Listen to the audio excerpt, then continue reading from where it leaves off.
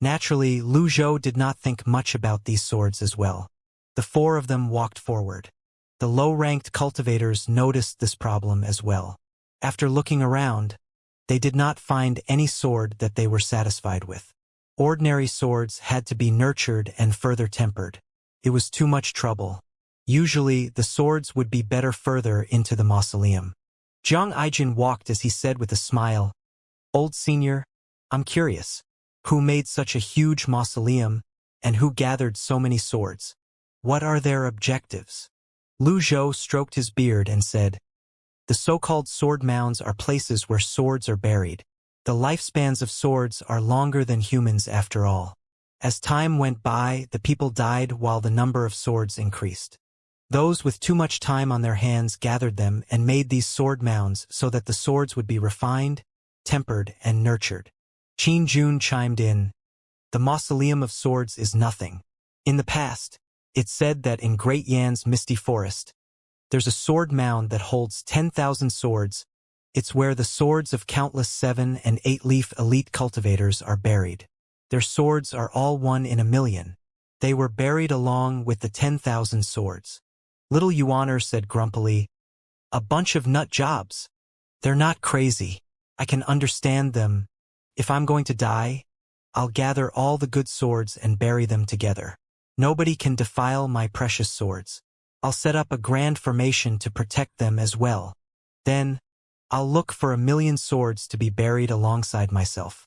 I'll be buried standing in the middle of the sword mound.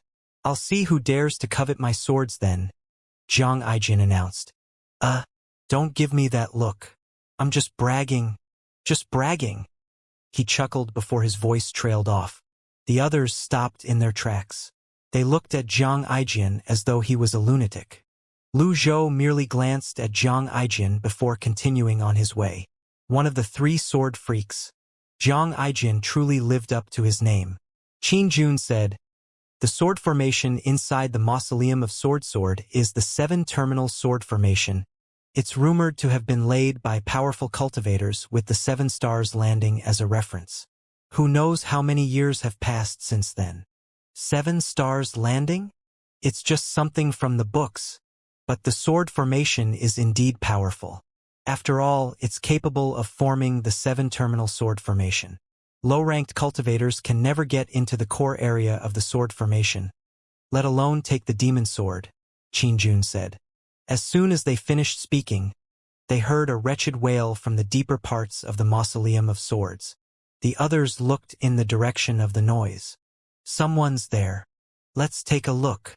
Zhang Aijin remembered Qin Jun's words, and he hastened his steps. He was determined to get the demon sword. If it was taken away by Si Wuya, he would not be able to take it back. The others moved quickly as well as the low-ranked cultivators followed closely behind. Although they were nervous, when they thought about the possibility of coming across good swords deep within the sword mounds, they would feel exceptionally excited and invigorated. As the saying went, men died for wealth while birds died for food. If they wanted riches, there was no easy path to take. They had to continue forward. Lu Zhou flew forward. Zhang Aijin glanced at him and said with a smile, "Old senior." "What?" Lu Zhou asked as he flew. "Nothing." Qin Jun was once again touched. He thought that Lu Zhou was kind to him and slowed down to accommodate his speed. Even at such an important time, Lu Zhou was still being considerate toward him. The other low-ranked cultivators could only run on the ground. A short while later, the 4 of them flew deeper into the mausoleum. Whoosh! Whoosh! Whoosh! Swords flew in the air. When they looked up, there was no source of light. "There are flying swords. We're at the sword formation." Primal chi flowed in the air as if some unique power was pulling it along. The flying swords were flying due to the airflow. Whoosh! Whoosh! Whoosh! Many flying swords shot past them. "There's a body." With the scant amount of light, they could make out the corpse of a cultivator on the ground. Zhang Aijin went over to examine it and said, "He's recently dead." "A member of the Darknet?" Lu Zhou asked. "A member of the Core Heart sect," Zhang Aijin replied. "What's a member of the Core Heart sect doing here instead of cultivating his core?" Qin Jun asked. To be more precise, the core heart sect isn't the only one. The people from the Celestial Masters sect, Henku branch, and the Seven Stars Villa are here as well. The Mausoleum of Swords has finally opened. How could they let this chance slip away? When little Yuan heard this, she asked in confusion, Master, is the demon sword really that powerful? It's one of the greatest heaven-grade treasures, Lu Zhou replied. Then, he seemed to think that merely describing it as a heaven-grade item did not do it justice. He added, it's one of the best. That was a vague way to describe it. However, it was enough to describe the demon sword's value. Whoosh, whoosh, whoosh. More swords flew in the air from the surging primal chi. Jiang Aijin wore a faint smile on his face as he unsheathed Dragon Song. His sword shone with a brilliant golden light as the energy blade began to spin. Bam! Bam! Bam! More than 10 swords were struck out of the air. Jiang Aijin merely glanced at them, clearly disappointed, and said, Yellow grade. Dragon Song returned to its scabbard. The fallen swords vibrated, wanting to return to the sword formation. Ah! So they must be destroyed. What a pain! Jiang Aijin raised his hand. At this moment, the cultivators who finally caught up exclaimed in surprise. Someone laughed happily. Yellow grade. It's a yellow grade sword. I want it. At least it's graded. The cultivators picked up the swords before they could return to the formation. We were right to bring them here, Jiang Aijin said. Qin Jun said, those who got their swords and have no wish to die should get lost right now. Thank you, senior. Don't thank me. Thank this old mister if you must, Qin Jun answered. The dozen or so cultivators bowed at Lu Zhou. Thank you, old mister. Ding. Received genuine worship from 12 individuals. Reward, 120 merit points. There were also other cultivators who were not satisfied with yellow grade swords. They continued to follow Lu Zhou and the others. Bam! Bam! Bam! Another loud explosion rang further down the path again. Lu Zhou stepped into the sword formation's range as though it was nothing, activating his protective energy. He gauged the damage inflicted by the sword formation. It was not high, could be blocked by his energy. When Jiang Aijin saw this, he said, Your control over your primal chi is truly amazing, old senior. I'm impressed. Lu Zhou ignored him and continued walking forward. In no time at all, they arrived at the deepest part of the Mausoleum of Swords. The scene that greeted them shocked them. There was a huge, towering tombstone with the top nearly disappearing into the ceiling. Dense rows of inscriptions could be seen on the stone. The tombstone was shackled by 8 thick chains in different directions. It stood there steadily in the center of the mausoleum. Swords of various sizes and lengths were scattered around the tombstone. The flying swords circling the tombstone were too many to be counted. They resembled a school of fish swimming in the sea. It was these countless flying words that repelled the cultivators who wanted to get close. About 100 cultivators were spread across all corners of the place as they stared at the tombstone. Lu Zhou frowned and said, Where's the item that I want? He was not interested in these swords at all. His goal was to obtain the final remnant piece of the open heavenly writing scroll. Qin Jun pointed at a dimly lit path in the distance. That tunnel. Little Yuaner noticed it as well. She said, It's a tunnel that leads to your family's tomb. Jiang Aijin was taken aback. This little ancestor's words can make you choke. However, her words are true. Qin Jun said, How are we supposed to get there? The 7-terminal formation is blocking our way. It won't be easy. Lu Zhou was thinking about this matter as well. There were too many flying swords in the sword formation. Also, they were powerful to boot. Unless he used an impeccable card while he flew over. However, what if one card was not enough? What if there were other traps inside the tunnel? At this very moment, the cultivators who were surrounding the tombstone charged toward the sword formation. Heed my orders. Take down the sword formation. The newcomers, stand back and get in line. Get in line. They were all here to try their luck on obtaining good swords. Why did they have to line up? Jiang Aijin was confused as well. Qin Jun said with a smile, "There are too many people here. 4 of the 10 great sects are here, so it's only natural that they have the priority. The remaining minor sects will certainly team up. The noble path is known to come up with such meaningless rules. The factor that determines the ownership of the spoils is one's own strength in the end." Indeed, a cultivator was hovering above the gathered cultivators. He seemed to be the temporary leader elected by the people present here. He was the one coordinating everyone's attacks. At this moment, the cluster of swords that circled the huge tombstone shot toward the crowd again. Attack! Palm prints, energy blades, Taoist seals, Buddhist seals flew in the air. It was like a deluge of heavenly flowers. Bam! Bam! Bam! Jiang Aijin greatly enjoyed himself watching this. He said, "I say, these people are actually smart. It's almost as if they're fishing." After a round of attacks, many flying swords dropped in the air. However, the airflows quickly picked up other flying swords from the sword mounds, and they joined the orbit as they circled the tombstone at top speed. The person who set up this 7-terminal formation was definitely a genius. The 7-terminal formation could carry enough flying swords to circle around the tombstone. "Stop!" the hovering cultivator shouted. "Prepare for the next wave." Qin Jun saw that they were dividing the fallen flying swords among themselves. He shook his head. They've obtained quite a number of swords. Yet, it's impossible for the creator of the 7-terminal formation not to have considered this. When the number of swords inside the formation falls under a certain number, the 7-terminal formation would snatch the swords back. When he heard this, Jiang Aijin tightened his grip on his own sword. "If I'd known this, I wouldn't have brought Dragon Song here." He could not help but feel he might incur a loss here. Qin Jun smiled and said, "Don't worry. The 7-terminal formation will take the swords from the sword formation first." At this moment, the hovering cultivator looked at Lu Zhou's group again. "Which sect are you from?" "We're not from any sect," Jiang Aijin replied. "In that case, I'd ask you to fall back. This is the 7-terminal formation. Don't complain if you get yourselves hurt." Little Yuaner was about to lose her temper when she heard their words, but Lu Zhou said, "Let them have a go. If a bunch of powerless weaklings like to be vanguard and cannon fodder, he would not stop them." Little Yuaner retreated.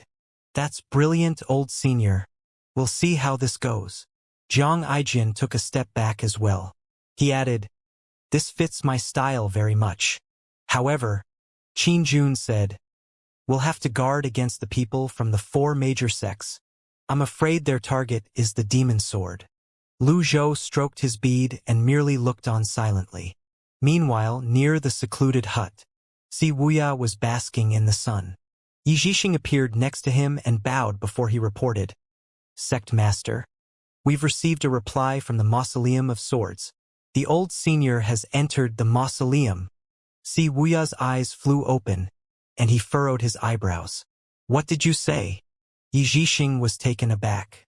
This was the first time he had ever seen Wuxia had such a huge fluctuation in his emotions. Nevertheless, he obediently repeated his words. "The old senior has gone into the Mausoleum of Swords." Wuxia slowly rose to his feet. His expression was rather stiff. Although he did not look particularly angry, his anger was palpable. He shook his head. "My dear master, you're ruining everything." Then, he said slowly, "I intentionally let slip that the Mausoleum of Swords is open. Second senior brother even opened up the entrance by himself. We did this so that we can gather those from the noble path there and finish them off in one go." Alas, their master had also gone into the Mausoleum of Swords. Did he really have to kill his master just to make sure their plans would succeed? Yijixing did not dare to have any opinion about this. He stood at the side silently, waiting for his orders. No matter what orders were given, he would carry them out unconditionally. After a moment's silence, Wuxia said, "Any word from second senior brother?" After Senior Sword Devil opened up the entrance to the Mausoleum of Swords, he left. Senior Sword Devil doesn't like to be followed, and we lost him. "Where's eldest senior brother?" Mr. First is dealing with the righteous sect. However, he did mention that you can contact him at any time if you need to. Sect Master? Yi Zhixing replied. Si Wuya considered it before sighing and said, I believe my senior brother's thoughts are in line with mine. In just a moment, his expression returned to its usual calmness as he said, Abort the plan at the Mausoleum of Swords. As you wish, Sect Master. Yi Zhixing was just about to leave when Si Wuya said, Who gave us this information? One of the 3 great sword freaks, Jiang Aijian. Yi Zhixing said, Do a background check on him. Understood. Si Wuya was much calmer now. He mumbled to himself, It's not all bad. At least we got this big fish out of the water. Inside the Mausoleum of Swords next to the huge tombstone, the flying swords continued to orbit around the tombstone. The group of cultivators repeated the same tactics over and over again. Stop! That was another round. Count the spoils, the hovering cultivator said. There are 50 swords in total, 10 without grades, 30 yellow grades, and 10 mystic grades. We're not very lucky. There's not even a single earth grade sword. Isn't it said that the Mausoleum of Swords would produce a good sword every now and then? Why isn't there a single earth grade sword after all these years? Someone questioned. That isn't necessarily the case. We've only taken 50 swords. Swords of earth grade and above are rare to begin with. We won't be able to obtain them so easily. Then, the hovering cultivator nodded and said, Continue. However, the cluster of swords around the tombstone suddenly flew in another direction. Bam! Bam! Bam! The swords collided with each other. When they flew past the sword mounds, the swords on the ground were picked up, forming a larger cluster. 7 faint radiant circles shone on the ground. Qin Jun frowned and said, This is bad. The 7-terminal formation has been activated. It's activated just after 50 flying swords are taken? That bunch of idiots! Jiang Aijian was slightly stunned as well. He looked at the flying swords and said, The door of the Mausoleum of Swords isn't open yet. Old Senior, I've really been conned by your disciple. Lu Zhou regarded Jiang Aijian suspiciously. My sources have been removed by the dark net. I had no choice but to come here myself. Jiang Aijian pointed at the growing mass of flying swords in the air and said with a sigh, I've lost in my first showdown with Si Wuya. This is tragic. Is that the look of a man who has experienced something tragic? Lu Zhou said calmly. He's only clever in trivial matters.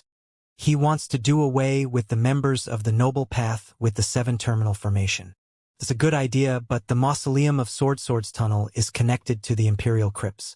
It makes no difference even if the entrance of the Mausoleum of Swords is barred. Jiang Aijian scratched his head and said, You've got a point. Qin Jun said, Perhaps there are other traps lying in wait in the tunnel. That's why he's bold enough to come up with this plan. Why don't we go and find out? Jiang Aijian asked. The flying swords finally gathered together. They shot mercilessly toward the bunch of Noble Path's cultivators. Whoosh! Whoosh! Whoosh! This is bad. The 7-terminal formation is activated. Retreat. Fall back. A huge number of cultivators sprinted toward the exit. The flying swords picked up speed and penetrated the cultivators' chests. In just a blink of an eye, more than 10 low-ranked cultivators lost their lives. After that, avatars began to appear. Those with more profound cultivation bases activated their avatars and protective energies. Boom! Boom! Boom! A huge golden body planted itself in the path of the flying swords.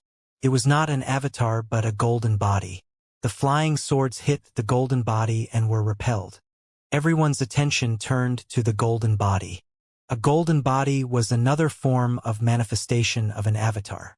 In essence, there was not much of a difference between them. A Buddha's golden body. A Buddhist elite. It's a Buddhist grandmaster. This golden body was clearly larger than an Arhat golden body. An Arhat golden body was equivalent to a 5-leaf cultivation base. A Bodhisattva golden body was equivalent to a 6-leaf cultivation base, and a Buddha golden body was equivalent to a 7 or 8-leaf cultivation base. This golden body before them was a Buddha golden body. They did not expect there to be a Buddhist grandmaster here. Zhang Aijin had once witnessed Lu Zhou unleashing a Buddha golden body at Runan's holy altar. Now that another one had manifested before his eyes, he immediately recognized it. He looked at Lu Zhou and said, "Compared to your Buddha golden body, old senior, this is nothing. It's like comparing a grandson to the grandfather." Qin Jun sounded puzzled when he asked, "Old mister, you know the cultivation methods of the Buddhist and Zen sects as well?" Not only does he know about them, but if he claims he's second, no one would dare to claim the first place. Zhang Aijin did not hold back when complimenting Lu Zhou. Ever since he witnessed the Buddha golden body, he felt that the other Buddhist cultivators he met after the incident were too weak and too insignificant to mention. However, to the others, they were clearly impressed by this grandmaster. Thunk, thunk, thunk. The flying swords collided with the golden body. They flew back and returned. The grandmaster exclaimed in a deep voice, "A bunch of trash! HM." The others were stunned. Why did this grandmaster utter such vulgar words? "Abandon the flying swords," the grandmaster barked. Ununderstood. With such an elite here, the others did not dare to hold onto the swords. They tossed the flying swords away. When the swords fell into the formation, they were carried up by primal chi and returned to the 7-terminal formation. The sword formation slowly stopped its attacks and resumed its original form. The swords were now orbiting the huge tombstone again. If it were not for the 7 faint radiant circles on the ground, they would have thought that someone else was controlling these swords. When the 7-terminal formation was restored, the Buddha golden body disappeared. The effort the cultivators had exerted before this was all in vain. They had to give the swords they had gone to much trouble to obtain. Their attention was all focused on the Grandmaster. At this moment, they finally had a clear look at his appearance. The Grandmaster looked emaciated and was dressed in a gray monk robe and a monk cap. He was not young. In fact, he looked like he was in his 60s even though he looked energetic. "It's a Buddhist Grandmaster. Where are our manners?" The others bowed at the Grandmaster. At this moment, Zhang Aijian suddenly smiled and said, "Kong Yuan, what happened to you?" The monk frowned. With a gaze as sharp as a blade, he looked at Zhang Aijian. The others exclaimed in surprise, "Grandmaster Kong Yuan? Grandmaster Kong Yuan of the Temple of Great Emptiness?" The Temple of Great Emptiness, the first among the 4 major Buddhist sects, had always commanded respect. However, ever since the incident at Runan's holy altar, its reputation had been tarnished. However, since Kong Yuan was still an elite, they were naturally fearful of saying anything. "You know me?" Kong Yuan asked. "Grandmaster Kong Yuan, I can understand why you dressed up as a minor monk, but please hide your Buddhist prayer beads.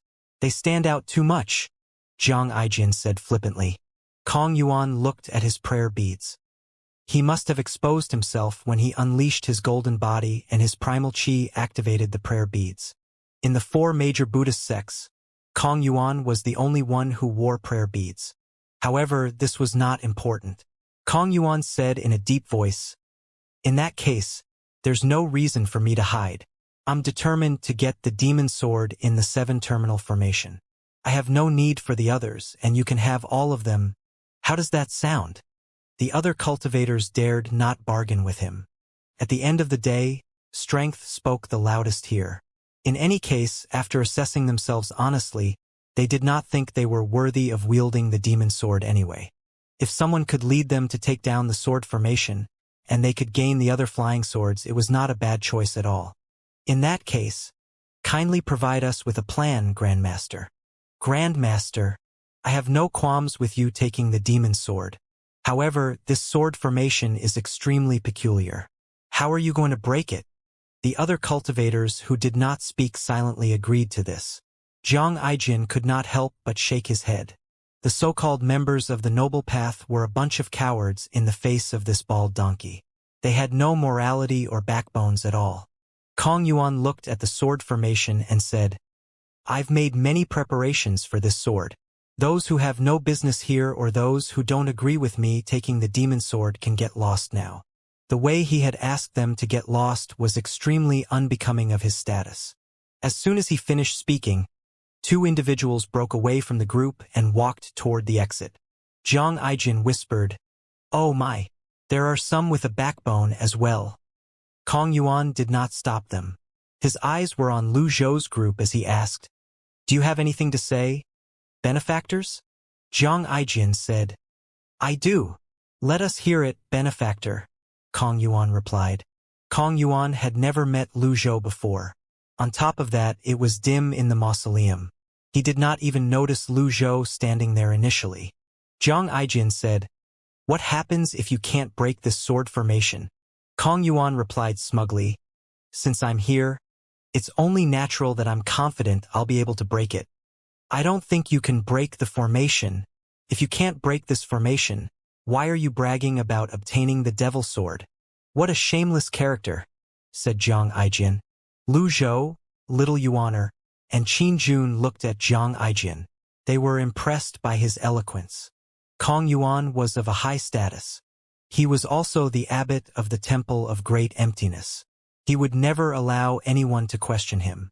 He immediately said, "If I can't break this formation, then I'll just disregard the demon sword. However, if I can't break the formation, who can?"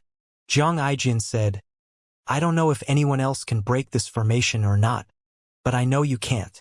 Kong Yuan looked at Zhang Aijin again. When their eyes met, Zhang Aijin felt a hint of killing intent directed at himself. Zhang Aijin's heart skipped a beat. Is this what a Buddhist grandmaster is like? He retreated and deliberately moved closer to Lu Zhou. Lu Zhou said curtly, "Scram." Scramming now, Zhang Aijin went to the side. Is he trying to use his connections to intimidate others? How dare he use me? Kong Yuan ignored Zhang Aijin. He addressed the other cultivators and said, "The disciples of the Core Heart Sect, Seven Stars Villa, Celestial Masters Sect, and Henke Branch will take up the vanguard." He called out the disciples of the 10 great sects directly. About 20 disciples stepped forward. "Kindly give us your orders, Grandmaster. I'd like to see your true abilities. Don't embarrass your respective masters," Kong Yuan said. The 20 disciples exchanged glances. They shook their heads and sighed. Among themselves, the ones with the most profound cultivation base had just recently entered the nascent divinity tribulation realm. The rest of them were mostly in the Brahman Sea realm with a handful in the divine court realm. How were they supposed to fight against Kong Yuan? "Let's start then," someone said. The cultivators returned to their original positions and manifested their avatars. Zhang Aijin could not bear to see those puny avatars. He looked at them sympathetically before saying, "Old senior, shall we?" "There's no hurry," Lu Zhou said apathetically. If someone wanted to be cannon fodder, he was more than happy to sit back and reap the benefits. Moreover, he was not in his peak condition now and wanted to save as many item cards as possible. Kong Yuan glanced at Zhang Aijin. A flash of killing intent could be seen in the depths of his eyes. A soft grunt rang in the air before his monk robes fluttered and a golden light appeared. Bright Mirror. Lu Zhou had seen the technique Bright Mirror more than once. The more recent time was from Jing Yan's disciple, a Buddhist grandmaster called Wu Nian, on the Lotus Dais. It had to be said that Kong Yuan's Bright Mirror seemed to be much more powerful compared to Wu Nian's. The moment he began to shine, with him in the center, a huge circle of light expanded into the surroundings. Anyone within Bright Mirror's range would be affected by it. The cultivators felt the surge of power in their bodies as a shocked expression appeared on their faces. Attack! Palm prints and Taoist seals were launched toward the incoming flying swords with much greater ferocity and force than before. Bang! Bang! Bang! Kong Yuan was pleased to see this. The cultivators from the 10 great sects were far better than the minor sections. Under the effects of Bright Mirror, they were more powerful now. The effect was much better than he had expected. Bang! Bang! Bang! With this round of attacks, the cluster of flying words was immediately taken down. Swords fell down from the air. Just like before, the 7 radiant circles on the ground shone again. Xianxia asked, puzzled, Old Senior, what do these 7 radiant circles mean? Lu Zhou answered, the first is the celestial pivot, the second is the rotating jade, the third is the shining pearl, the fourth is balance, the fifth is the jade sighting tube, the sixth is the opener of heat, and the seventh is the twinkling brilliance. The first 4 form the body while the 5th to the 7th form the handle. Together they form the dipper. I see. Realization seemed to dawn on Xianxia at this moment. Little Yuaner looked at Xianxia and said, what is it? Don't ask me. I'm just faking it. Xianxia looked at the radiant circles on the ground. Qin Jun explained, the 7 stars landing. From the dipper's mouth to its handle, the order is the celestial pivot, the celestial rotating jade, the celestial shining pearl, the celestial balance, the jade sighting tube, the opener of heat, and the twinkling brilliance. When these 7 radiant circles are one, they're truly terrifying. The fallen cluster of swords seemed to grow fiercer as they attacked the cultivators. Whoosh! Whoosh! Whoosh! Grandmaster, aren't you going to do something? Someone asked. Kong Yuan snorted. He launched several palm prints into the air. At the same time, he turned and ordered the remaining cultivators. What are you waiting for? Look for an opening and stop the 7 stars landing. The cultivators looked at the glowing and flying swords on the ground. With Kong Yuan and the others keeping the cluster of flying swords at bay, they were beside themselves with excitement. They ran toward 7 stars landing. A few of them began to run over before the remaining followed suit, as though it was the most natural thing to do. The crowd went wild. Earth grade. Earth grade. It's an Earth grade sword. Someone laughed heartily. Some of the cultivators picked up Earth grade swords from the 7 stars landing and were so thrilled that they seemed almost mad. They were completely oblivious that they were standing in harm's way. Kong Yuan scoffed. Open! He suddenly retracted his palm print, and bright mirror vanished. The force of the attacks was greatly diminished. The flying swords flitted past the cultivators on the ground and mercilessly pierced their bodies, causing a river of blood to flow. The cultivators who were just outside the range were stunned upon seeing this. Those who were in the 7 stars landing were turned into human skewers. Little Yuaner covered her face and turned away. On the other hand, Lu Zhou's expression was one of indifference. Perhaps, Ji Tiandao's memories and experience had slightly desensitized him to such scenes. He was no stranger to such scenes after all. Just like this, 30 cultivators lost their lives. Some escaped, but they looked worse for wear. Kong Yuan, what are you doing? Someone questioned and glared at him. Kong Yuan straightened a palm and said, Amitba, the 7 stars must be well fed before the demon sword can be obtained. Someone has to be the sacrifice for this. I commend them for their bravery. When I return to the Temple of Great Emptiness, I'll surely hold a ceremony to help them cross over to the other world. You! Kong Yuan's actions made the crowd furious. However, Kong Yuan's eyes gleamed with a peculiar glow as he said, I've given you a chance, and you didn't appreciate it. You shouldn't blame me. The 7 stars landing's power swelled under the fresh supply of blood. The radiant circles spread out. The blood of the cultivators flowed along the veins. Like meridian vessels, they flowed in all directions and finally connected.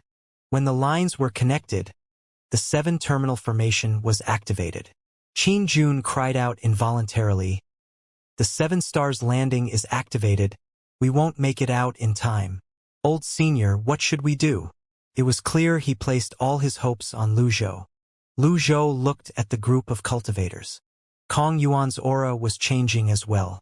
He glanced at the 7 stars on the ground and the cluster of swords in the air that seemed to have gone berserk as he said, Amitba. His voice rolled out in sound waves. What a powerful sound technique. Those with weak cultivation bases felt their scalps go numb and their blood boil from the impact. Lu Zhou was completely unaffected.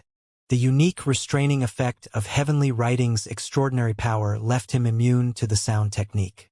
Some of the other cultivators could not stand this. They cried out angrily, Kong Yun, what are you playing at? You'll be a part of the sword mounds. Kong Yuan's expression darkened. Who would have expected a high monk to be this evil and vicious?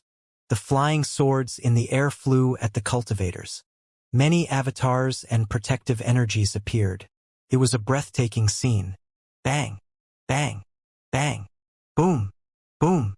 Boom! The swords stabbed at them like torrential rain. The range of the 7 stars landing widened until it covered the entire tombstone. The flying swords no longer orbited around it. They were now intent on reaping the lives of everyone present on the scene. Jiang Aijin raised a hand and formed an energy barrier before himself. Old senior, I'll take this. My master doesn't need your protection. How annoying. Little Yuaner planted herself before Lu Zhou.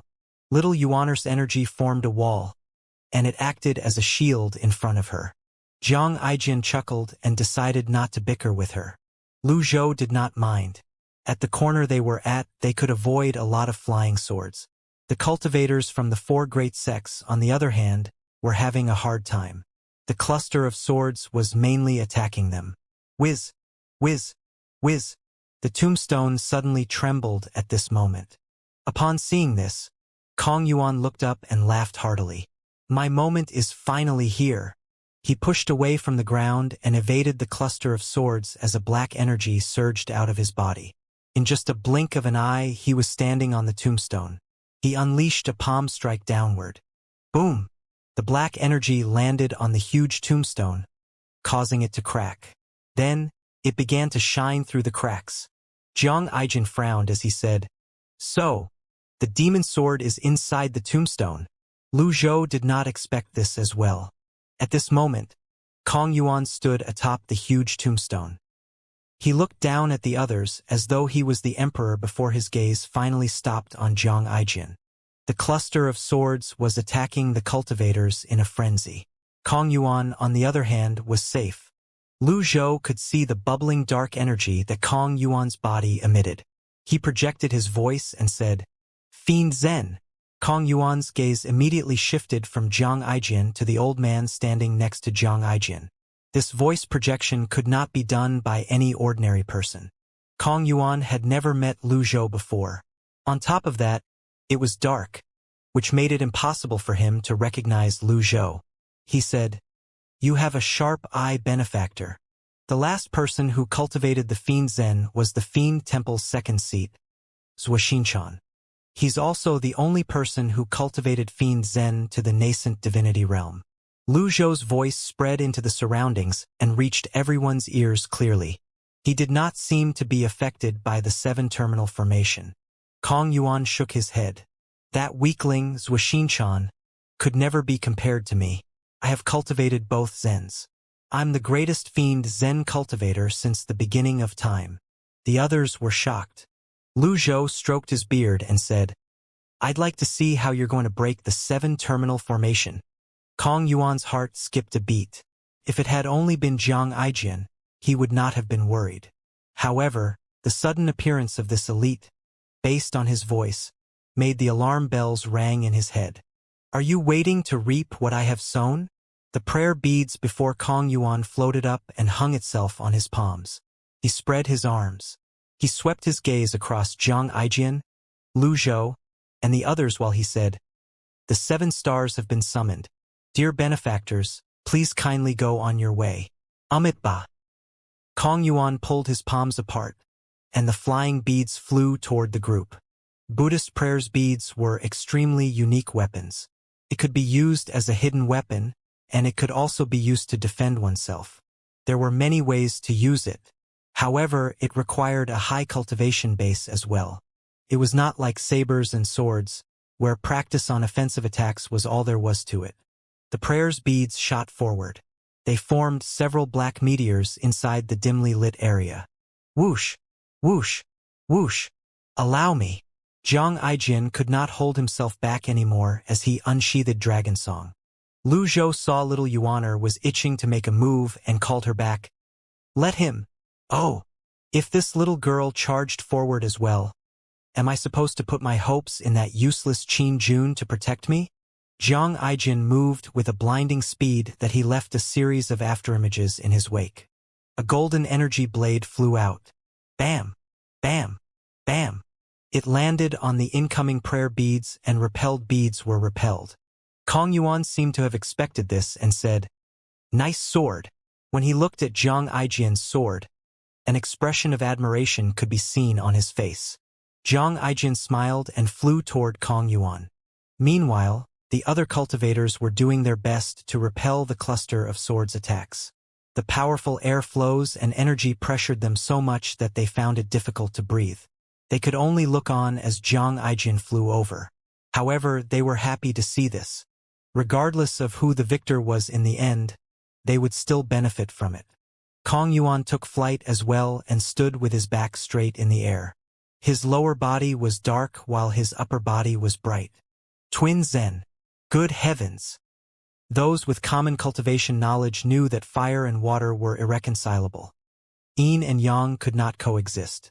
And yet, Kong Yuan of the Temple of Great Emptiness managed to combine both Zens. Just how talented was he? It had been rumored for a long time that Kong Yuan of the Temple of Great Emptiness had achieved tremendous improvement in his cultivation base while he cultivated in seclusion. Based on what they could see, it seemed like the rumor was true. All of them looked at Kong Yuan in awe. It's no wonder that monk, Kong Xian, has the confidence to go to the holy altar. Having cultivated the twin Zen, even if the sect masters were there, they wouldn't be able to do anything against him. Well, unless the Evil Sky Pavilion's old villain is willing to make a move. Kong Yuan's cultivation base has improved greatly, but he's still not brave enough to seek revenge from the Evil Sky Pavilion. I think the old villain is the only one who can suppress him. Alas, this is the Mausoleum of Swords. Why would the old villain be here? The scene seemed peculiar. It was one thing for the minor sects to worship the Evil Sky Pavilion, but these people from the Noble Path cultivators were placing their hopes on the Evil Sky Pavilion. When Zhang Aijian was in midair, a Dhyana Mudra appeared on Kong Yuan's upper body. It was a golden Dhyana Mudra. At the same time, another Dhyana Mudra also appeared on his lower body. It was black. The two mudras joined. Boom! Boom! Boom! Zhang Aijian thrust with his sword forward at Kong Yuan and left afterimages in the air. His blows landed on the Dhyana Mudra. Kong Yuan shouted, "Get lost!" The converged Dhyana Mudra suddenly swelled. Like a gust of wind, it pushed Zhang Aijian back. "I'm dodging."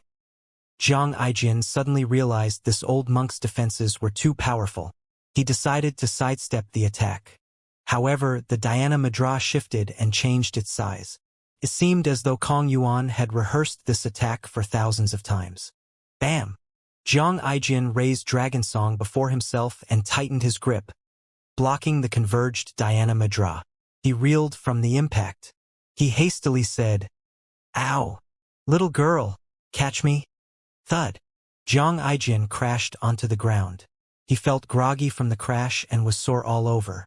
If it were not for his protective energy that cushioned most of his fall, the twin Mudra would have been sufficient to cause him grievous injury. "Serves you right," little Yuaner said with a smile. Meanwhile, Kong Yuan still hovered above the tombstone. He was pleased that his Dhyana Mudra had successfully repelled Zhang Aijian. However, he did not stop attacking just because of this. The Buddhist prayer beads that were scattered in the surroundings glinted coldly before they shot forward again. "No way!" Zhang Aijian's eyes widened. He slammed a palm onto the ground, did a somersault, and retreated. Little Yuaner said, "Well, go on." "I can't. I've done my best. I'm not a match for him at all." Zhang Aijian hastily waved his hands. Anyone with eyes could see Zhang Aijian did not even use all his strength.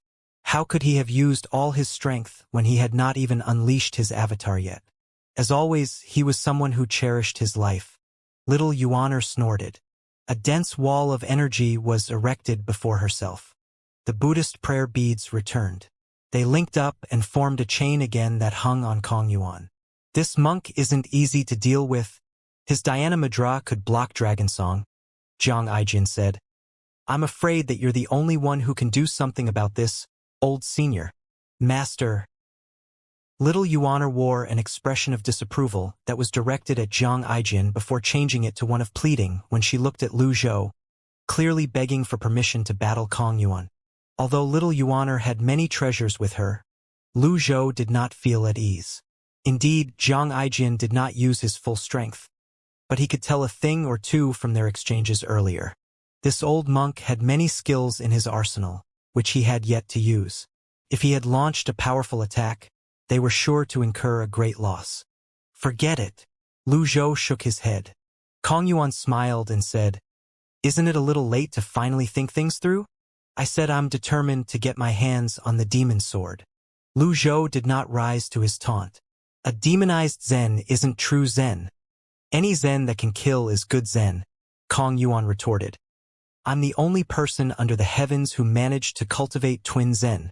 Lu Zhou shook his head with a sigh and said, I thought you have some other shocking methods capable of breaking the 7-terminal formation. I've overestimated you.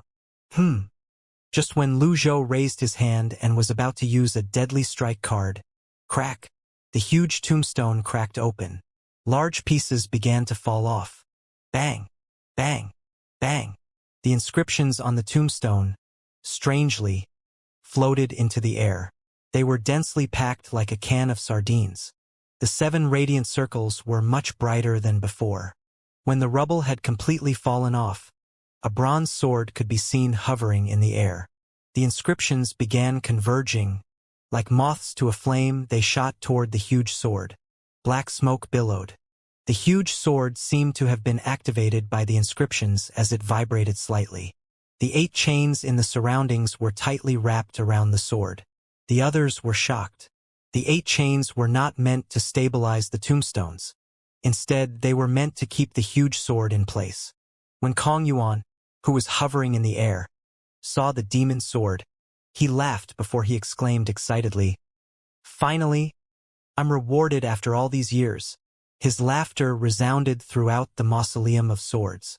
The cultivators were having a rough time repelling the cluster of swords as it was. The sound waves pushed them further back. Those who could not withstand it dropped to the ground on the spot. Lu Zhou initially intended to take Kong Yuan down. However, he stopped when he saw the huge sword. The sword seemed peculiar. Bzzzt. The huge sword vibrated as though it was trying to break free of the chains. Kong Yuan said with a deep voice, Don't mind me. I'll be taking the sword. He flipped in the air with his palm outstretched. While he descended, he gripped the demon's sword. His energy wrapped around the demon's sword. Boom! As though the demon's sword sensed the intrusion, the inscriptions suddenly scattered. Kong Yuan's eyes widened. Bam! He was pushed back by the inscriptions. At the same time, a blinding light burst from the 7-terminal formation. The swords in the surroundings were summoned by the demon sword. They changed directions and quickly gathered. Swoosh! Swoosh! Swoosh! Swoosh! Swoosh! Shadows of flying swords could be seen everywhere. Kong Yuan did not expect the demon sword to be this difficult to tame. He immediately activated his Dhyana Mudras. Bam! Bam! Bam! The cluster of swords attacked Kong Yuan. The remaining flying swords attacked the other cultivators. The cultivators from the 4 great sects were beginning to drop like flies at this point. This was an indiscriminate attack. What a terrifying sword, Zhang Aijin said in shock. It has accumulated power for many years, and now it has let loose in one go. Indeed, it's terrifying, Qin Jun said in awe. At this moment, countless flying swords shot toward them. Little Yuaner kept the flying swords at bay again with her energy. Kong Yuan had the shortest end of the stick. Is that old monk that powerful?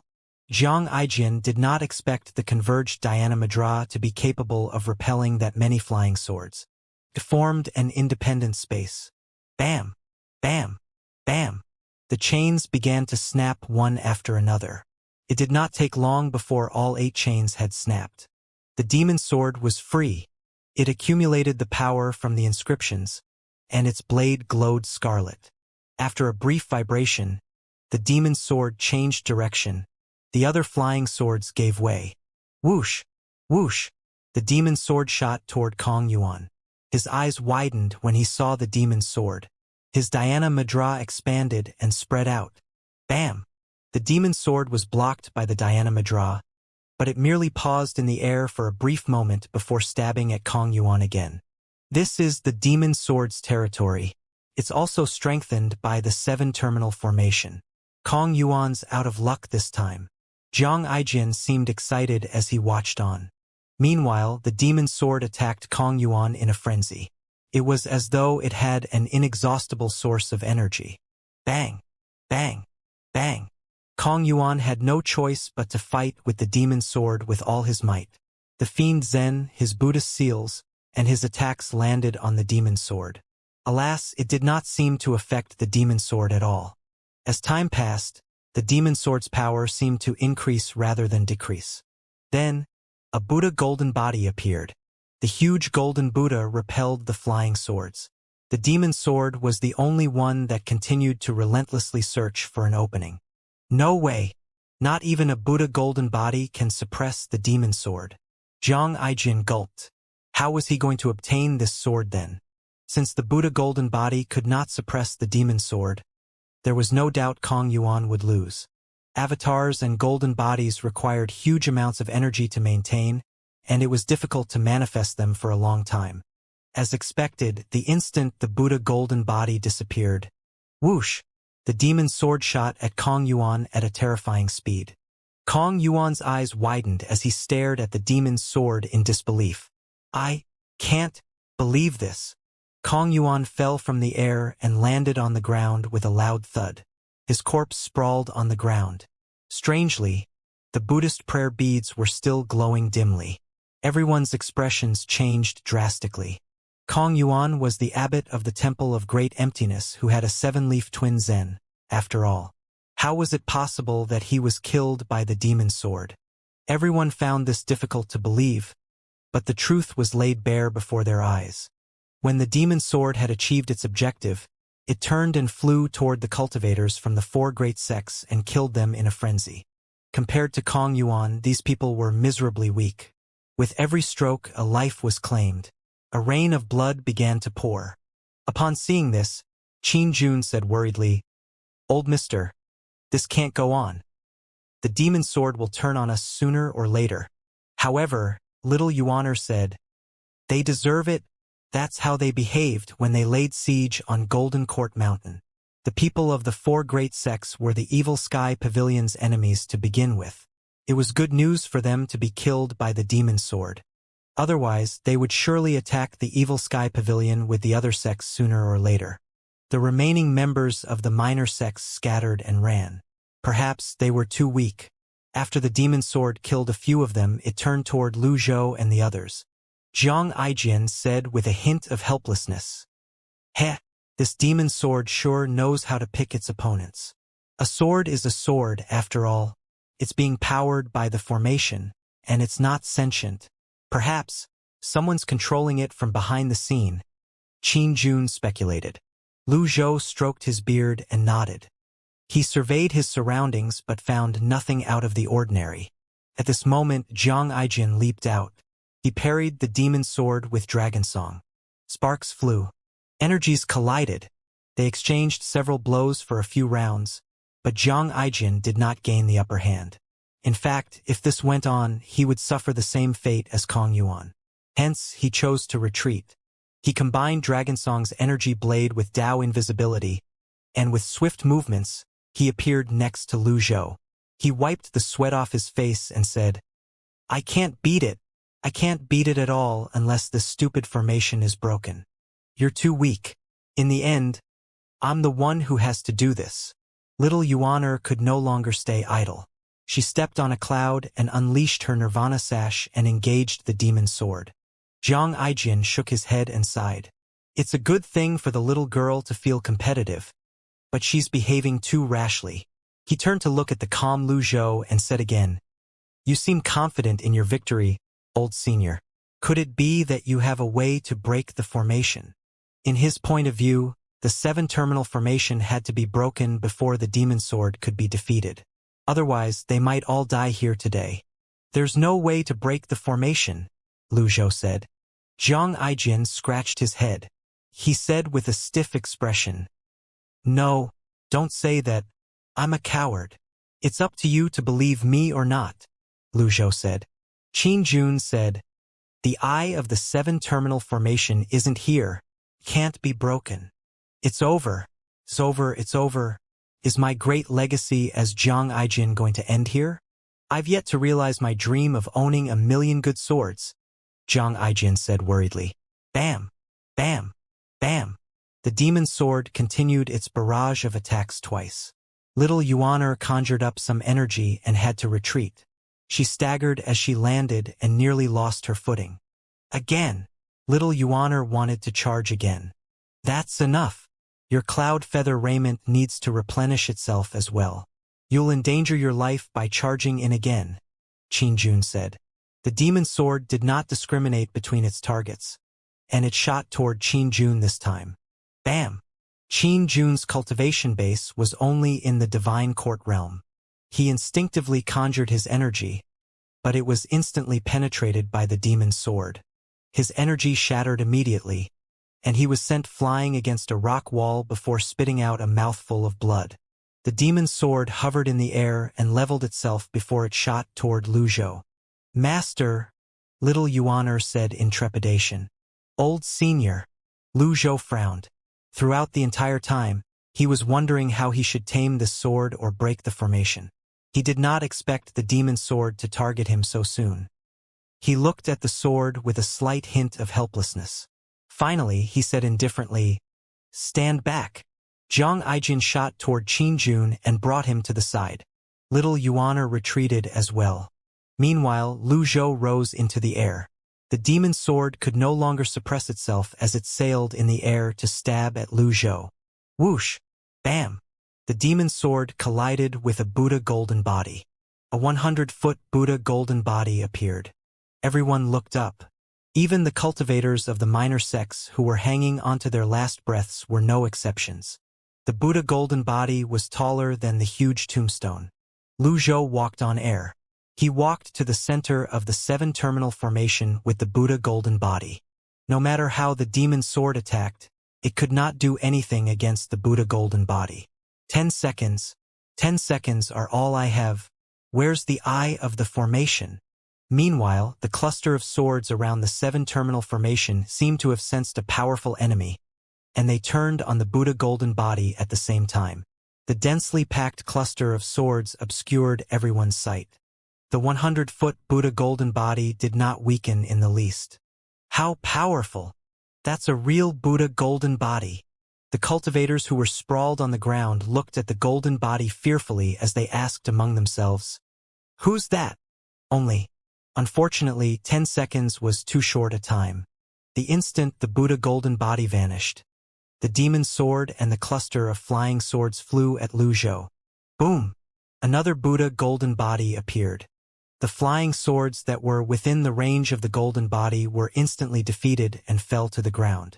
Jiang Aijin was filled with awe. I'm impressed. He's capable of shrinking and expanding his golden body at will. I'm fucking impressed. Lu Zhou seemed to have found a way. With this, dozens of flying swords fell and remained immobile on the ground. They were clearly damaged. Lu Zhou raised his right hand.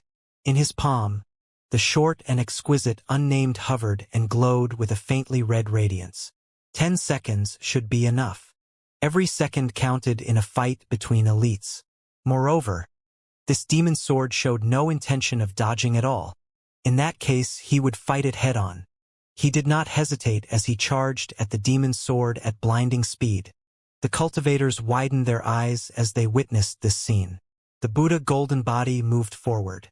They could only see the upper half of the Buddha golden body. The lower half of the golden body was hidden by the cluster of swords.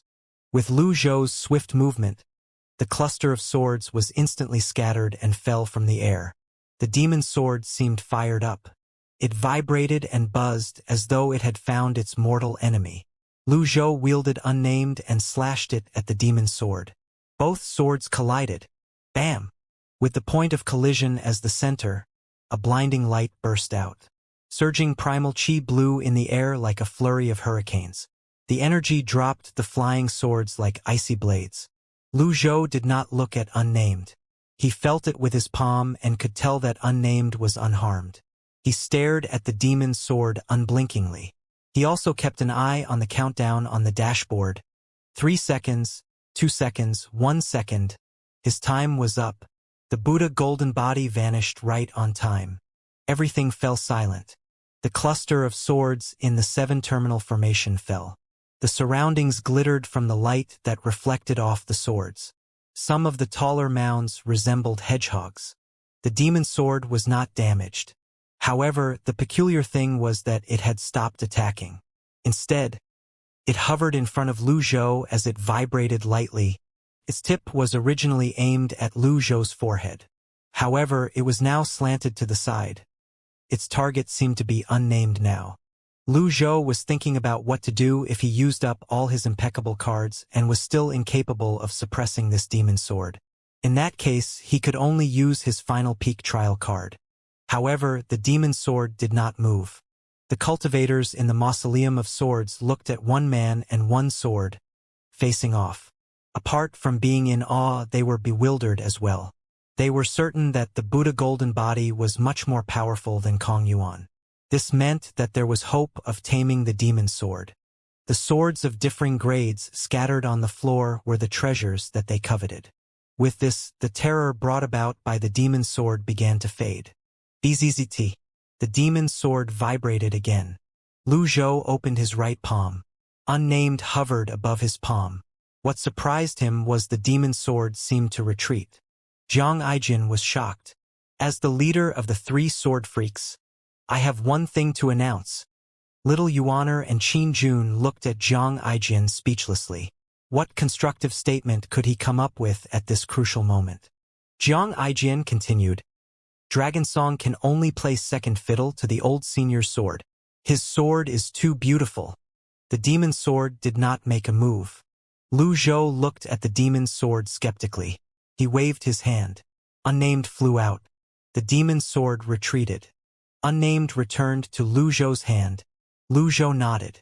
Although the exchange just now could not destroy the demon sword, it was enough to scare it. This was a strange scene indeed. Since the demon sword was afraid of Unnamed, Lu Zhou decided to unleash Unnamed's might. He tossed Unnamed out. It hovered in the air as energy began to shroud it. 1 became 2, 2 became 4, 4 became 8. Countless unnamed energy blades appeared. The fluctuations of the primal chi and the intensity of the energy were not powerful. However, the demon sword still sensed the threat from Unnamed.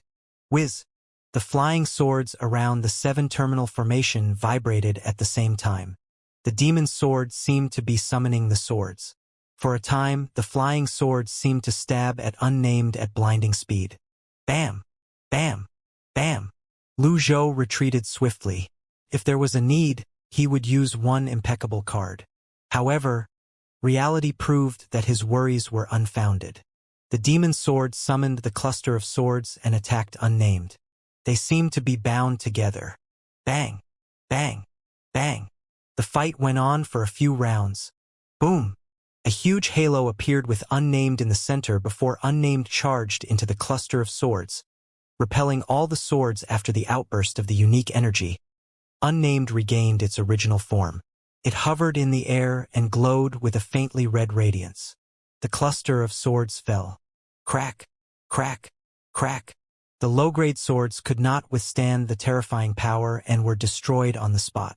Even those that were of acceptable grades were strewn all over the ground, seemingly to vibrate in fear. This made the cultivators fall into despair. All the swords that clashed with Unnamed were broken.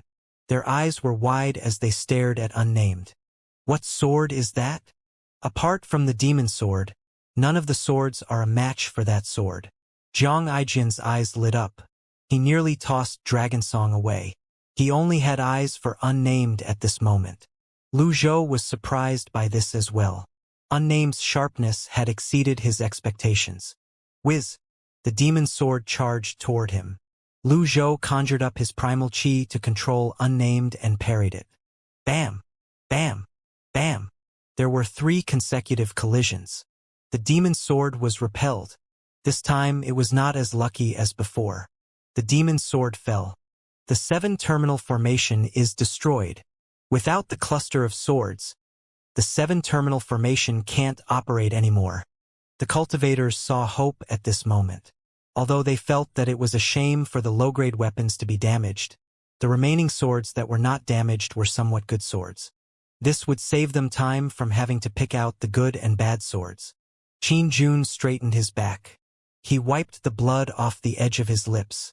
He looked at the 7-terminal formation on the ground incredulously. Why was the formation deactivated when they had not even located the eye of the formation? That did not make sense. He looked around his surroundings and did not see anything out of the ordinary. He only saw unnamed. As for Jiang Aijian, he was in a daze. He stared unblinkingly at unnamed. He was almost drooling. It seemed like he no longer cherished Dragonsong as much as he did before. Meanwhile, Lu Zhou stood straight as he hovered in the air. He looked at unnamed. All of a sudden, bam! The demon sword finally fell in the center of the 7-terminal formation. It buzzed and vibrated. The converging inscriptions emerged from it and flew into the air like a swarm of bees. These inscriptions, the power... Lu Zhou was perplexed. He did not recall unnamed immediately. Instead, he looked on silently. The inscriptions converged toward unnamed, and the power surged into unnamed. Jiang Aijian wanted to cry. The demon sword has submitted itself. The energy it nurtured over the years is snatched away by the old senior's sword. This was a good example of the survival of the fittest. The world of swords seemed much simpler than the world of men. Those who won became rulers, and those who lost were reduced to bandits. To think that the demon sword had submitted itself after it fell on the ground. Who would have expected this to happen? The demon sword continued to vibrate on the ground. The inscriptions on it were surging toward unnamed. The inscriptions on the huge tombstone numbered in the tens of thousands, and they rose into the air like a thick cloud of black smoke. After obtaining the energy from the inscriptions, unnamed began to swivel. Lu Zhou eyed unnamed suspiciously. Ever since he had obtained unnamed, all he could do was study its sharpness as he attempted to find out its grade. Would unnamed strength increase after absorbing this power? A moment later, unnamed stopped spinning. The demon sword laid flat on the ground and stopped moving. The inscriptions on it had completely vanished. Lu Zhou could clearly see the red glow on unnamed was more intense now. It seemed longer as well. Its grade. Lu Zhou was still not certain about it. With a thought, he gave it a command. As expected, unnamed returned to his palm. He gave another order. Unnamed morphed into a black rock, a hammer, a saber, a prong, and other weapons. However, it would only be surrounded by the peculiar inscription's energy when it was in the form of a sword. The sword form was much more powerful than the other forms as well. It seems like it still has limitless potential, so its grade is still unknown? Anyway, this was not the time to be studying unnamed. Lu Zhou put it away and surveyed his surroundings. It was eerily quiet. When he was certain it was safe, he descended to the ground. After calculating, he discovered he lost 2 impeccable cards and did not earn a single merit point in this debacle. He looked at the 7-terminal formation on the ground. Indeed, it was not shining anymore. It no longer showed any signs of being active. Strange. Lu Zhou walked toward the demon sword. At the spot where the tombstone cracked open, there was nothing else apart from the 8 broken chains and the rubble. Only a handful of swords on the ground remained undamaged.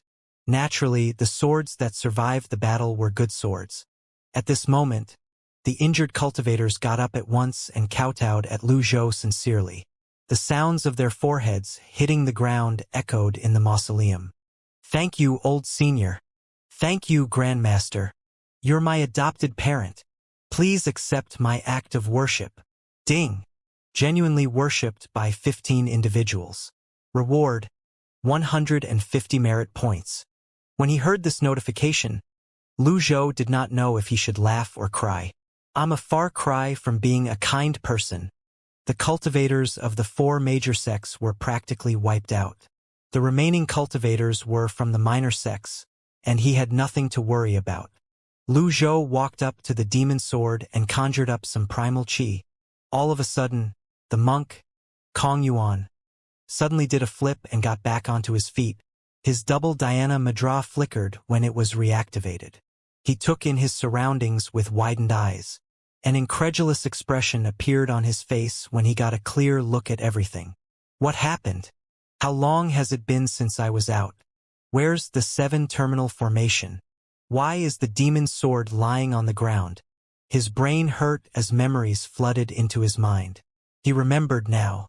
He was here to snatch the demon's sword. He had been defeated by the demon's sword and had fallen to the ground. Fortunately, he was protected by his Buddhist prayer beads. He was not critically injured. It's you. Kong Yuan's expression shifted from one of shock to one of fury. Kong Yuan. Lu Zhou stroked his beard. Nobody can touch what's mine. I don't care how you broke the 7-terminal formation. I'll be taking the demon's sword away. Kong Yuan was completely oblivious to what had happened. Oh! For some reason, Lu Zhou discovered that he was excited and delighted that Kong Yuan was alive. Kong Yuan straightened a palm and said, "Old benefactor, I'm grateful that you're able to break the 7-terminal formation. A sword like this, only an abled person can wield it." Without any warning, his double dhyana mudra burst forth. Lu Zhou stroked his beard and said, "I've said it before, Zen is Zen and Fiend is Fiend.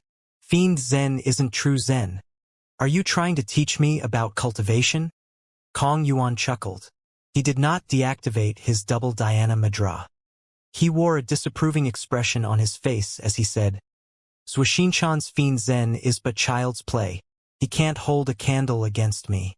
I'm the only person in the world who's able to cultivate Fiend Zen. If I'm second in Fiend Zen, who dares to claim to be the first?" The 2 dhyana mudras with striking radiances were the best proof of this. Lu Zhou shook his head. "Frog in a well."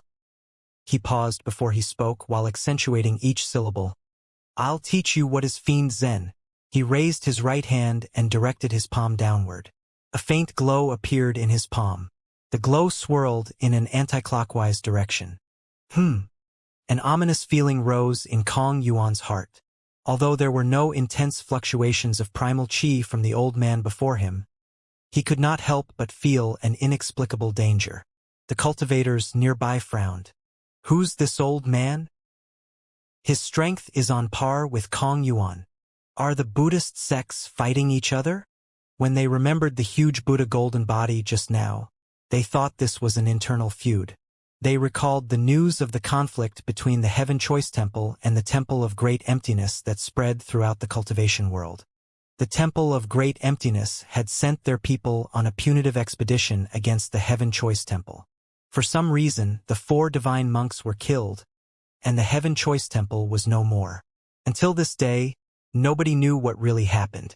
The current situation looked exactly like an internal feud between Buddhist sects. Lu Zhou stood with his back straight. He bent his arm forward and pushed forward with his palm. A miniature palm print appeared.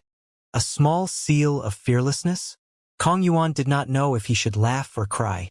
He said disdainfully, "Is this your so-called true Fiend Zen?" This. He was halfway through his speech when the miniature palm print suddenly enlarged when it was almost upon him. It was now several feet tall. The small seal of fearlessness instantly became a great seal of fearlessness. Also, it was a black great seal of fearlessness. Kong Yuan hastily retreated while maintaining his double dhyana mudra with a fearful expression on his face. The others watched this with their mouths agape. This is another fucking twin Zen cultivator. Since when did the Buddhist sects produce these many elites? Is this even allowed? Whiz! Kong Yuan immediately activated his Buddha golden body while maintaining his double dhyana mudra.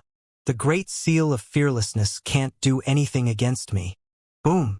The great seal of fearlessness enlarged again. The golden Buddha body seemed like a decoration as the larger, black palm print held it in its grasp. Boom! A loud explosion sounded before it fell completely silent. Lu Zhou looked at the fading black palm print indifferently. Ding! Killed a nascent divinity tribulation realm target. Reward: 1,500 merit points. Break even. However, if this went on, he would one day be in a situation where he could not afford to use a deadly strike card. In any case, he had to kill Kong Yuan.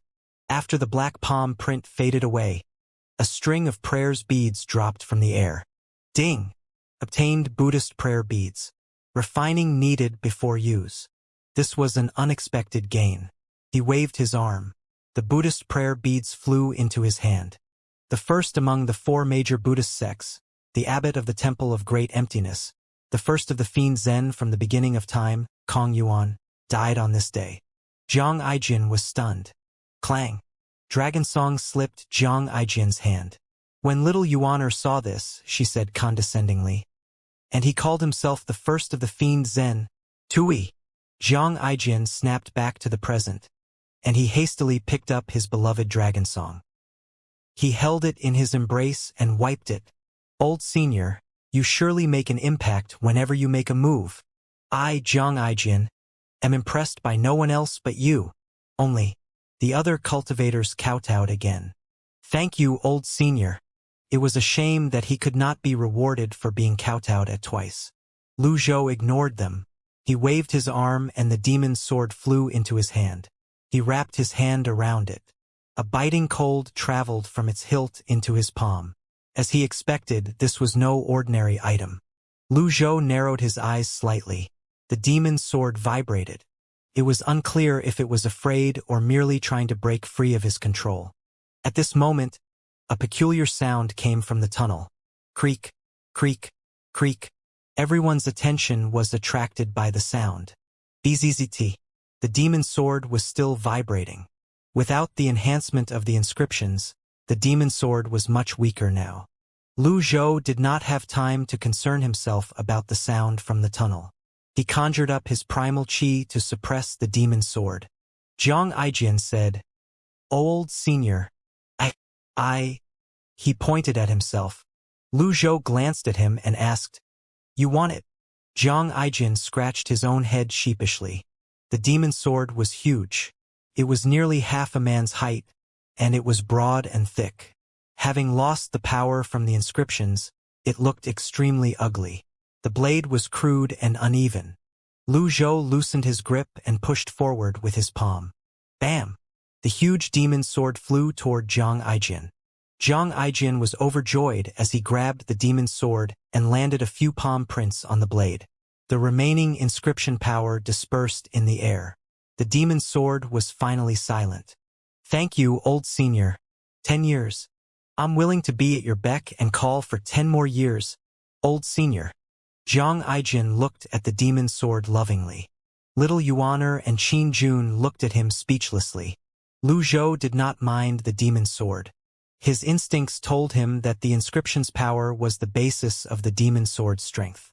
The demon's sword without the inscriptions was like an item without a soul.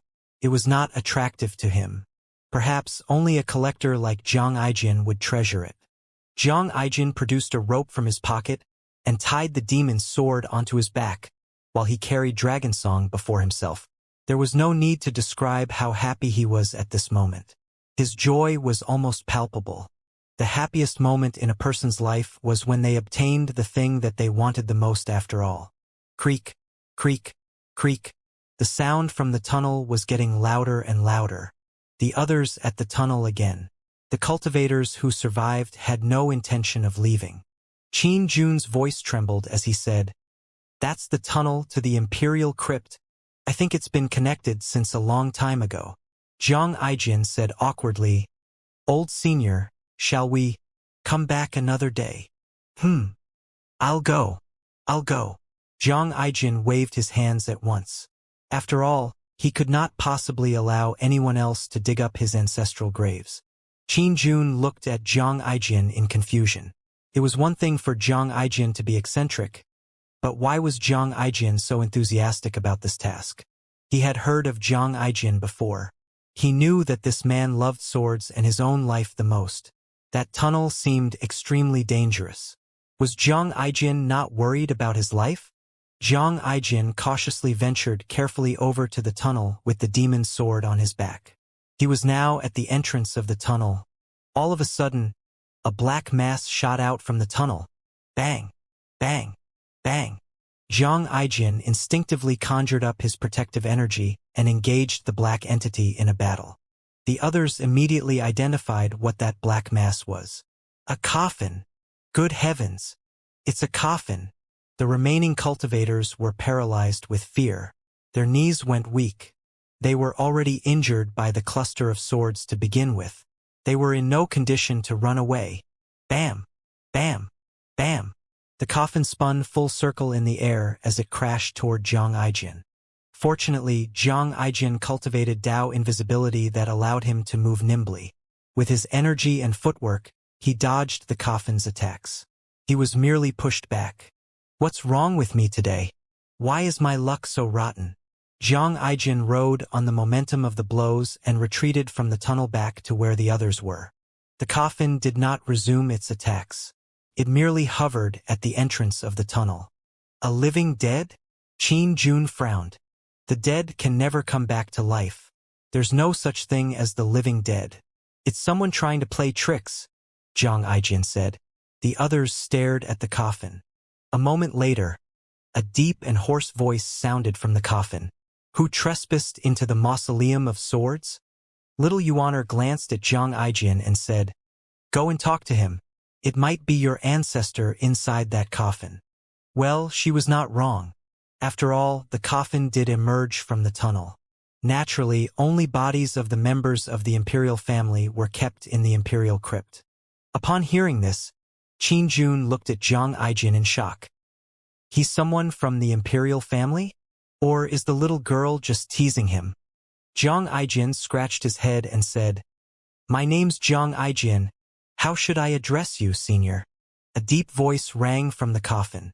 A young man. Zhang Aijin examined himself. What's wrong with being young?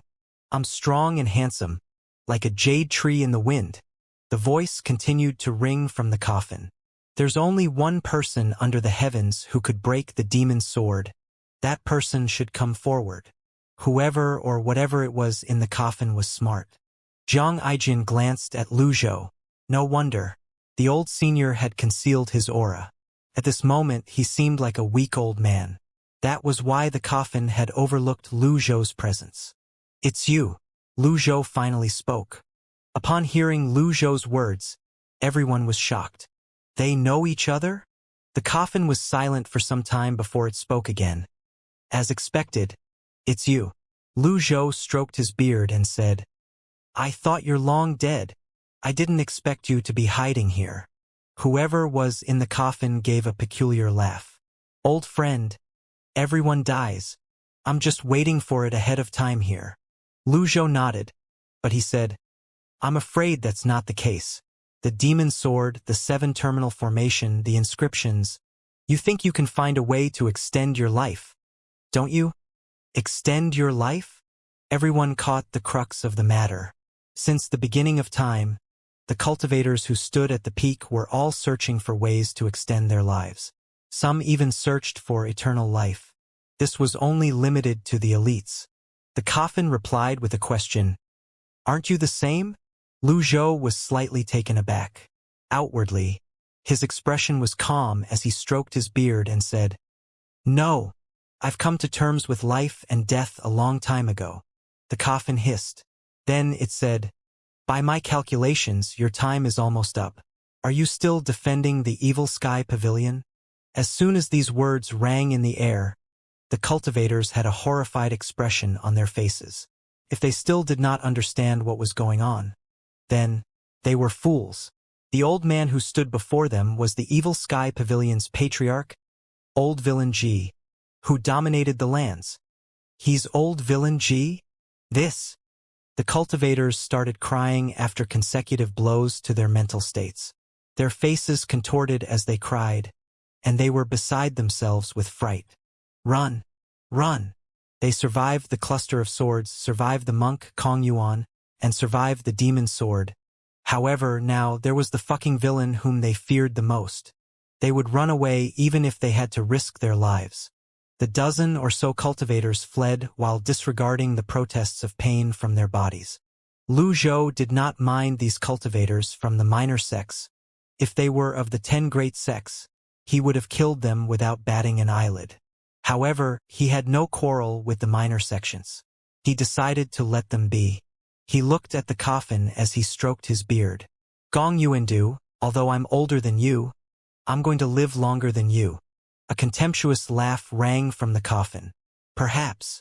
Were you hiding in the mausoleum of swords just to search for a way to attain eternal life? Lu Zhou asked.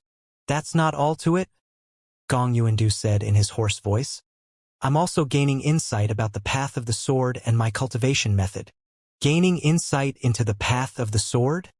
All my life, I've always wanted a showdown with you, Brother G. Alas, time and tide wait for no man. My cultivation base is slowly returning to the world around me. The black coffin hovered in the air and did not move. I didn't expect to meet you here, Brother G. Lu Zhou asked again. Are the 7 terminal formation and the demon sword you're doing? I don't know anything about the formations. In other words, Gong Yuandi was the one who left the demon sword here and erected the tombstone. After all these years of staying in that coffin, did you have any insight? Gong Yuandu sighed deeply and said, I had some improvements in my sword skills, but I'm limited by my cultivation base and couldn't use them to their full potential. I'm not sure if I'm a match for you now. Gong Yuandu and Lu Zhou were both peerless individuals. Perhaps only Gong Yuandu himself knew how much he wanted to defeat Lu Zhou. Do you want to defeat me that badly? I'm not the only one under the heavens who wants to beat you, Gong Yuandu retorted. Well, the answer was as clear as day. There were many who wanted to snatch the evil sky pavilion's treasures or kill the greatest villain of all time. At this moment, it was clear to everyone that Lu Zhou and Gong Yuandu, who was in the coffin, were old rivals. Naturally, they knew they had no place to interfere in the conversation between the two seniors. The voice rang teasingly from the coffin again. I'm curious. What's the Grandmaster of the Evil Sky Pavilion doing inside the Mausoleum of Swords? Did you come for my demon sword? You have many more treasures compared to me, though. The atmosphere seemed warm as the old rivals conversed. The pressure that came from the coffin earlier had also greatly lessened. Lu Zhou replied, There's something that belongs to me in the crypt of the ever-living emperor. You're as stingy as always, Brother G. Are you talking about this? Gong Yuandu's voice barely faded when the coffin flipped over, and a book dropped down. The coffin flipped over again, and its lid closed. Lu Zhou caught the book with swift movements. It was cold to the touch. However, this degree of cold was nothing to Lu Zhou. His divine court realm's protective energy was enough to repel it. The book had been carefully wrapped. It was decorated with the imperial family's colors and dragon insignia. Perhaps, the imperial family was worried that the heavenly writing book would rot in the dark and damp environment. Hence, they made a special coating for it. Lu Zhou flipped through the book. Ding! Obtained open heavenly writing remnant piece. Final. As expected, it was part of the open heavenly writing scroll. Lu Zhou closed it and tossed it toward Little Yuaner. Little Yuaner caught it and read it out of curiosity. However, she could not understand a single thing and quickly lost interest. Gong Yuandu spoke from within the coffin again. This is the only item that caught my eye in the crypt of the ever-living emperor. The other items were nothing but ordinary. Since you're here to dig the grave, Brother G, I'm afraid this is the only thing that'll be of interest to you. Gong Yuandu did not think that Lu Zhou would have a lower standard than his own. Lu Zhou nodded and said, This is precisely what I was looking for. The book contains some unique power, but I could never understand it. Since the ever-living emperor was buried with it, I thought it must have been a treasure. Hence, I kept it. With this explanation, everything was clear now. Lu Zhou's objective had been achieved. There was no longer any need to dig up Jian Aijian's ancestral graves. Gong Yuandu, if you wish to get out, I can take you with me, Lu Zhou said. Returning a favor with another favor would be considered as repaying the debt. No, thank you. The voice from the coffin seemed a little stifled at this moment, as though something was stuck in Gong Yuandu's throat. I might not outlive you after all. You have a century before your time is up. Lu Zhou looked directly at the coffin. He sighed and decided to give up persuading Gong Yuandu. How many mortals live up to 100 years? It's much more difficult for a cultivator, I guess. This person had often competed with him in the past. This was nothing but the departure of the old and the ushering in of the new. Birth, life, sickness, and death. This was merely the natural cycle of life. In that case, I won't force you. Lu Zhou was about to leave when Gong Yuandu sighed and asked, "Before my time is up, may I have a fight with you, Brother Ji?" The others were taken aback. A rival was a rival, after all. Gong Yuandu would not miss an opportunity to trouble Lu Zhou before his own death. Little Yuaner had initially been sympathetic to Gong Yuandu for trying to survive inside a coffin. At this moment, what little sympathy she had was swept away. She said indignantly, "What's the matter with you? My master had just fought another person for several rounds. Even if you win this match, it will be without honor. Besides, you're no match for my master." The coffin shook slightly before a burst of laughter rang from it. "Brother Ji, I'm surprised you found disciples with that temper of yours. I'm impressed, truly I am." Lu Zhou did not rise to his taunt. Instead, he said, "If you want to fight, come on out." Little Yuaner chimed in, "That's right. Come out."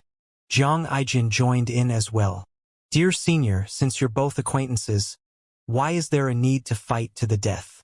Moreover, you've said that your limit is upon you, and I'm sure your cultivation base has been diminished greatly. Why is there a need for this?" Gong Yuandu said, "You've all misunderstood me. Since I'm fighting Brother Ji, it's only natural that I want to do it fair and square. I won't strike a man when he's down. Brother Ji, what do say we meet at the Evil Sky Pavilion after a month?" Lu Zhou did not mind. "I'm just worried that you won't make it past this month. With one's life limit looming, nobody could be sure when they would die. Perhaps it would be today. Perhaps it could be tomorrow. Could even be a year later." Gong Yuandu gave a hoarse laugh and said, "We'll meet a month later. If I can't make it, so be it." He figured that it was time for him to accept his fate for once after being so stubborn his whole life. Lu Zhou stroked his beard and looked at the others. Jiang Aijin addressed the coffin, "Dear Senior, since you're going to stay in the crypt, do me a favor and don't damage anything inside. What's it to you? We should always respect the deceased." This time, the coffin did not reply. Lu Zhou glanced at the swords scattered on the ground. Jiang Aijin said at once, "I won't be taking these third-rate items." Qin Jun scratched his head awkwardly and said, May I take a couple of them with me?" Jiang Aijin rolled his eyes and said, "Help yourself." Qin Jun was overjoyed. He picked up the two best Earth-grade swords he could find. Jian Aijin said, "Someone has an eye for things. A man who loves swords won't settle for less. What do you know? We share the same interests. How rude of me. Don't mention it." Lu Zhou shook his head. He placed his hands behind his back and walked toward the exit of the Mausoleum of Swords. The coffin vanished into the tunnel. Little Yuaner left the Mausoleum of Swords with her master. The seven-terminal formation on the ground gathered up some energy again. "Master, who was that inside the coffin?" "An acquaintance." "Master, you have friends?" "To put it more precisely, he's a rival," Lu Zhou explained as he walked. "So, do you have friends, Master?" Little Yuaner asked. "I have many friends," Lu Zhou replied. "Oh, only." Finally, they arrived outside the Mausoleum of Swords and saw the sky. They could not help but take a deep breath. "Wizard." Jiang Aijin and Qin Jun ran up to them as well. Lu Zhou did not leap onto Wizard immediately. "Jiang Aijin. Old Senior, what's the matter?" "Zhao Yu is still inside the palace. Look after her," Lu Zhou said. "No problem. However, I need to tell you something, Old Senior," Jiang Aijin said. "What is it?" "Your seventh disciple, Si Wuya, is on to me. Moreover, I'm certain he's close to discovering my identity. I must say I'm no match for him in terms of gathering information.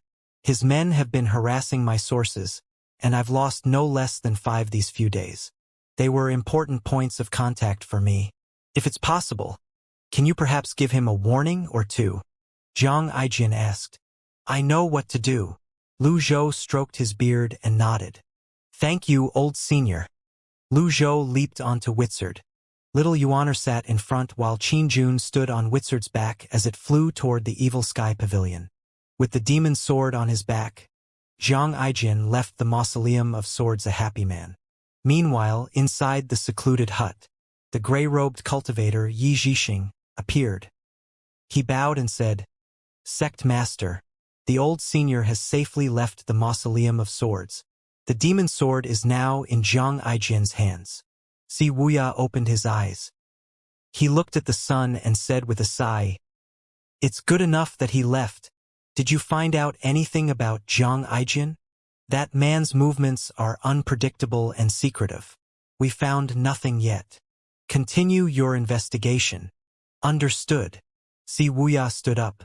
He placed his hands on his back and asked, Any news from the 4 other mice? Ever since the disturbance at Upper Prime City, the Darknet had established a connection with the 5 mice. They were not Darknet members, after all. From his understanding of their temper, they might very well do something outrageous. In reply to your question, Sect Master, there's no news about the 5 mice yet. What about the Evil Sky Pavilion? Si Wuya asked. I don't think the 5 mice will be so bold as to attack the Evil Sky Pavilion again. Now that the Evil Sky Pavilion has someone like Lung Luo, it's as easy as killing a chicken for him to kill them, Yi Zhixing said. What's the situation with eldest senior brother? Si Wuya asked. The righteous sect has 6 altars, and the green jade altar proves to be the most difficult to deal with. The remaining 5 altars won't be a problem. Sect Master Yu wishes to ask your opinion on this, Yi Zhixing reported. Si Wuya pondered over this for a moment before he said, 8th junior brother and I have been to the green jade altar before. We've secretly drawn the formation back then. Give it to eldest senior brother. As you command, Sect Master, Yi Zhixing said with a bow. Si Wuya understood Yu Zhenghai's thoughts. The Clarity sect was done for, and the days of the righteous sect were numbered. Yu Zhenghai had been itching to take the righteous sect down for a long time now. Yu Zhenghai had no intention of asking for his opinion at all. It was only a pretext. What he wanted was the schematics of the formation. The Evil Sky Pavilion. Lu Zhou and Little Yuaner finally arrived in the Evil Sky Pavilion. Duanmu Shang walked up to them with the Overlord spear in his hand. He kneeled and said, Master, you're finally back. What happened? Lu Zhou noticed that Duanmu Shang did not seem to be in a good mood. Lu Qiuping has been rescued, Duanmu Shang said. When Lu Zhou heard this, he frowned. These mice are audacious. They should have learned their lesson when they were here last. And yet, they're still as impudent as ever. Where's Old Fourth? With Mingshi Yin's abilities, even if he could not capture the 5 mice, he should have been capable of pushing them back. Old Fourth? Old Fourth went to the divine capital. Didn't you see him, Master? Duanmu Sheng asked, clearly shocked. Lu Zhou had just returned from the divine capital. He did not meet Mingshi Yin. They must have missed each other. However, Lu Zhou was not worried that anything would happen to Mingshi Yin. Moreover, Mingshi Yin had a tendency to surprise him. He decided to let Mingshi Yin be. Based on the current situation, there was not much need for him to restrict his disciples compared to when he had just transmigrated. Duanmu Shang continued to say, They didn't steal anything. They merely rescued Lu Qiuping. Elder Hua and Lady Yueshing injured them. Those mice were too cunning. As soon as Duanmu Shang finished speaking, Hua Wudao and Hua Yueshing walked over from the distance. Hua Yueshing bowed and said, I was incompetent and let the 5 mice escape. Please punish me, Pavilion Master. Hua Wudao was not skilled in attacks, after all. It was understandable that he could do nothing about the 5 mice. However, as a godly archer, Hua Yueshing had allowed the 5 mice to run away. Clearly, the 5 mice were more cunning than your ordinary villains. After a moment of silence, Lu Zhou said, We'll talk about the 5 mice at a later date. That's all for now. After busying himself for a few days, Lu Zhou wanted some time to himself. Understood. The others bowed. In a certain forest. Big Brother, Fifth Brother's cultivation base has been sealed. We can't do anything about it for the time being. What do we do now? The person in the lead was the eldest among the 5 mice, Han Yufeng. Han Yufeng glanced at Lu Qiuping, who was leaning against a tree stump, and said, "The most dangerous place is the safest place. The Evil Sky Pavilion will never expect us to be resting near the Golden Court Mountain." "That's brilliant, Big Brother. However, we can't do this forever. It's been 2 days, Su Wen, Old Second, said. Jiang Tang, Old Third, spat the foxtail grass he had been holding between his teeth and said, "I think Big Brother's right. We should wait for an opportunity before making a move. Our rescue mission will surely raise their alarm. We can only be in peak condition once we have fully recovered from our injuries." "Big Brother, Third Brother has a point. Rescuing someone isn't our strong point. It's a shame that we weren't able to steal anything from the Evil Sky Pavilion after being there twice. Riches are attained by taking risks. We've already offended the Evil Sky Pavilion. Anyway, once we get our hands on some treasures, we can change our identities and live elsewhere. When old Villain G is 6 feet underground 50 years later, nobody can do anything to us." Lu Yunbai, Old Fourth, chimed in. The others nodded. Lu Qiuping bore with the pain on his body and said, "Thank you, Big Brother, Second Brother, Third Brother, and Fourth Brother, for sticking out your necks to save me. We're all brothers. There's no need to make a big deal out of this." While they were making plans about their next big heist, a cold breeze blew through the forest. "Russell, who's there?" The leader of the 5 mice, Han Yufeng, turned and looked into the depths of the forest. Cultivators had keen senses to begin with. On top of that, the 5 mice were born with keen perceptions. It was a bright and sunny day. The sudden and peculiar breeze alerted them immediately. The 5 mice got up at once. A figure slowly came into view on the small path. The figure was clad in a white cloak, white dress, and white shoes while she held a white umbrella. The figure even had white hair. The lady had delicate and charming features. The 5 of them were momentarily stunned. They had never seen a woman who dressed in such a manner. She seemed to have descended from the heavens and did not seem like a mortal. The lady stopped moving when she was 10 meters away from them. Han Yufeng was the first to react. He frowned. What lady would come here out in the wilderness? Despite his thoughts, he said, "Will you grant us the pleasure of knowing your name, milady? Where did you come from and where are you going?" Su Wen said with a smile, "Out in this wilderness. My fair lady, why don't I escort you back to your home?" The lady raised her eyes and swept it across the 5 of them. She said, "The 5 mice. You know us, milady?" Han Yufeng was stunned. He instantly raised his guard. "Heh, see that? Our fame as the 5 mice. Yes, that's right. We're the 5 mice. This is my big brother, the leader and strategist Han Yufeng. This is my second brother, the one without a shadow, Su Wen. Jiang Tang thumped his own chest. Am invincible underwater, Old Third, Jiang Tang.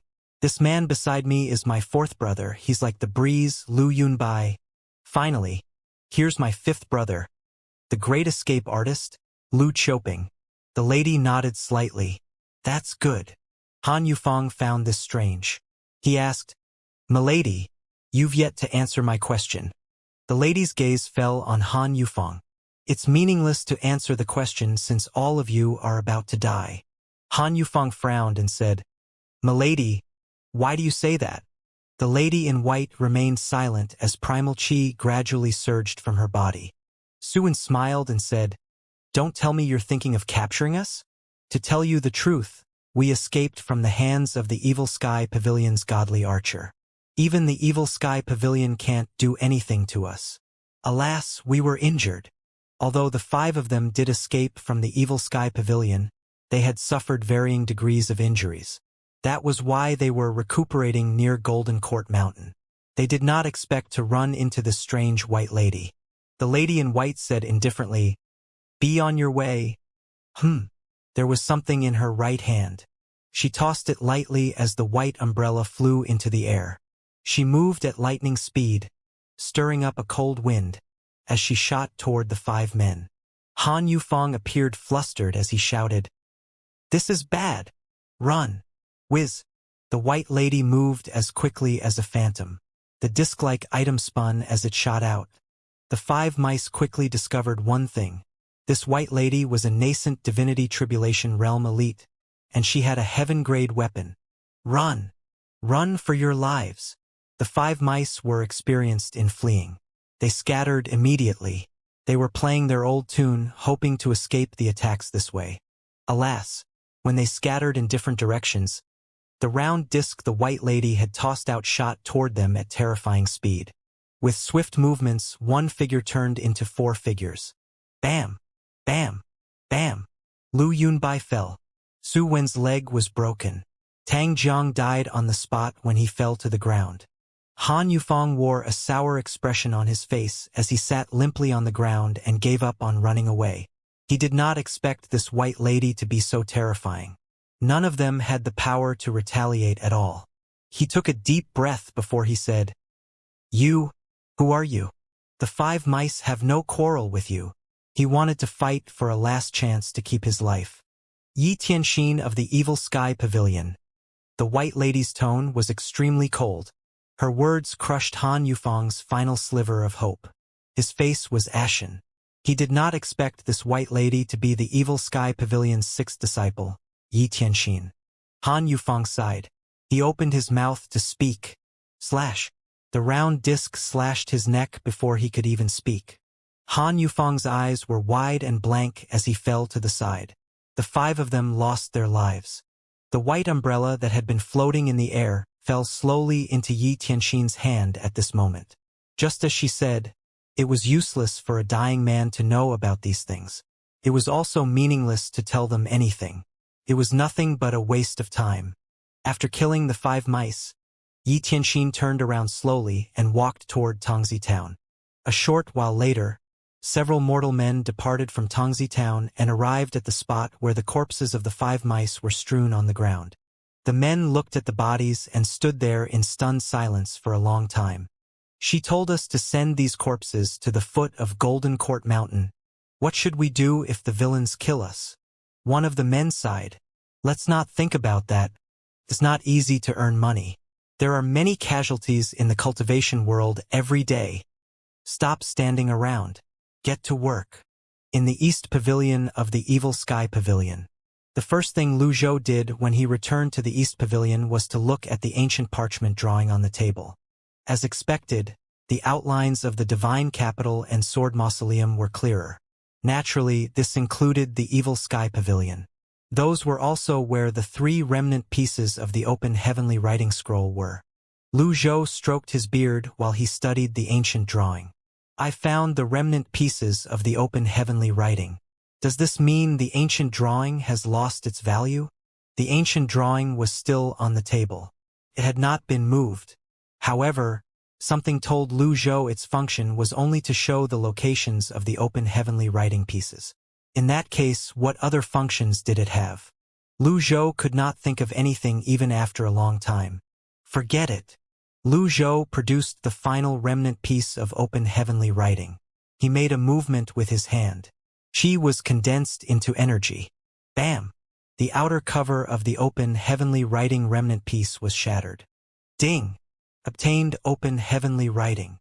The open heavenly writing dissolved into spots of starlight and floated toward Lu Zhou. Then, the spots merged into one and faded away. Lu Zhou sat with his legs crossed. He was about to enter his heavenly writing meditation state when a thought appeared in his mind. What if the item card's prices rise again now that I obtained the 3rd heavenly writing technique? Lu Zhou checked the current prices for the item cards. Impeccable card, 1,500. Deadly Strike card, 1,800. Critical Heal card, 1,000. Thunderblast card, 800. Cage Bind card, 1,000. Lu Zhou's expression darkened.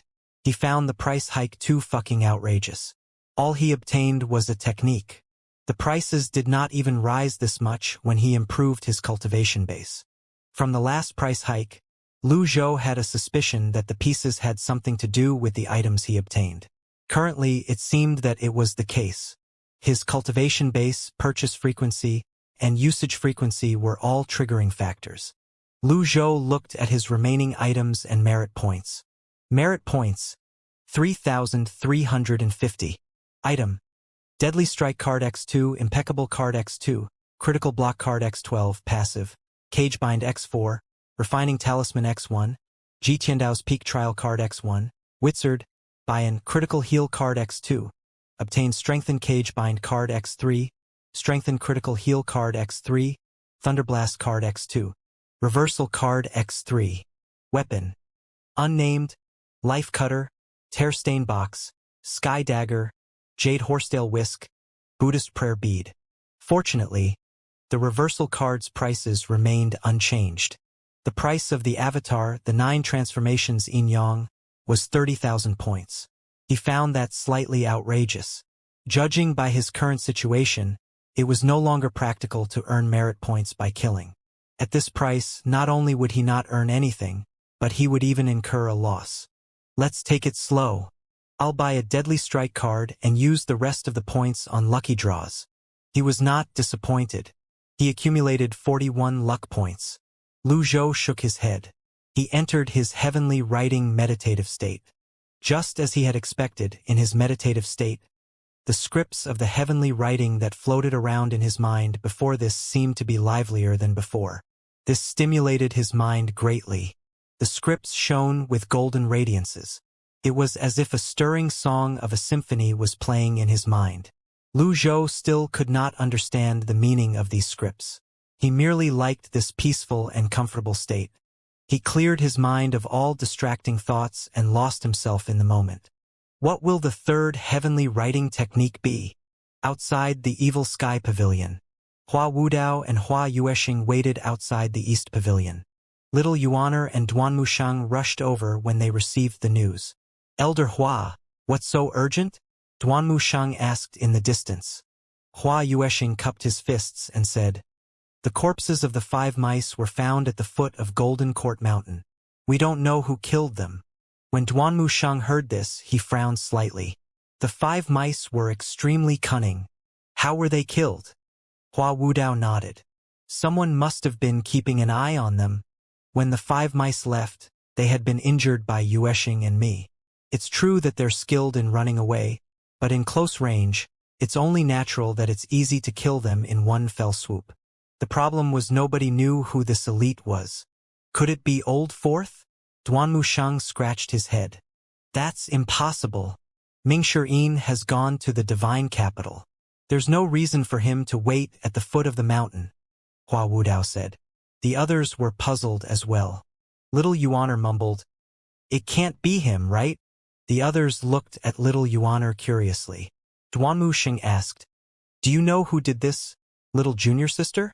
Little Yuaner snorted and said, it's probably the strange man who stays in a coffin. I think he's called Gong Yuandu. He's a weirdo. The world is huge, and yet he chooses to stay in a coffin. That's scary if you ask me. Hua Wudao was speechless. It was normal for the younger generation to not know Gong Yuandu. However, for an old man like him, Gong Yuandao's name resounded loudly like a thunderclap. He frowned. Gong Yuandu? You know him, Elder Hua? I've heard of him, Little Yuaner said. After Master killed Kong Yuan with a palm strike, Gong Yuandu came out. He even wanted to challenge Master to a battle. However, that man's especially cowardly. He was so intimidated by Master's might that he dared not come out from his coffin. Wait! Hua Wudao raised a hand. The pavilion master killed Kong Yuan with a palm strike? Yeah. Why? Hua Wudao was stunned. Gong Yuandu was not the only person that he knew. He knew Kong Yuan as well. In fact, he knew Kong Yuan better than Gong Yuandu. Kong Yuan had been a 7-leaf elite since a long time ago. After cultivating in seclusion, it was rumored that Kong Yuan had a breakthrough. Otherwise, the monk Kong Xian would not be so bold as to lead the monks and commit evil deeds on Runan's holy altar. However, the pavilion master had killed Kong Yuan, the elite Zen cultivator, with just a palm strike. He had difficulties believing this. However, there was no reason for little Yuaner to lie. At most, she might be exaggerating or she might have mistaken someone else for Kong Yuan. However, it was pointless to think about these matters at the moment. When the pavilion master came out from his cultivation, he would have his answer. He finally asked, "Nothing. You mentioned Gong Yuandu earlier. Is he in the Mausoleum of Swords?" "Yes." "Is Gong Yuandu powerful?" Duanmu Sheng asked. "That's a long story." Hua Wudao began to recount what he knew. "You might not believe this, but Gong Yuandu and the pavilion master were cultivators of the same era. To be more precise, Gong Yuandu is younger than him for about a century. He hails from the northern capital. From the records of the books in the northern capital, he started cultivating when he was 5 years old. He attained the divine court realm when he was barely 15 and was in the nascent divinity tribulation realm when he was 20. After that, he challenged elites from all over the world for several centuries. Nobody knows how many leaves he had. He kept this up until he met the pavilion master." He paused before he continued to say, "Come to think of it, the pavilion master seems to be the bane of genius cultivators." He cleared his throat awkwardly. "Back then, I also lost to the pavilion master due to my own carelessness." The others rolled their eyes. "He's trying to compliment himself. Doesn't his old face feel hot? However, compared to Gong Yuandu, I'm truly inferior. Gong Yuandu is skilled in Taoist seals and Zen. He's especially skilled with the sword.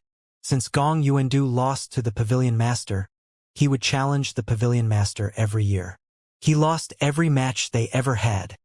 Little Yuaner suddenly interrupted and said, "Did he form a knot in his heart?" The others turned to look at little Yuaner. Duanmu Shang scratched his head and added, "Yes, I was wondering about that as well." Hua Wudao coughed and said, "The later stages of cultivation is no longer just a question of determination and insight. One's frame of mind is also important. Gong Yuandu is a genius cultivator, after all. His heart is made of stronger stuff compared to other cultivators.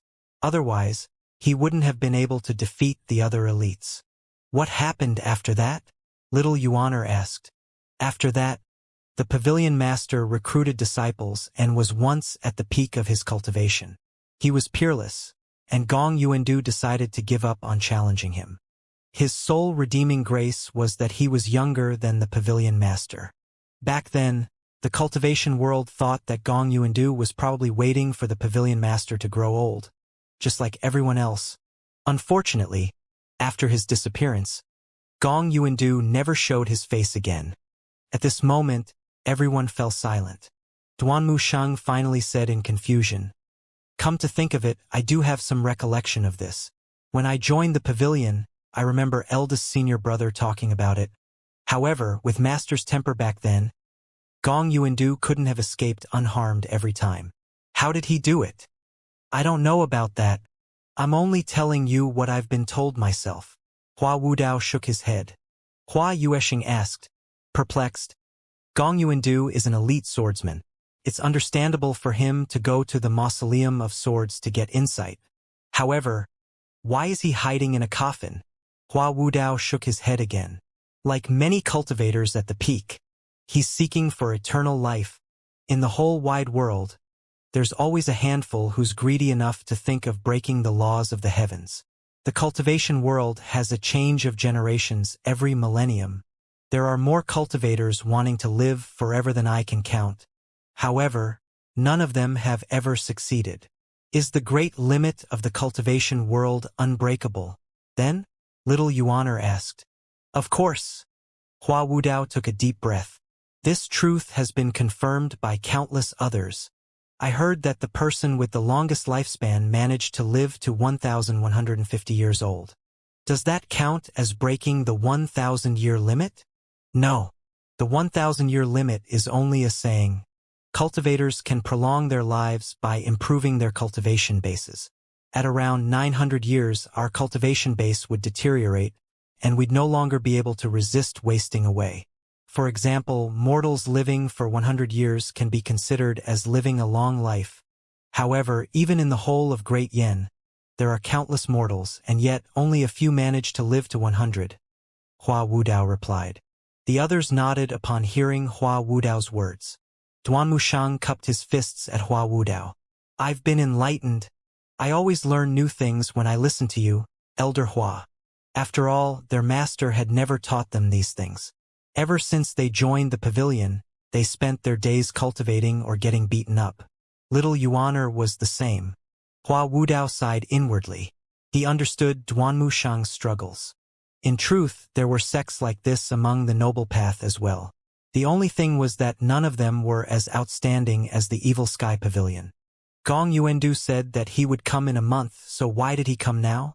What kind of genius is he? He even went back on his words. Little Yuaner said indignantly. I don't think it's him. Hua Wudao shook his head. Gong Yuandu holds himself in high regard. He's also a proud man whose pride is deeply etched in his bones. A vulgar task such as tailing you to the mountain and riding the Evil Sky Pavilion of the mice isn't something he would do. Moreover, Gong Yuandu isn't exactly a nice person. Oh, Little Yuaner mumbled. I didn't actually mean it. Hua Wudao felt speechless. Little ancestor, because of your offhand remark, I had to spend a long time explaining things. Duan Mushang frowned and said, if Gong Yuandu is that powerful and he's coming to the Evil Sky Pavilion in a month, when that time comes, there's no need to worry, Hua Wudao said. I've observed the pavilion master's condition before this. Although he tried to suppress his aura as best he could and maintained it at the divine court realm, from his glabella, I can see he's still very spirited. If Gong Yuandu comes, he'll surely lose. Spirited? I'm just reading his face. The Yun sect does have Taoist roots, and I learned a thing or two about it when I was a young cultivator, Hua Wudao boldly said. However, inwardly, he hoped they would not question him further. Little Yuaner instantly leaped up, invigorated, as she asked, HM? Elder Hua, take a look at my face. What's my future like then? Hua Wudao was speechless, although he maintained a calm expression. Things that he did not want to happen kept happening to him. He glanced at Little Yuaner and said without missing a beat, You'll surpass Gong Yuandu and become the greatest genius cultivator in a millennium. A genius such as Gong Yuandu would seem like rubbish before you. Little Yuaner's strength could no longer be described by talent alone. Hua Wudao had tried to observe the disciples during his time in the Evil Sky Pavilion. He almost regretted observing them. He felt perplexed when he observed them. They were not particularly diligent, but they progressed much faster compared to ordinary cultivators. Of all the disciples, he knew Duan Mushang the best. After all, Duan Mushang was competitive and kept challenging him to break his 6 compatible seal. Little Yuaner was delighted when she heard the compliment. She giggled and asked, Am I that great? Naturally. I'll have a go at your 6 compatible seal when I'm powerful enough, Little Yuaner said. I'll help you raise your defenses. Hua Wudao. Duan Mushang did not care about these things. Instead, he asked, Gong Yuandu has an 8-leaf cultivation base? Hua Wudao replied with uncertainty. I think so. Duan Mushang said with a sigh. It seems like this is an unavoidable battle. Hua Wudao nodded. The Evil Sky Pavilion's barrier is already weakening. It's not the best time to have a battle here. I think it's better to battle in the wilderness 100 miles north of Golden Court Mountain. Hua Yueshing chimed in. Indeed, we should look for a suitable place. The wilderness up north is also a good place to watch the battle. If I can watch this once-in-a-lifetime battle, I'd have no regrets in life. There were many who wanted to watch a battle between elites, but they never had the chance. Many cultivators who had keen perceptions would often be enlightened while watching the battle and achieve a breakthrough. This could be considered as an opportunity for them. Wait, why are we talking about this again? Duan Mushang scratched his head. Their discussion had suddenly veered to picking a suitable location for Luzhou. Hua Wudao smiled awkwardly and said, Let's return to the topic of the 5 mice. Right? The 5 mice. No matter who killed the 5 mice, they've done the Evil Sky Pavilion a favor. They did great. There's no need for us to trouble ourselves to guess who killed them, Hua Wudao said. Elder Hua has a point. Duanmu Shang nodded again. At this moment, Zhou Jifeng's voice rang from afar. Elder Hua, the 5 mice are dead. Where's the Zen tunic? Hua Wudao was speechless again. What's wrong with today? The pavilion master has finally gone into secluded cultivation, and it's supposed to be my turn to act as an elder. And yet, all these incidents are raining on my parade. Duanmu Shang smacked his forehead and frowned. That's right. I almost forgot. 8th junior brother's problem can only be solved by the Zen tunic. A stiff expression appeared on Hua Wudao's face as he said, from the looks of things, someone might have killed them and snatched the Zen tunic away. Zhou Jifeng said, we can't let Mr. 8th stay in that state for too long. Hua Wudao frowned slightly as he paced back and forth, occasionally glancing at the East Pavilion. Unfortunately, there were no movements from the East Pavilion. He was deep in thought. He had been wondering lately why the Evil Sky Pavilion's disciples were experiencing problems with their cultivation bases. Then, he seemed to understand that old villain Ji did it on purpose to suppress the disciples that did not leave. Should we ask the pavilion master's opinion about this? Zhou Jifeng asked. No, little Yuaner answered without any hesitation. Master said that nobody should disturb him this time. I'll be staying in the East Pavilion for now. As she spoke, she walked to the opposite side where the entrance of the East Pavilion was located and spread her arms, as though she was barring everyone's way. Well, since the pavilion master had spoken, they had no choice then. Moreover, they had experiences with this. If they made the same mistake again, the consequences would be dire. Everyone was at loss over what to do when a voice rang out. Elder Hua. Someone left this at the foot of the mountain. Everyone turned to look. They saw the female cultivator holding an item in her hands. It was the Zen tunic. Everyone was shocked. Hua Wudao asked, who sent it? It was a commoner from Tongzi town. How could a commoner retrieve the Zen tunic from the 5 mice? Impossible, Duanmu Shang said. The female cultivator continued to say, the person said that a lady in white asked him to deliver the Zen tunic to the Evil Sky Pavilion. A lady in white? Little Yuaner blurted out, 6th senior sister? Yi Tianxin was the only one who fit the description. She was also the only one with a motive to help the Evil Sky Pavilion. Everything was clear now. Duanmu Shang sighed and said, it must be 6th junior sister. I think her cultivation base is almost recovered. With her cultivation base, taking down the 5 mice isn't a problem. Moreover, the 5 mice were wounded. The others nodded. They did not expect this to be the work of the Evil Sky Pavilion's 6th disciple, Yi Tianxin. Unfortunately, she had been banished from the pavilion and was no longer a member of the Evil Sky Pavilion. Why did she do this? Does she wish to rejoin the Evil Sky Pavilion? The others looked at the East Pavilion at the same time. The only person who could make the decision was in there. At this moment, Lu Zhou was still immersed in the new insight he gained from the open heavenly writing scroll. It was a wonderful sensation. He could clearly sense the movements in his surroundings, and yet, everything felt stagnant at the same time. To put it precisely, he could not feel the passage of time. It was such a comfortable feeling that he wished the feeling would not go away so soon. It was rare for him to have the opportunity to immerse himself in this state. He decided he would not cut his cultivation time short. Time passed swiftly as Lu Zhou continued to cultivate. In just a blink of an eye, 7 days had passed. Hua Wudao and the others continued waiting outside the East Pavilion. Little girl, did the pavilion master show any movements of coming out? Hua Wudao saw that little Yuaner had done as she had said she would. She had planted herself in front of the East Pavilion, cultivating and practicing with the Nirvana sash. She did not leave her post. No, little Yuaner shook her head. Very well. Master should be coming out soon.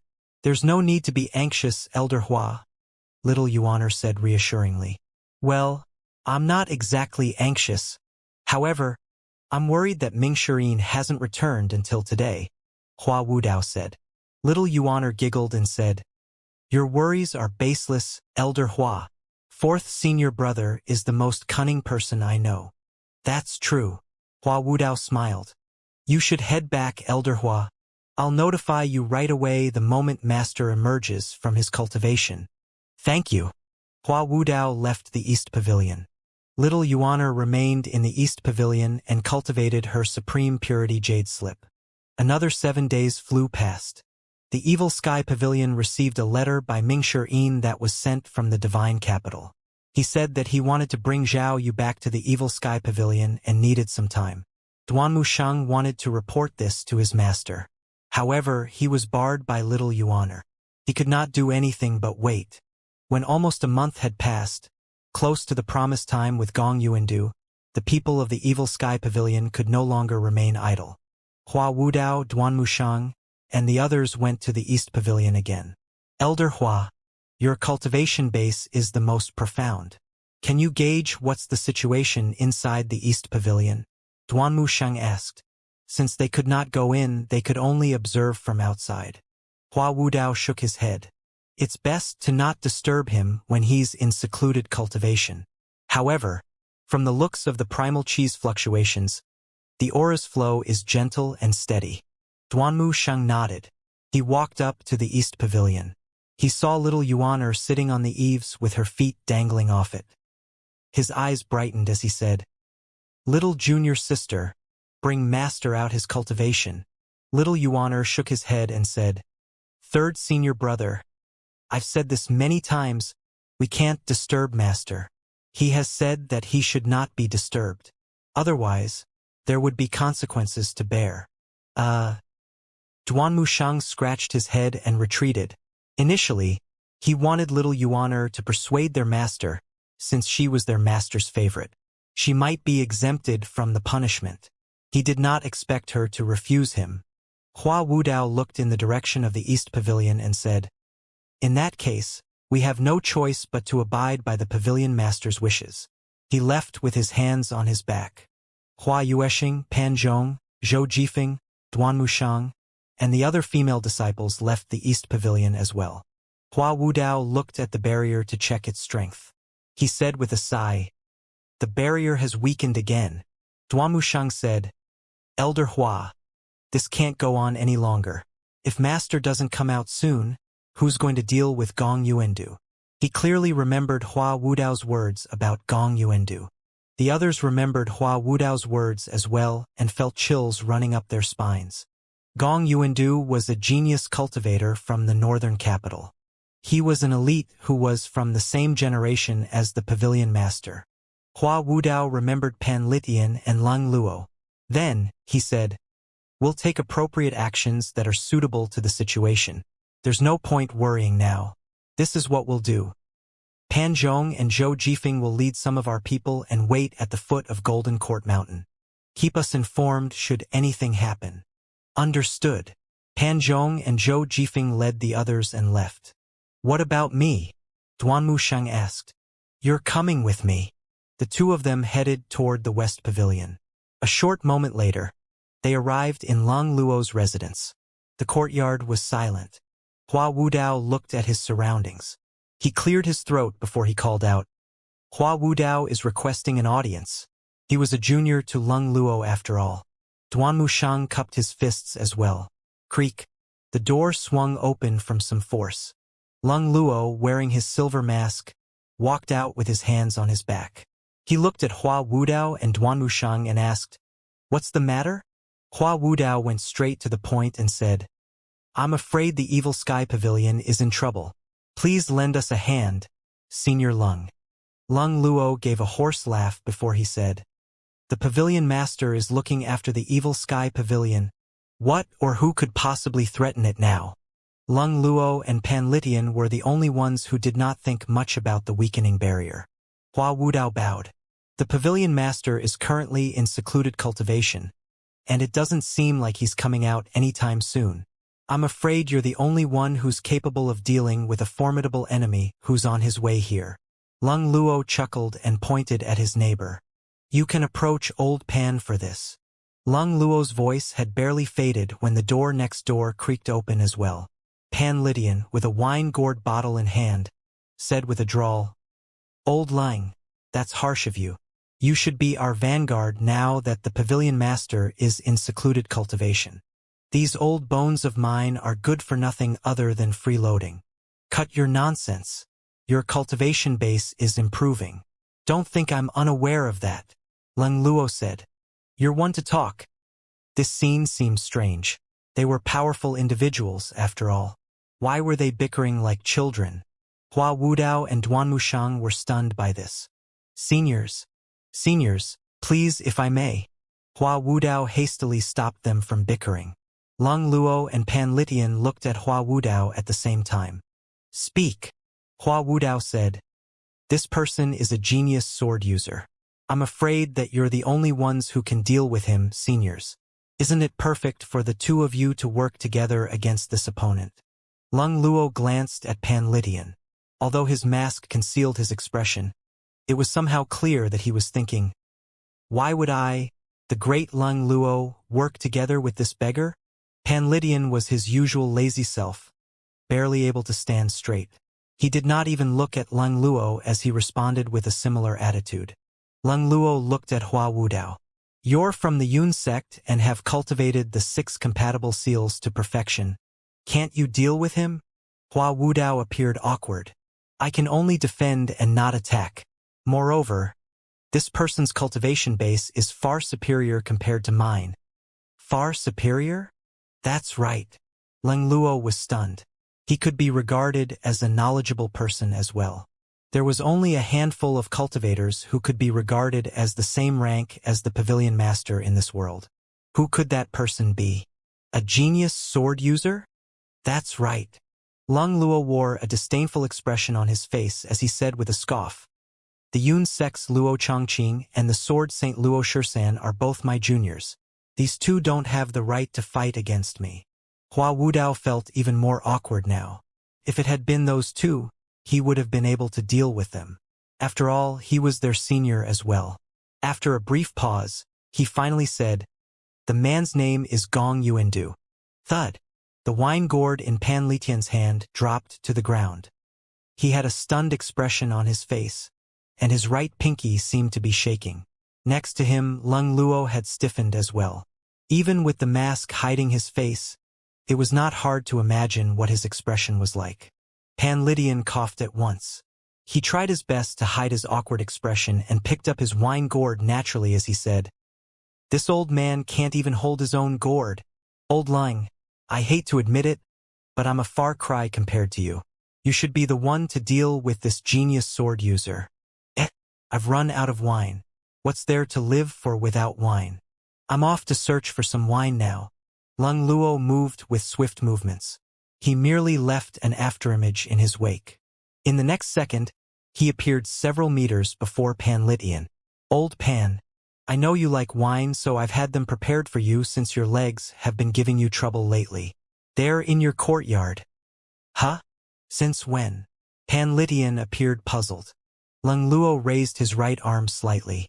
A weak surge of energy lifted the jar of wine in Pan Litian's courtyard and placed them back down. Century-old wine. Pan Litian was silent. Lung Luo placed his hands on his back. He sighed and said hoarsely, "Indeed, I'm superior to you in both cultivation base and talent. However, I'm badly wounded at the moment. My Sea of Qi and Dantian aren't recovering as quickly as yours. You have the help of the Sable Magnolia. If you use your full strength and fight to the death, I don't think Gong Yuandu would dare underestimate you." Pan Litian coughed and cleared his throat as his expression darkened. "What fight to the death? Does it have to be so serious?"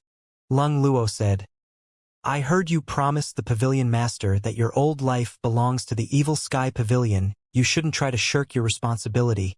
You're the only person in the entire Evil Sky Pavilion who's capable of keeping Gong Yuandu at bay. Naturally, I'll risk my life if I have to. You, on the other hand, are the one who's trying to shirk your responsibility," Pan Litian said. When he saw that there seemed to be no end to their bickering, Hua Wudao said loudly, "Please work together and fight Gong Yuandu. Seniors, Duanmu Sheng bowed as well. Please work together, seniors. They were both old and decrepit. There was no need for them to look down on each other. Meanwhile, inside the tunnel of the Mausoleum of Swords, click, clack, a black coffin could be seen moving. Nobody emerged from the coffin. Instead, the coffin took flight and slowly flew out of the tunnel and past the 7-terminal formation and sword mounds before leaving the Mausoleum of Swords. When the sun shone on the black coffin, it stopped moving as though it was hesitating. Perhaps it had been in the dark for too long and felt out of place after coming out into the world again. After a moment, a heavy sigh could be heard from the coffin. The secluded hut. Wuxia was resting his spirits with his eyes closed. Yi Zhixing finished reading the letter in his hands, bowed and said, Sect Master, the 5 mice are dead. Their bodies were placed at the foot of Golden Court Mountain. Wuxia seemed calm as he asked, Who killed them? A white lady. There isn't any other information. At this moment, Wuxia opened his eyes and said, 6th senior sister. When Yi Zhixing heard this, he was stunned and said, This is the work of the Evil Sky Pavilion's Miss 6th? Wuxia smiled and said, Find out where she is. I'd like to meet her. Understood. Yi Zhixing continued, I have another matter to report. What is it? After the disturbance in Upper Prime City, the Divine Capital has sent out some troops to quell it. General Shang of the Imperial Guard is dead. Sect Master Yu was greatly delighted when he learned about this. A month ago, he led 10,000 men from the Nether Sect and attacked the Righteous Sect. The Righteous Sect fell, and its sect master, buckled Zhang Yuanshan, is currently missing. As of now, the Righteous Sect's territories have been assimilated into the Nether Sect's territories. Yi Zhixing reported. Upon hearing this, Wuxia said with a sigh, Eldest senior brother is too impatient. There's no need to do that. According to my original plan, Zhang Yuanshan could never get away anyway. Sect Master Yu doesn't care about the life or death of Zhang Yuanshan, Yi Zhixing said. You must remove the roots of the weed as well. Eldest senior brother isn't thorough enough. You're wise, Sect Master. Yi Zhixing did not leave even after he finished speaking. Wuxia asked in confusion, Is there something else? Sect Master. For you to support Sect Master Yu like this, what if Mr. Second is offended? I'll explain this to Second Senior Brother. There's no need to worry.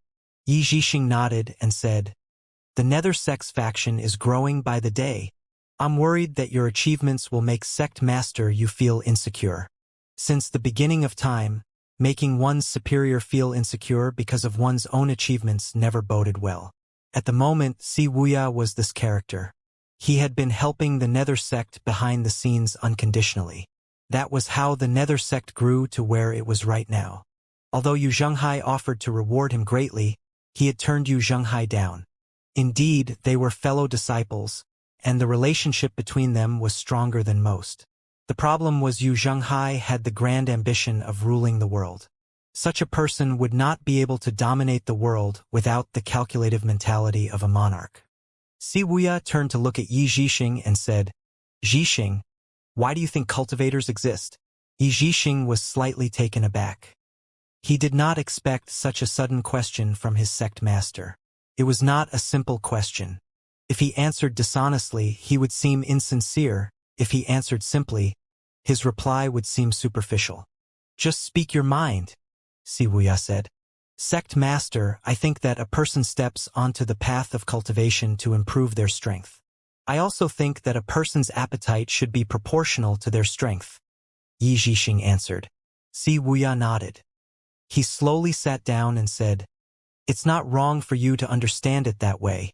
When there's a chance, I'll tell you something else. As you wish, Sect Master.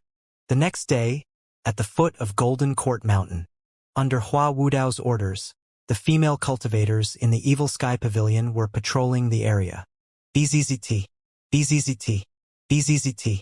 The female cultivators' attention was caught by a noise from the barrier. They looked up and saw the blue barrier visibly fluctuating, causing them to feel uneasy. Pan Zhong and Zhou Jifeng stood on different branches on different trees, as they cast their eyes into the distance. The pavilion master is cultivating in seclusion.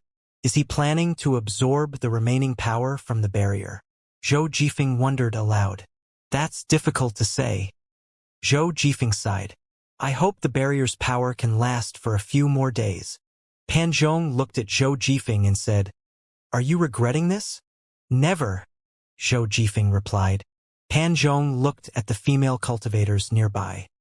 He looked at Zhou Jifeng again and said, Will you die if you're told to? Brother Pan, what are you trying to make me say? Zhou Jifeng rolled his eyes. At this moment, a female cultivator cried out, What's that? Zing. The female cultivators of the Evil Sky Pavilion drew their swords, as though they had seen a formidable enemy when they looked at a black spot in the distance. Pan Zhong and Zhou Jifeng looked in the same direction. A black mass was slowly flying toward them from the distant sky.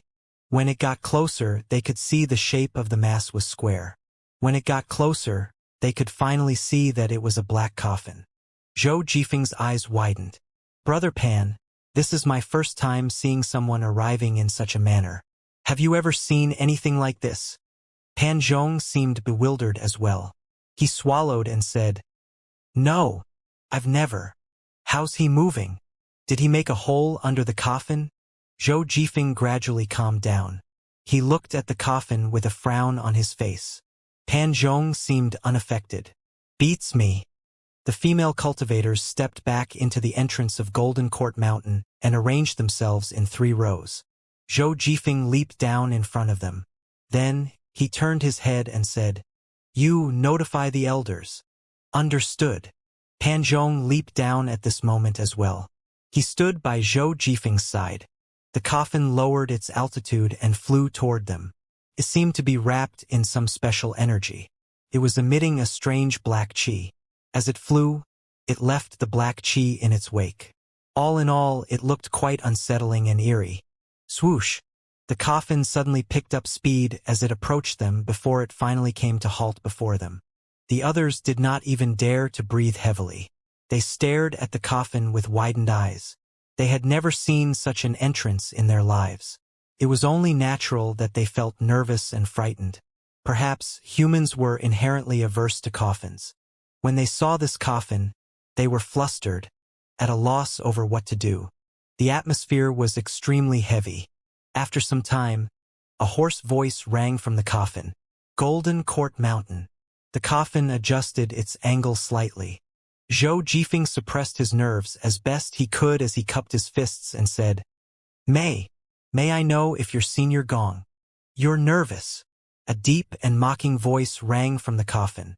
Well, how could he not feel nervous? Gong Yuandu sighed and said, Even after all these years, I still haven't earned the right to be greeted by Brother Ji himself. What a shame, what a shame. Zhou Jifeng and Pan Zhong wore a stiff expression on their faces. Lead the way, Gong Yuandu finally said. Old Senior Gong, the pavilion master isn't feeling well. Can you come again another day? Pan Zhong said after mustering up all his courage. The coffin floated over the tops of their heads. The primal chi's fluctuation around it was also much more intense than before. A deep and muffled laughter could be heard from within. Everyone felt chills running up their spines when they heard it. They had no idea why Gong Yuandu was laughing. Zhou Jifeng said decisively, Get back. The people from the Evil Sky Pavilion retreated behind the barrier. Pan Zhong looked up at the barrier worriedly. The barrier was unimaginably weak now. Could it keep an expert like Gong Yuandu out? Zhou Jifeng and Pan Zhong knew they could not keep an elite like Gong Yuandu at bay. At this moment, the coffin passed through the barrier and entered Golden Court Mountain as though there was no barrier in place. The barrier was still intact, but it showed no signs of being breached. What? Pan Zhong and Zhou Jifeng were bewildered. The coffin hovered above them. They could almost feel the stare coming from within the coffin. When Pan Zhong saw the veins under the coffin, he exclaimed in shock, Formation! Veins! This was no ordinary coffin. Otherwise, how could it have resisted the corrosion and rot of the long years inside the Mausoleum of Swords? The surface of the coffin seemed smooth and shiny, and the veins were only limited to underneath the coffin. Gong Yuandu's hoarse voice rang from the coffin again. The younger generation will surpass us in time. Old Senior Gong, why you should come back another day. Zhou Jifeng drew his sword as though he was going to put up a fight. Divine Court Realm? Gong Yuandu laughed, clearly not thinking much of Zhou Jifeng. It was only natural since he was a genius sword user from the northern capital. Swoosh! The coffin made a nosedive. The others immediately unleashed their primal chi and wrapped themselves in energy. Bam! The black coffin immediately shattered their energies. Zhou Jifeng, Pan Zhong, and the female cultivators staggered backward. They could not even withstand a single blow. There was no need for an elaborate display of strength. This alone proved that Gong Yuandu's cultivation base was, at least in the nascent divinity tribulation realm. Even 100 divine court realm cultivators were no match for a single nascent divinity tribulation realm cultivator. However, the coffin did not go for the kill. After the energies were shattered, the coffin hovered above everyone else. Gong Yuandu said in a deep voice, "Lead the way." At this very moment, a female cultivator flew down the mountain and announced loudly, "Elder Hua has ordered that we are to let the old senior up the mountain." In front of the Evil Sky Pavilion's great hall, Lung Luo, Pan Litian, and Hua Wudao stood in front while Duan Mushang and Little Yuaner stood at the side. The others stood in rows behind them. The coffin hovered in front of them. When Lung Luo and Pan Litian saw the coffin, they exchanged a look before shaking their heads. There were plenty of oddities in the wide world. Although they were old seniors who had vast knowledge and experience, this was still their first time seeing such a peculiar thing. Hee, what do you know? A coffin looking for trouble. Would you fucking believe it? After a long moment of silence, Gong Yuandu spoke from inside the coffin. "Where's brother? Gee. The pavilion master is cultivating in seclusion," Lung Luo replied calmly. After all, old foxes who had lived for many years knew what the other was thinking. It was meaningless to play third-rate tricks at moments like this. It was much better to be honest. Cultivating in seclusion? Gong Yuandu's deep voice sounded skeptical. Ever since his return from the Mausoleum of Swords, the pavilion master has been cultivating in seclusion. "Do you believe that?" Pan Litian asked. The coffin swayed slightly. There were clear fluctuations of primal chi around the coffin that rippled into surroundings before it vanished. The coffin pointed one of its ends to the space between Lung Luo and Pan Litian as it hovered in the air. "Who are you?" The question was directed at both of them. Lung Luo did not intend to hide as he said, "Lung Luo." Pan Litian said, "I." He nearly said that he was Pan Litian, but he stopped himself at the last minute. He recalled everything that happened in the Clarity sect and said, "I'm just a beggar. My name is too insignificant to be mentioned." Gong Yuandu chuckled and said, "Lung Luo, if I'm not mistaken, you're an elite whose name was on the blacklist 300 years ago. As for you, since when did Brother Ji become so kind as to provide shelter for a beggar? Since the pavilion master has shown his magnanimity, it's only natural for me to stay." Interesting. This was the first time Gong Yuandu had heard someone praising Ji Tiandao. It was an understatement to say it was a rare occurrence. He was used to hearing people cursing Ji Tiandao. Now that someone was praising Ji Tiandao, he found it strange. "Gong Yuandu, if you intend to challenge the pavilion master, I'm afraid that you'll be disappointed," Lung Luo said. The others looked at Lung Luo. Indeed, he had the right to address Gong Yuandu by his name. Pan Litian also addressed Gong Yuandu by his name. "I've joined the Evil Sky Pavilion," Lung Luo said.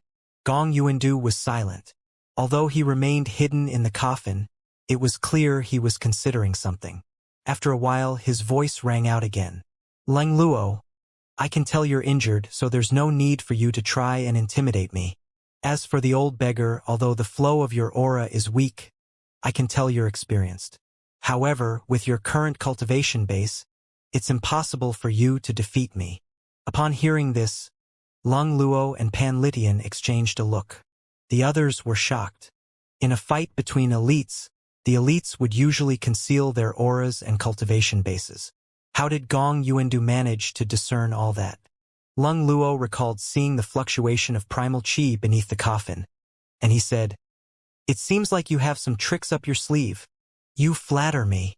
The genius sword user of the northern capital, Gong Yuandu. You should be at least 900 years old by now.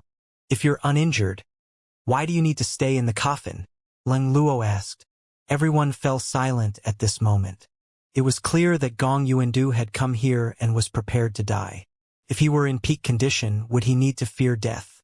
Laughter rang from the coffin again. There are only two things that I regret in this life. 1. I'm not able to solve the problem with the limit on my life. 2. I couldn't defeat Brother Ji before this. Alas, I don't have much time left.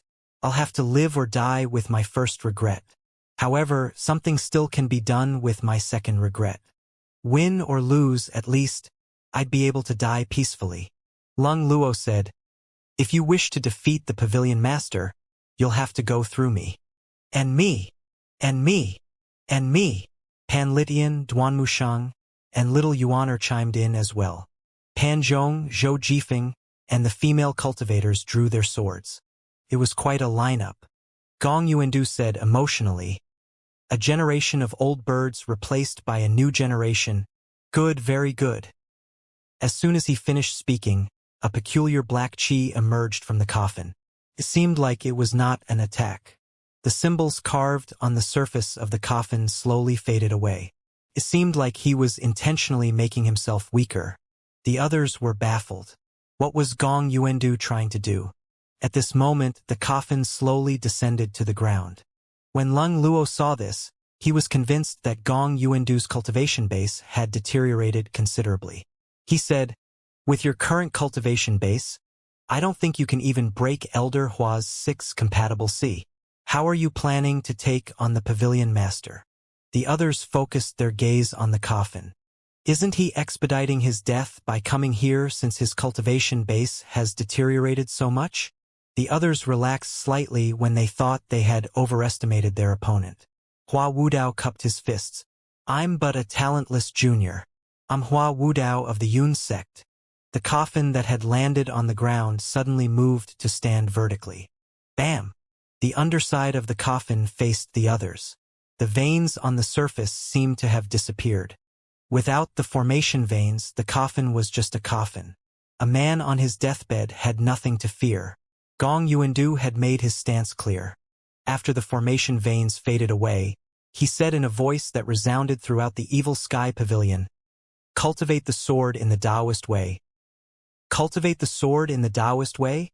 The others exchanged glances among themselves.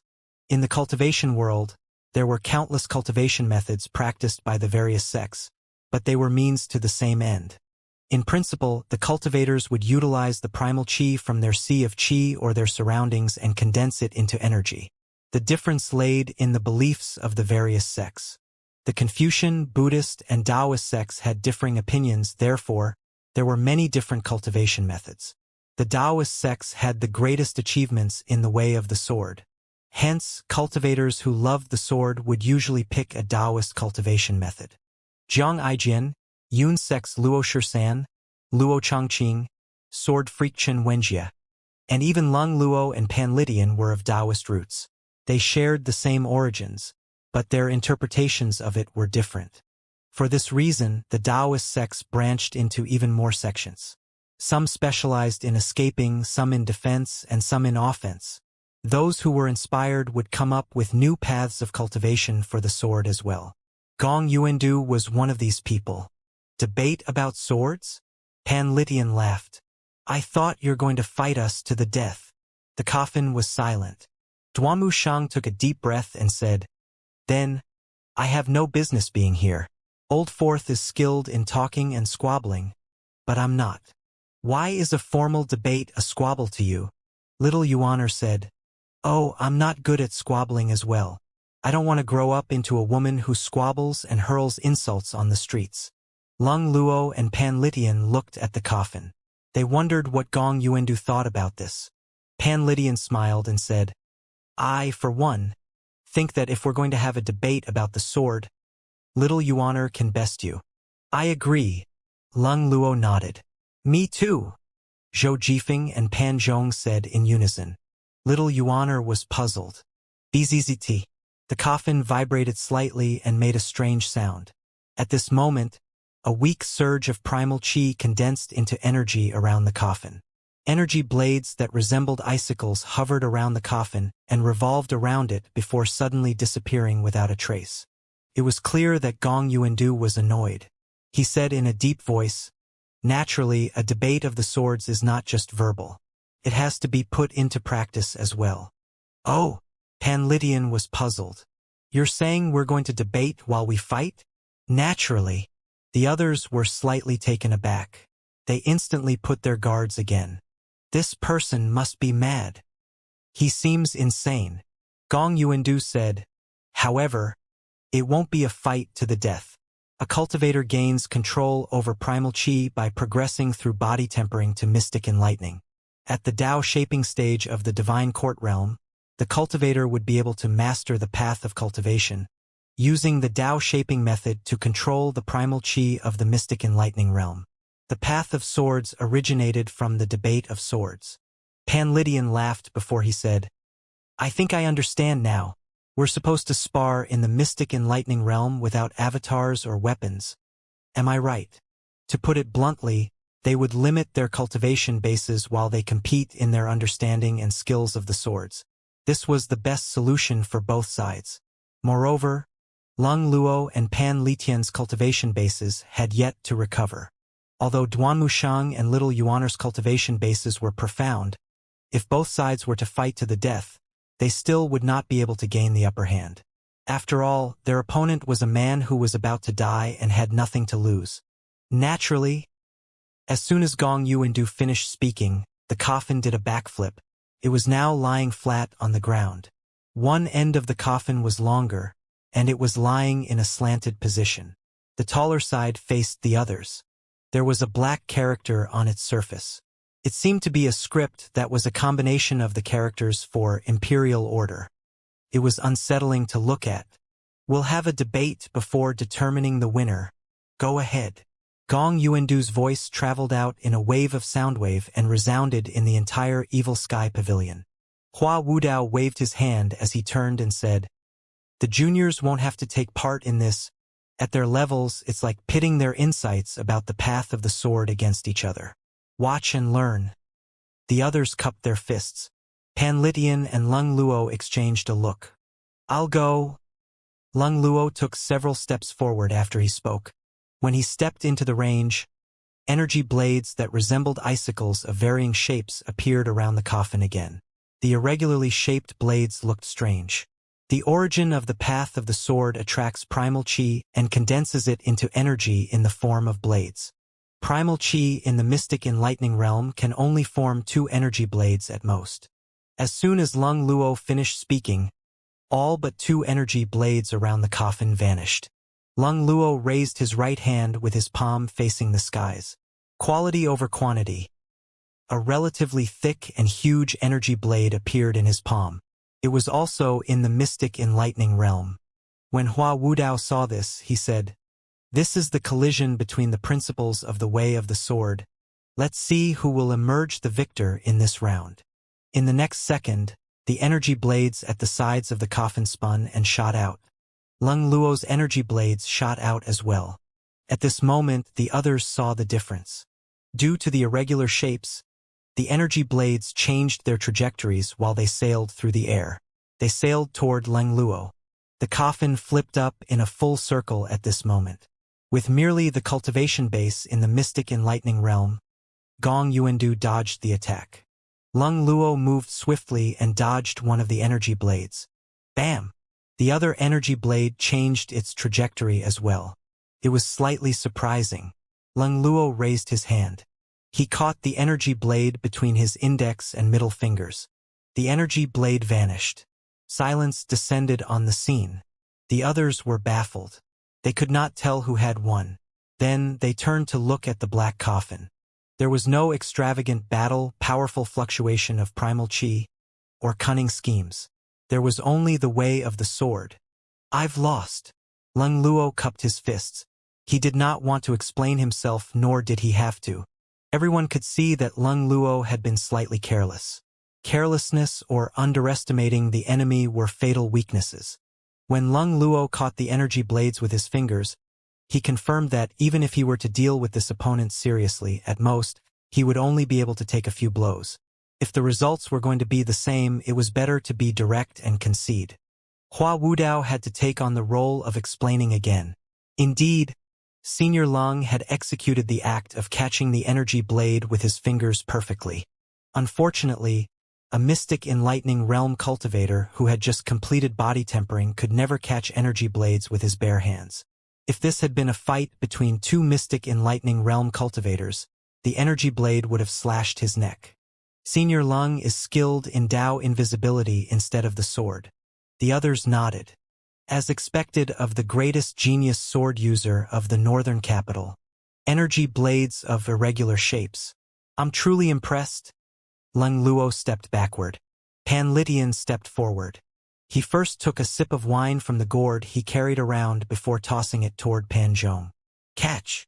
Old Pan was carefree enough to toss his weapon aside casually. I'm not Lung Luo. He's too green, too inexperienced. Lung Luo remained silent. A defeat was a defeat. There was no need to justify nor explain. He was no stranger to trash talk, and he was not bothered by it. Gong Yuandu said, "Old beggar." Yes. On the path of the sword, the mystic enlightening realm gives rise to yin and yang, which then turns into taiji, and in turn the four phenomenon. It goes on in a never-ending cycle, Gong Yuandu said. Pan Litian said, if it's only the mystic enlightening realm, there can be only two energy blades at most. Can't even make the four phenomenon, let alone go on forever. Gong Yuandu was just about to speak when Pan Litian continued to say by raising his voice, I've gone to the south and the north, and I've seen enough sword elites. Are you trying to use energy blades to form a sword formation, thereby forming the four phenomenon and eventually a never-ending cycle? Interesting. Gong Yuandu was delighted. I told you, I'm not Lung Luo. Pan Litian looked at Lung Luo from the corners of his eyes as though he was gloating. Gong Yuandu said, show me how you're going to deal with it then. Beneath the coffin, a taiji radiant circle that spanned more than 2 meters appeared. Yin and yang intertwined.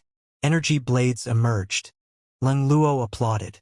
To have accomplished this at the mystic enlightening realm. Old Pan, you should yield. Pan Litian looked at the radiant circle on the ground and appeared shocked. He was knowledgeable and no stranger to this method. However, he had never seen any sword genius putting this to practice. Many of the studies of the sword had lost their original objectives and values. Who, under the heavens, did not care about the power and ability to kill when cultivating the sword. Pan Litian was invigorated. Although he did not know how Gong Yuandu managed to do that, he wished to receive the blows from this sword skill. He raised his right arm slowly. A taiji radiant seal that was slightly larger than his palm appeared. Zhou Jifeng, Pan Zhong, and the female cultivator's eyes widened. This was their first time seeing Elder Pan making a move. It was also their first time witnessing this legendary old man conjuring up his primal chi. An old beggar who had once lost his cultivation base after having it destroyed. At last, he bore some semblance of his former self. However, what kind of Taoist cultivation method was that taiji seal on his palm? Under his mask, an expression of approval could be seen on Lung Luo's face. Pan Litian pushed his palm forward, and an energy blade emerged from the taiji seal. He was enhancing his energy blade with the seal. At the same time, several energy blades appeared in the area where Gong Yuandu's coffin stood. Usually, a mystic enlightening realm cultivator could only manage 2 energy blades at most. However, under the enhancement of the mini formation underneath the coffin, he was supplied with limitless primal chi. Energy blades from both sides shot through the air. The others instinctively backed away. This no longer looked like a battle between cultivators in the mystic enlightening realm. No matter how they looked at it, this seemed more like a battle between cultivators in the Brahman Sea realm. Bam! Bam! Bam! The energy blades collided. Pan Litian smiled and took a step forward. He slammed his wizened and big hand on the ground. Boom! The limestone floor cracked. The formation shattered. Great! Pan Zhong clapped his hands. Indeed, as the saying went, the older, the wiser. Nobody said that they were only supposed to use energy blades. It was perfectly reasonable for a mystic enlightening realm cultivator to crack the floor. Even a body-tempering cultivator could do that. Just when everyone thought that Pan Lydian was about to emerge victorious, the shattered formation veins condensed into energy, gathered, and shot toward Pan Lydian's Taiji seal. Bam! The Taiji seal shattered. No more nor less, Gong Yuandu had 2 remaining energy blades that hovered around his coffin. Interesting, Leng Luo applauded. The others were puzzled by this. Why aren't they continuing? It's not over, is it? Pan Lydian had ample time to cast his next attack. What good would Gong Yuandu's 2 energy blades do? While the others were still puzzled, Pan Lydian cupped his fists and said, I concede defeat. Hua Wudao nodded and took up the role to explain again. The limit of the mystic enlightening realm has been reached. When the others heard this, realization dawned on them. They had overlooked a problem. Hua Wudao was right. A mystic enlightening realm cultivator could only manage a Daoist seal and 2 energy blades at most. When Gong Yuandu's formation seal was shattered, 2 of his energy blades remained. Hence, he had the upper hand. Pan Lydian smiled and said, Your methods have widened my horizons. After saying that, he retreated. If old seniors who were rich in experiences such as Leng Luo and Pan Lydian could not best Gong Yuandu in a sword fight, it was impossible for the others to do so. The experience of the younger cultivators could not be made up with talent alone, after all. Hua Wudao cupped his fists. I'll pass. I'm only good at defense. Moreover, my 6 compatible seal requires a cultivation base in the nascent divinity tribulation realm to unleash its special effects. In terms of swordplay, I'm as good as an idiot. With a wave of his hands, he retreated as well. None of the 3 old generals could best Gong Yuandu. A slightly awkward atmosphere hung in the air. Gong Yuandu chuckled and said, I've painstakingly cultivated the sword in the Mausoleum of Swords for 100 years. It's not surprising for me to win against you lot. Duan Mushang waved his overlord spear and said with a snort, All you got is that mouth of yours. That wasn't a real competition of cultivation bases. While you're on the battlefield, who would care if you're being fair or not? His words had merits. In a real battle, was there anyone who would suppress their cultivation base and not fight with all their might? Bam! The overlord's spear struck the limestone floor. Duan Mushang's primal qi spread into his surroundings in waves. The others retreated. Even Pan Lydian and Leng Luo did not have as much energy as Duan Mushang did. Duan Mushang and the Black Coffin faced off against each other while the others watched from a distance away. After a moment of silence, Gong Yuandu said, If I were to fight you with my full strength, you'll surely die. Naturally, I won't be able to fight after that. The coffin did not move. It seemed to be giving Duan Mushang time to think. Do you dare? The others from the Evil Sky Pavilion knew what Duan Mushang's temper was like. They shook their heads and sighed inwardly. Duan Mushang raised a hand. Under his control, the Overlord spear left the ground and flew into his grip. A domineering energy wrapped around the Overlord spear. Let's give it a try then. Whiz! A 30-feet avatar materialized behind Duan Mushang. On the golden lotus under its feet, 2 blades of leaves were spinning slowly. The others did not expect Duan Mushang to act this boldly. They did not expect him to be this fearless as well. The atmosphere was tense as though the slightest spark would set off a fire. Duan Mushang, listen to me. Don't act rashly, Hua Wudao advised. After all, Gong Yuandu was the genius sword cultivator of the northern capital. He was already giving them a chance by setting the rule of sparring with swords in the mystic enlightening realm. Why did Duan Mushang have to fight with his life on the line? It was not worth it. There's no need to persuade me, Elder Hua. Master's not here. If I'm not going to fight, who will? Without Yu Zhenghai and Yu Shangrong in the Evil Sky Pavilion, and in the absence of their master, Duan Mushang was naturally the one with the most senior position. Usually, Pan Litian and Lang Luo would have the right to stand in front of him. However, their cultivation bases were far from being recovered. Hence, they could do nothing but watch. Good. Very good, Gong Yuandu said loudly. I've underestimated Brother Ji. To think that he has such a disciple. In that case, I'll show you what the real path of the sword looks like. The primal chi around the coffin began to ripple intensely. It was as different as heaven and earth compared to before.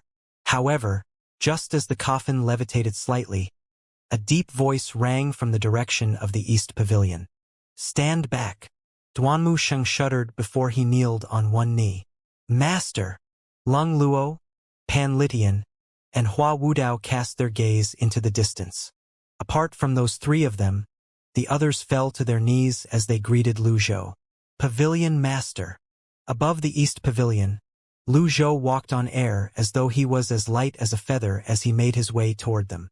Little Yuaner stepped forward and said excitedly, Master, you're finally here. The lunatic from the Mausoleum of Swords came looking for trouble. Lu Zhou landed. He walked toward them with his hands on his back. Lung Luo and the others cupped their fists slightly at Lu Zhou. Lu Zhou's gaze fell on the coffin. He studied it before he finally said, Prepare some wine. Gong Yuandu's laughter rang from within the coffin. His voice was slightly trembling when he spoke. No one knew if he was agitated or excited. You're the only one who understands me, Brother Ji. The female cultivators hurried to the north pavilion to fetch the century-old wine. Then they laid out a table and a few chairs before the great hall. Lu Zhou stroked his beard and said, You're a senior, and yet, you're bullying your juniors. I feel ashamed of you. The coffin landed slowly. The others remained silent. Earlier, Gong Yuandu had been insufferably arrogant. Now he seemed to have wilted a little. Perhaps their master was the only person who could rein Gong Yuandu in. Brother Ji, you're not someone who would break your promise. Lu Zhou's expression remained unchanged. In truth, he did not know why his cultivation had taken so long this time around. The wonderful thing was he only felt a few days had passed. Only when he opened his eyes did he discover that an entire month had passed. Lu Zhou did not dwell on the matter and waved his hand. With a flick of his sleeve, a wine jar flew onto the table. Are you planning on hiding in the coffin forever? The aroma of the wine wafted out. Pan Litian felt a nearly irrepressible urge to drink. He laughed and said, To think you're a kindred spirit. If I'd known this earlier, I should have had a drinking contest with you instead of swords. Wine was something that was tied to pleasure, after all. Since time immemorial, wine was consumed by scholars and poets alike. Even when martial men fought with their blades and words, wine was often considered an irreplaceable item. Lu Zhou sat down slowly. He waved his arm. The wine jar filled the cups precisely under his control. 2 cups were filled. The aroma of the wine permeated the air. Pan Litian was nearly drooling at this point. If he did not know that the visitor had come with ill intent, he would have rushed over and drunk his fill. Li Zhou raised the cup of wine and took a sip. Clack, clack, clack. The coffin made strange noises. Gong Yuandu's lust for wine was not inferior to Pan Litian. The aroma of the wine that permeated the air filled him with the urge to drink. Lu Zhou did not swallow the wine. Instead, he spat it out lightly. Bzzzt. The wine formed 3 swords that shot at the coffin from the left, right, and middle. Bam! Bam! Bam! 3 energy blades stabbed into the coffin. Hua Wudao praised. I've almost forgotten the pavilion master's level of mastery in swordplay. I remember that the Yun Sect's Luo Chongqing publicly praised Yu Shangrong's sword skills more than once. How can the disciple's skills be better than the master's skills? If the disciple was so terrifying, the master could never be mediocre. Gong Yuandu said in his hoarse voice, I'm impressed. Ordinary sword path elites can only condense chi into energy. A true sword path elite can turn anything into swords. Lu Zhou was unmoved by these flattering words. Instead, he stroked his beard and said, It's only an insignificant skill. It's too insignificant to mention. You could have easily blocked this attack. And yet, why didn't he? Creak. The lid of the coffin swung open. A surge of energy rippled into the surroundings as a man emerged from the coffin. In just an instant, Gong Yuandu appeared in everyone's sight. He resembled a prehistoric man with his disheveled hair and grimy face. A wiry beard covered his face. His clothes were in tatters. His arms were covered in dirt.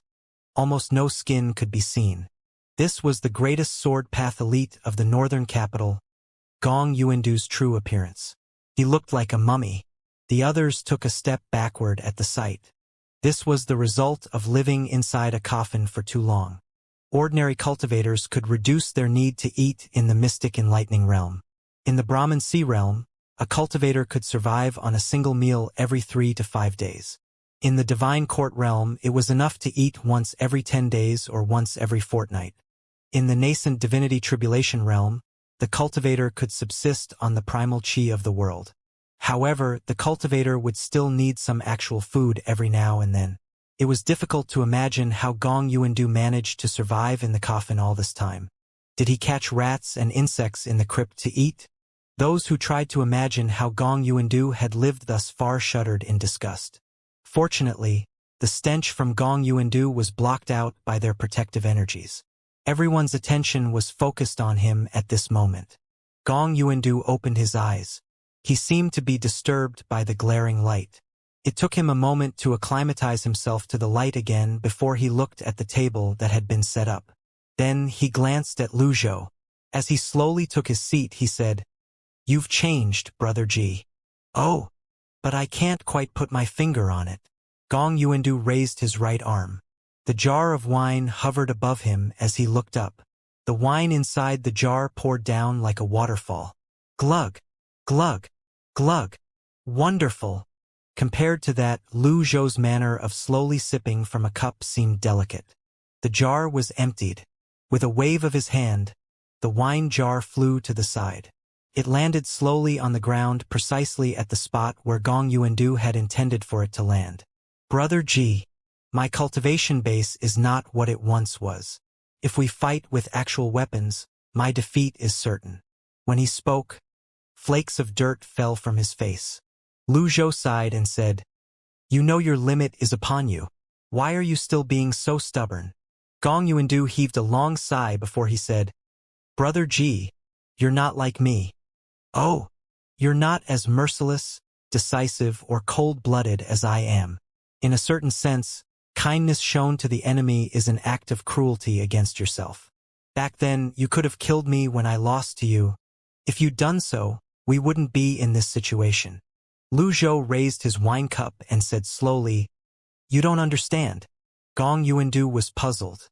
Lu Zhou continued, "If you were dead, I would no longer have any opponent. It's lonely at the top. I can't help but find it boring." "You're too kind with your words, Brother Ji." Gong Yuandu was delighted to be considered an opponent by the greatest villain whose fame preceded his.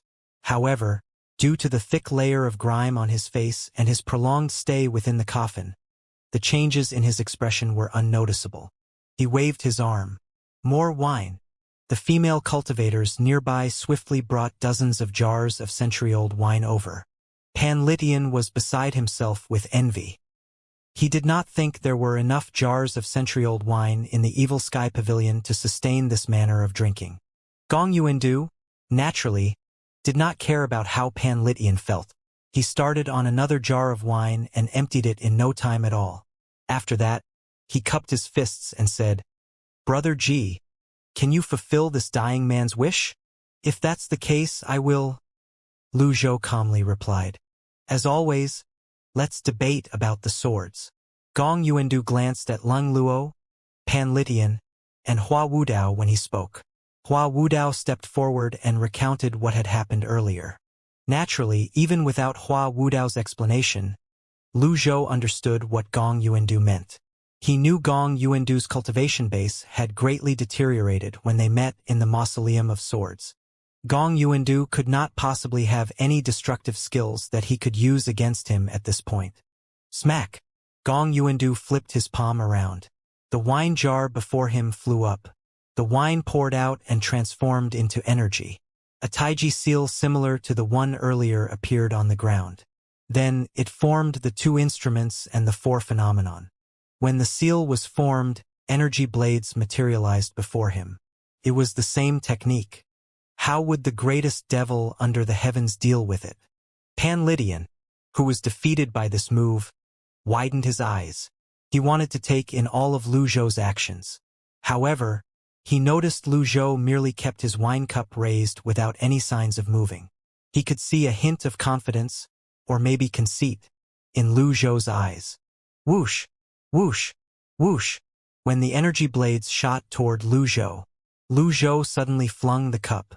It spun and formed a taiji seal. Pan Lydian frowned. My judgment's right. Bam! When the taiji seal blocked the energy blades, Lu Zhou slammed his palm. Smack! The formation vein was destroyed. The taiji seal vanished. The four phenomenon sword formation vanished as well. This time, Gong Yuandu did not have any energy blades left. Lung Luo, with his hands on his back, said, "To think the same technique unleashed by different people has such a big difference." Pan Litian's wizened face flushed red. He said, "Don't you have a go at me?" Lung Luo would never let this opportunity slip by. Pan Lydian did not cut him any slack earlier after all. The limits of the mystic enlightening realm has reached a draw. Gong Yuandu shook his head. This time, it's my loss. He looked at Lung Luo and the others as he slowly said, the four phenomenon formation consumed at least 4 times more energy than the taiji seal. Although Brother Ji unleashed a palm strike, the overall energy he spent was much lower than what I spent. Unleashing the greatest strength with the least amount of power. I willingly admit defeat. Lu Zhou seemed unmoved by Gong Yuandu's flattery. This was merely a portion of his knowledge and experience of cultivating the sword path. The only thing was that he did not expect it to be used in this situation. Gong Yuandu raised a jar of wine and tossed it into the air. Swoosh! The wine spilled out. Again! The jar suddenly exploded. The wine transformed into sharp blades. The sharp blades that were irregularly shaped shot toward Lu Zhou. Lu Zhou placed his right hand on the table. Bam! With his hand in the center, primal chi rippled into the surroundings. The sharp blades reverted into wine that spilled on the ground. Lu Zhou's protective energy prevented him from being drenched in wine. The wine fell like a drizzle of rain. That was another move. The result was clear. Gong Yuandu's eyelids twitched. This was the sword path that he had painstakingly studied and cultivated throughout the years in the Mausoleum of Swords. He had mastered converting anything into swords. He did not expect his technique to be so easily dealt with by Lu Zhou. The others who were watching this battle could no longer understand what was happening. At most, they could only condense chi into energy. How was it possible to turn wine into blades? Wine was not water that could be frozen into sharp icicles. Lung Luo said, "The energy forms a vacuum that wraps around the wine. This requires the cultivator to be highly skilled in turning primal chi into energy." I see. Hua Wudao cupped his fists. When cultivators attacked their opponents with heaven-grade weapons, they would wrap themselves or their weapons in energy to grant themselves a powerful force. Water did not possess sufficient toughness, hence, it could not do much damage. This was also why no cultivator would spend time practicing such a thing. Everyone did not expect Gong Yuandu to be able to do it so easily. What was even more surprising was Lu Zhou had effortlessly dealt with it. The third move, Gong Yuandu retreated several steps as he spread his arms wide open. Several energy blades instantly appeared around him. When she saw this, little Yuaner pouted and said, "Didn't you say that a mystic enlightening realm cultivator can only maintain 2 energy blades? That's cheating." Gong Yuandu did not even deign to look at her. He only said, "Little girl, who said these aren't 2 energy blades?" The energy blades spun around Gong Yuandu. Upon closer inspection, everyone discovered the energy blades were as thin as one's fingers. Moreover, they seemed to be shrinking in size. One would multiply into 2, 2 into 4. The size would shrink as their number increased. Lung Luo shook his head. I'm still of the opinion that quality is more important than quantity. It's meaningless even if it's flashy. Gong Yuandu did not agree with Lung Luo. Numbers can form a formation. Countless energy blades, now as thin as golden needles, formed a sword formation. You can do that? The others were speechless. This had exceeded their understanding of the mystic enlightening realm. Technically, this was not a sword formation that a mystic enlightening realm cultivator could unleash. After all, Gong Yuandu's understanding, knowledge, experience, and control were near perfection. This sword formation is inspired by the 7-terminal formation in the Mausoleum of Swords that I've studied for many years, Gong Yuandu said proudly. I wonder if you can break this formation, Brother Ji? 7-terminal formation? The others were rendered speechless by Gong Yuandu's shamelessness. He had been studying the 7-terminal formation for such a long time in the Mausoleum of Swords, and yet, he was asking Lu Zhou to break it on such short notice. Was this how sparring usually went? Should it not be more honest? Hua Wudao's wizened flushed pink. He saw himself in Gong Yuandu. Back then, he had studied his tortoise method for 20 years and had asked the pavilion master to break it on a short notice as well. In hindsight, he found himself foolish and naive.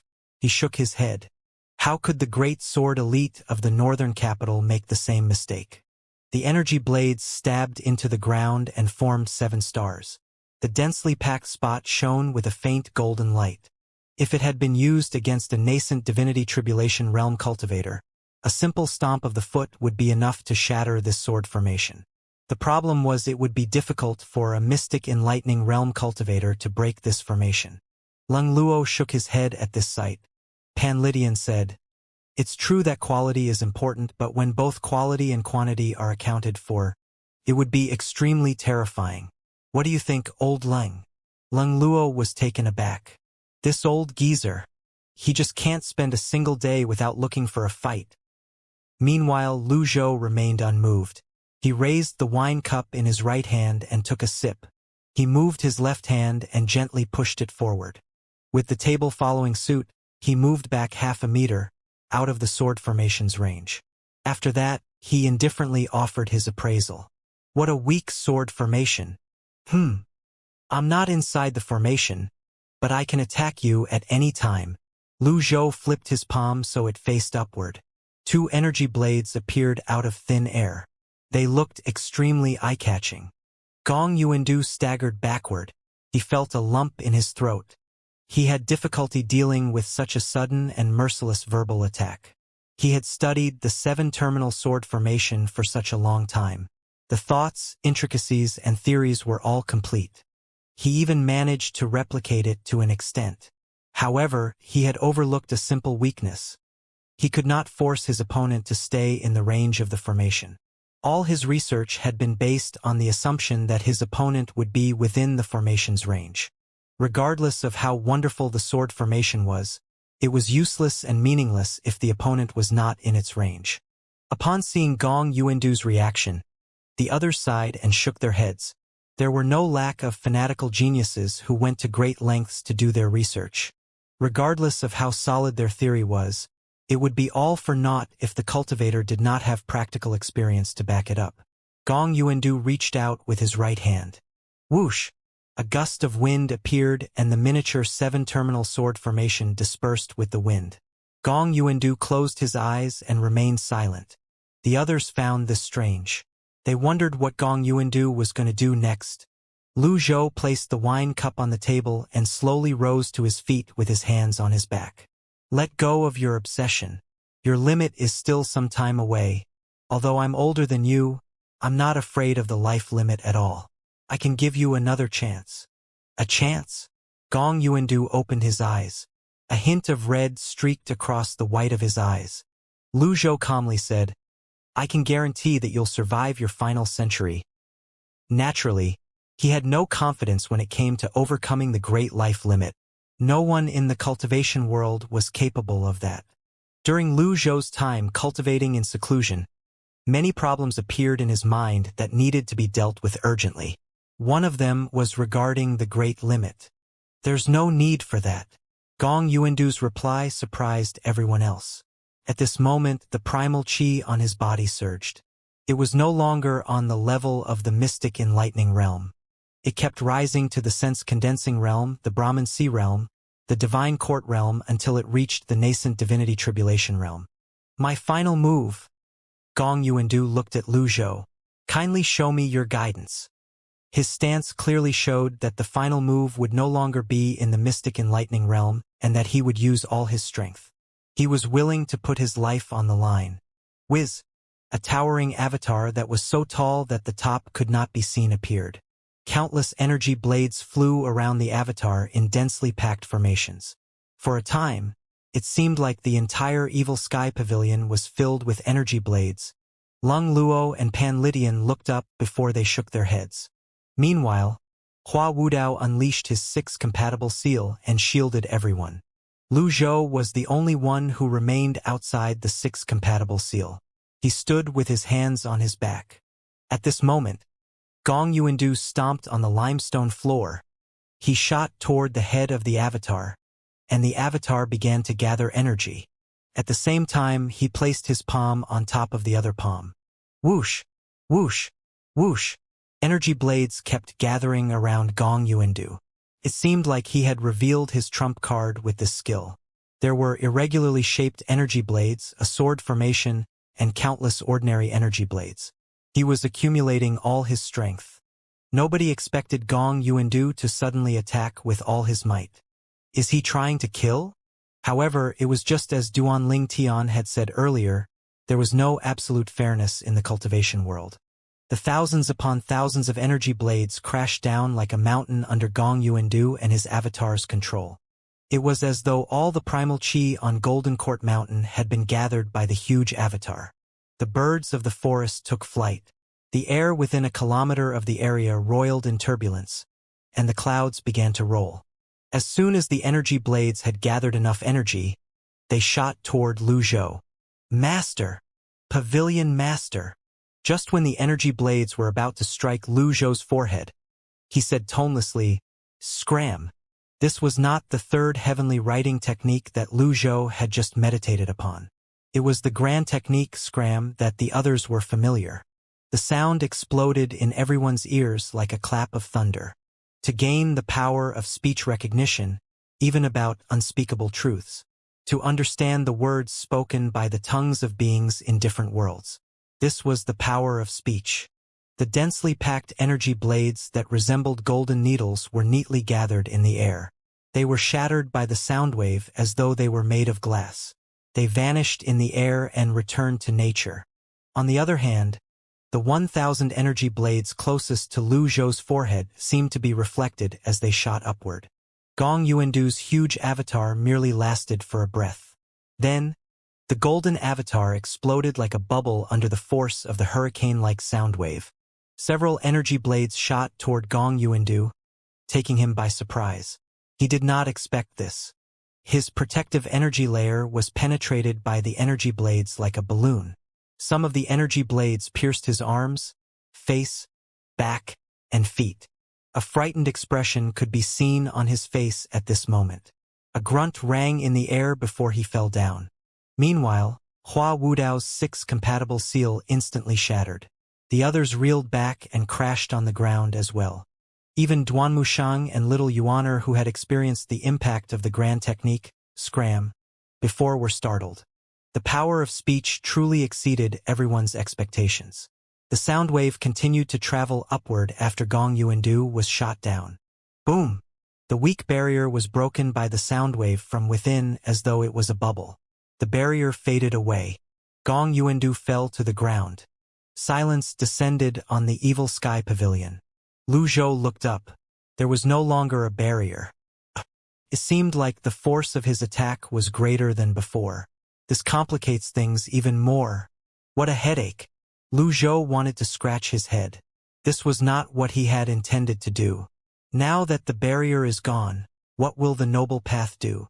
Similarly, Lung Luo and the others were rendered speechless by what had just transpired. They rose to their feet and looked at the battered Gong Yuandu. Lu Zhou turned to look at Gong Yuandu as well. To everyone's surprise, Gong Yuandu did not die. Although the barrier's power was weak, it was still much more powerful than an elite with a nascent divinity tribulation realm cultivation base.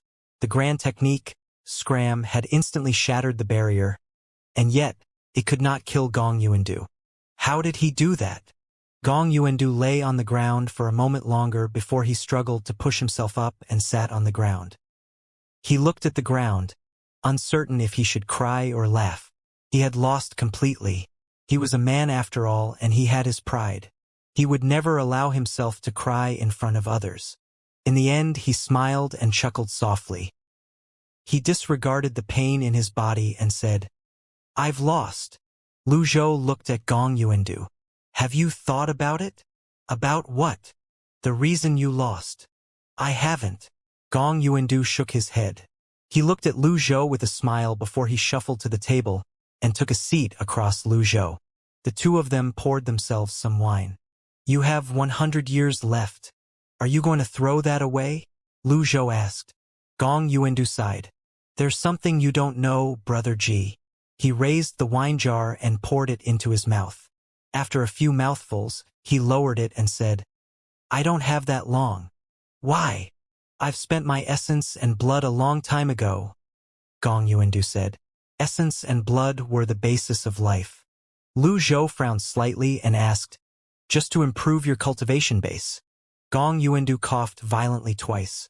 A splash of red could be seen. He had coughed up blood.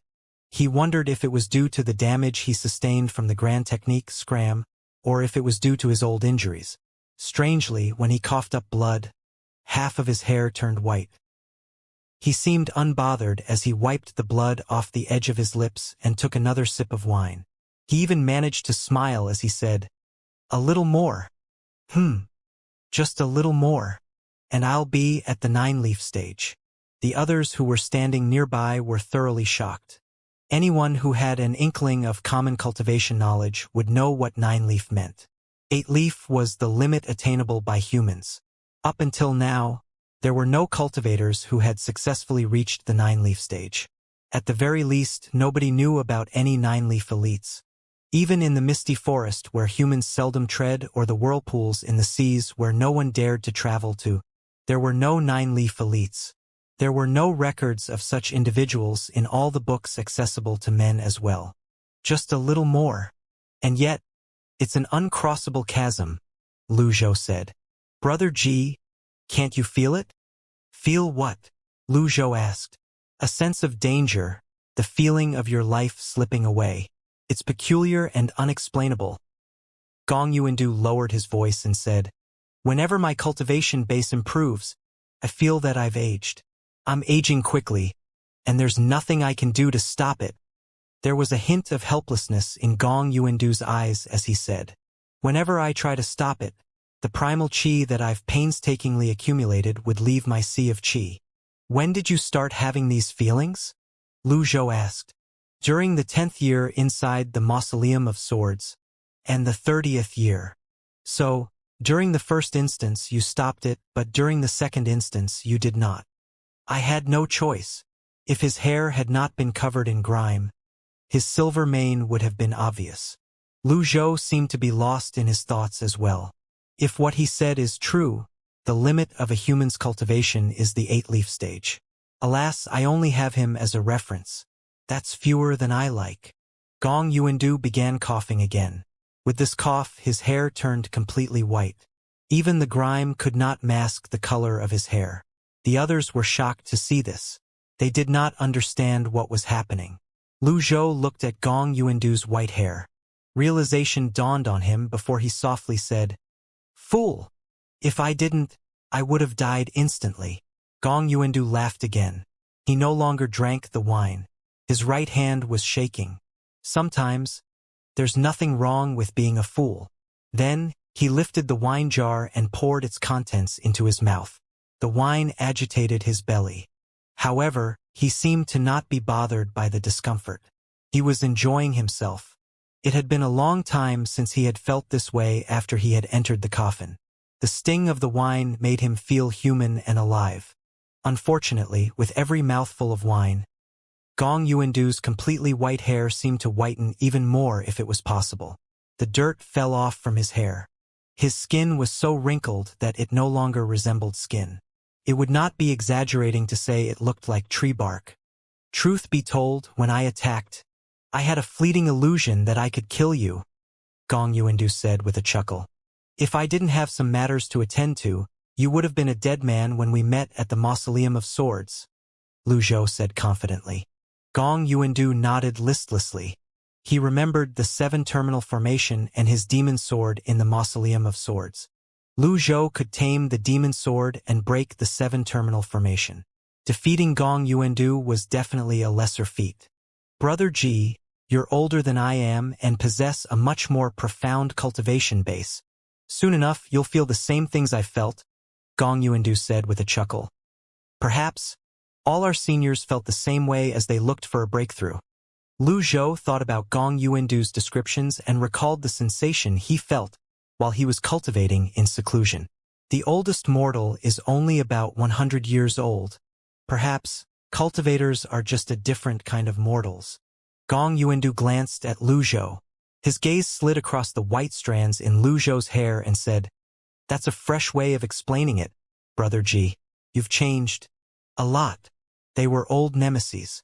In a way, old nemesis knew each other better than friends did. Lu Zhou merely nodded ambiguously. He could never tell Gong Yuandu that he was actually another person from another world that was far away. "You've changed as well," Lu Zhou said when he compared the person before him to the person in his memories. The Gong Yuandu his memories was not an agreeable character. The mountain was too small for 2 tigers. Gong Yuandu was sinister, patient, and sly in nature. He could endure what most could not, hiding away for 100 years in the Mausoleum of Swords. How could he live under the same roof with another elite? Perhaps a dying man was kinder. The current Gong Yuandu was nothing like his former self. After 3 rounds of drinks, the sun was beginning to set. The sunlight fell upon Gong Yuandu at just the right angle. He was enjoying himself very much. He looked at Lung Luo, Pan Litian, and Hua Wudao who were standing nearby before looking at Duan Mushang, Little Yuaner, and the others. Then he surveyed the evil sky pavilion. He said, "These 2 had a debate of swords with me." Lung Luo announced his own name again. Since Gong Yuandu was clearly not in peak condition, he thought perhaps Gong Yuandu's memory was not very good as well. Initially, Pan Litian was just going to refer to himself as the old beggar. However, after giving it some thought, he said truthfully, "I'm Pan Litian." Gong Yuandu was slightly taken aback. He said, "The greatest elite of Clarity Sect. I remember you. I'm flattered. The former sect master Ren of the Clarity Sect had passed away. You fought against the 8 elders, and I heard that you were injured. Then you were rescued by the 4th prince and was brought to the borders, right?" Gong Yuandu regarded Pan Litian with a puzzled gaze. The others looked at Pan Litian. Was this the reason why Pan Litian left the Clarity Sect? "That's all in the past. There's no use in bringing them up now," Pan Litian said, waving his hand dismissively. It was also unimportant to ask how Gong Yuandu knew about this. "Brother Ji, I must say that you're really skilled. You even managed to tame old men such as Lang Luo and Pan Litian. I'm impressed." After Gong Yuandu finished speaking, he coughed violently again. Although there was no blood, it seemed like his hair had whitened even more. He had aged tremendously in just a moment. A person who had exhausted his blood and essence was the same as a person who had used up all of his life force in exchange for a short period boost in cultivation base through unconventional methods. Even critical heal could not help him now. Even if it could, Lu Zhou did not think he would use it on Gong Yuandu. After all, Gong Yuandu had intended to kill him with his shocking move earlier. Gong Yuandu's gaze on Lu Zhou.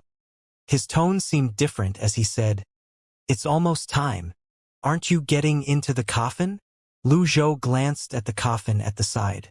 Initially, he planned to give Gong Yuandu another chance if he was willing to remain in the Evil Sky Pavilion. However, after hearing about the insights Gong Yuandu had gained in the Mausoleum of Swords, he knew it was impossible. "It's all right," Gong Yuandu did not even look at the coffin as he shook his head. I suddenly thought of a witchcraft spell. If someone wanted to reanimate my corpse, let's just say, I'd be dreadful to look at. You're right. Lu Zhou nodded and raised his wine cup. Gong Yuandu's lips twitched. He chuckled and said, "You old geezer.